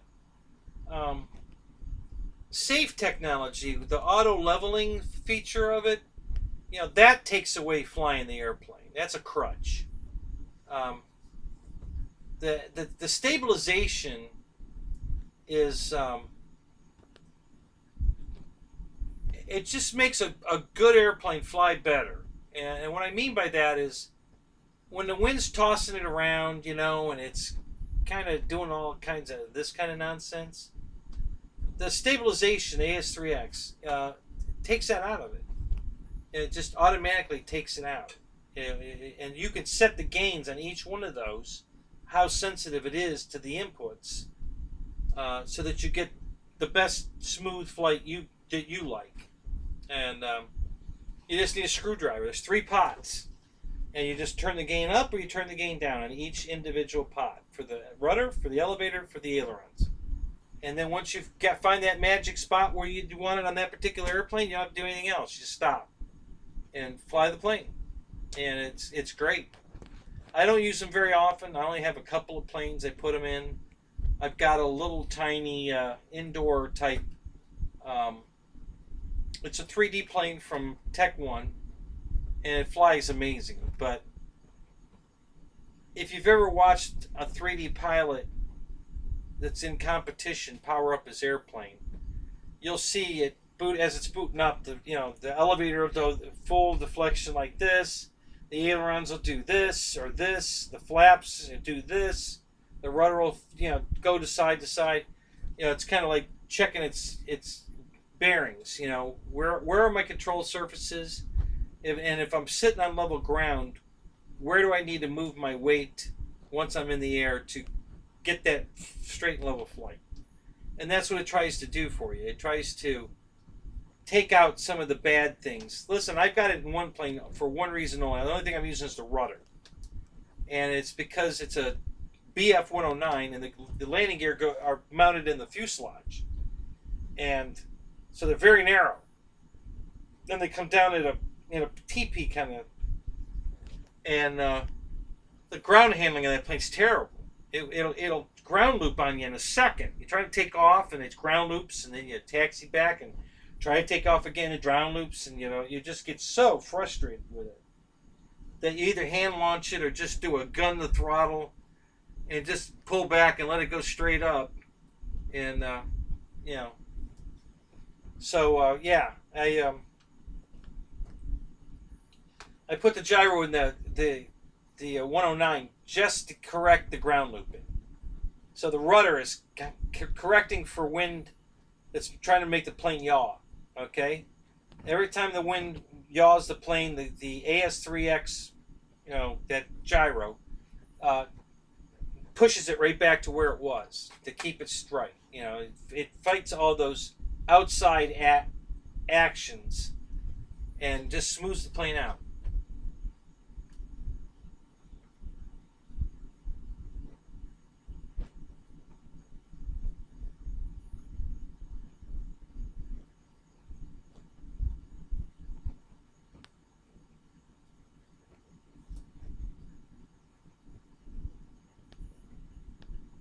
Yeah, safe use in the right context is a wonderful tool.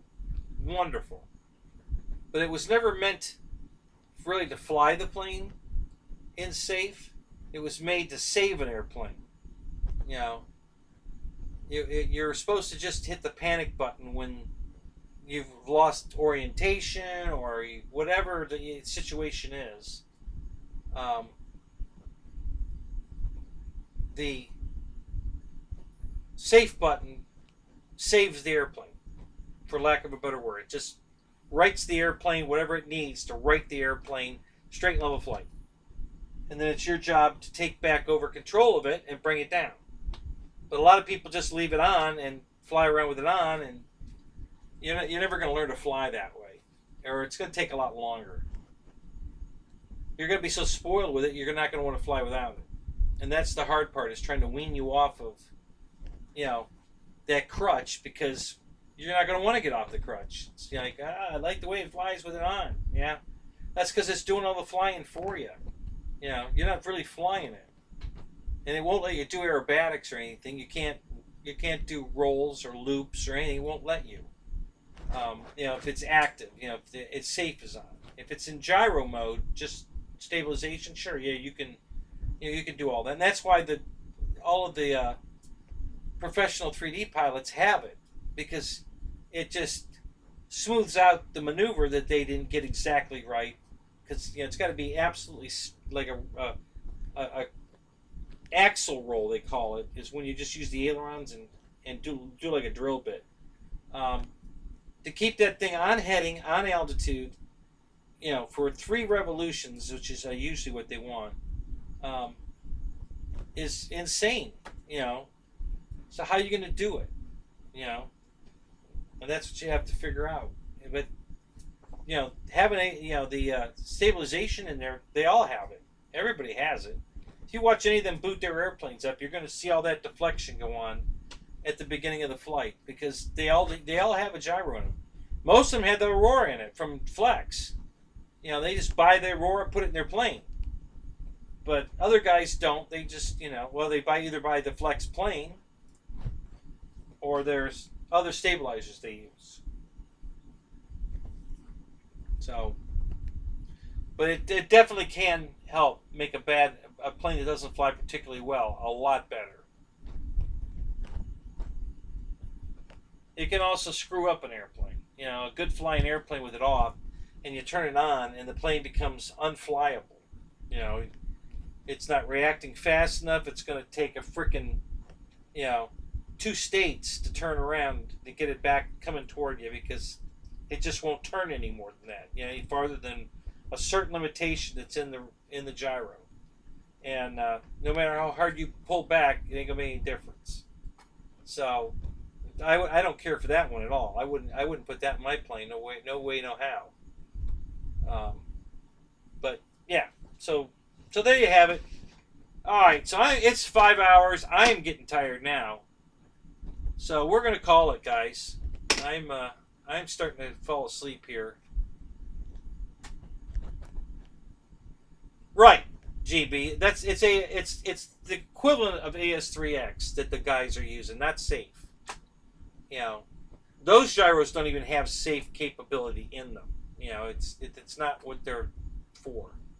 The safe stuff, Horizon's got that patented. They came up with this safe technology and put it in all their receivers as a bind and fly basic with safe. It's optional to bind it with or without safe, and then use it, yes or no. But yeah, I'm pretty sure that's a Horizon exclusive, the safe technology. But AS3X is just what they call flight stabilization. I forget what AS3X stands for, but something about all something 3 axis, I think is, I don't know. So, but yeah, that's don't let anybody kid you or tell you that safe's for sissies, or you shouldn't fly safe. Whatever. You shouldn't fly the stabilizer, gyro, blah blah. Listen, you fly whatever makes you happy. That's the bottom line. If you're enjoying yourself and you're perfectly happy, never getting any better at this than the current level, you get the plane up and get it down in one piece, and that's good enough, well, then you're fine. But if you're out there watching other people fly around and go, geez, I wish I could do that, okay, well, then you got to start working at it. You got to turn the safe off. Because you can't do any of that with the safe on. So, that's the first step. And then baby steps. Just practice one maneuver at a time until you've mastered it. Then move to the next maneuver. Don't try to do, split S's and emblems and Cuban 8s all at the same time. Learn each one individually until you've got it. Until you've got it nailed, you know it like the back of your hand. You can produce it over and over again, repeatedly. Then it's time to move to the next maneuver. But get one down first. Learn what it took, what inputs it took to make that happen, and then once you've mastered that one, go to the next one. So, baby steps. So,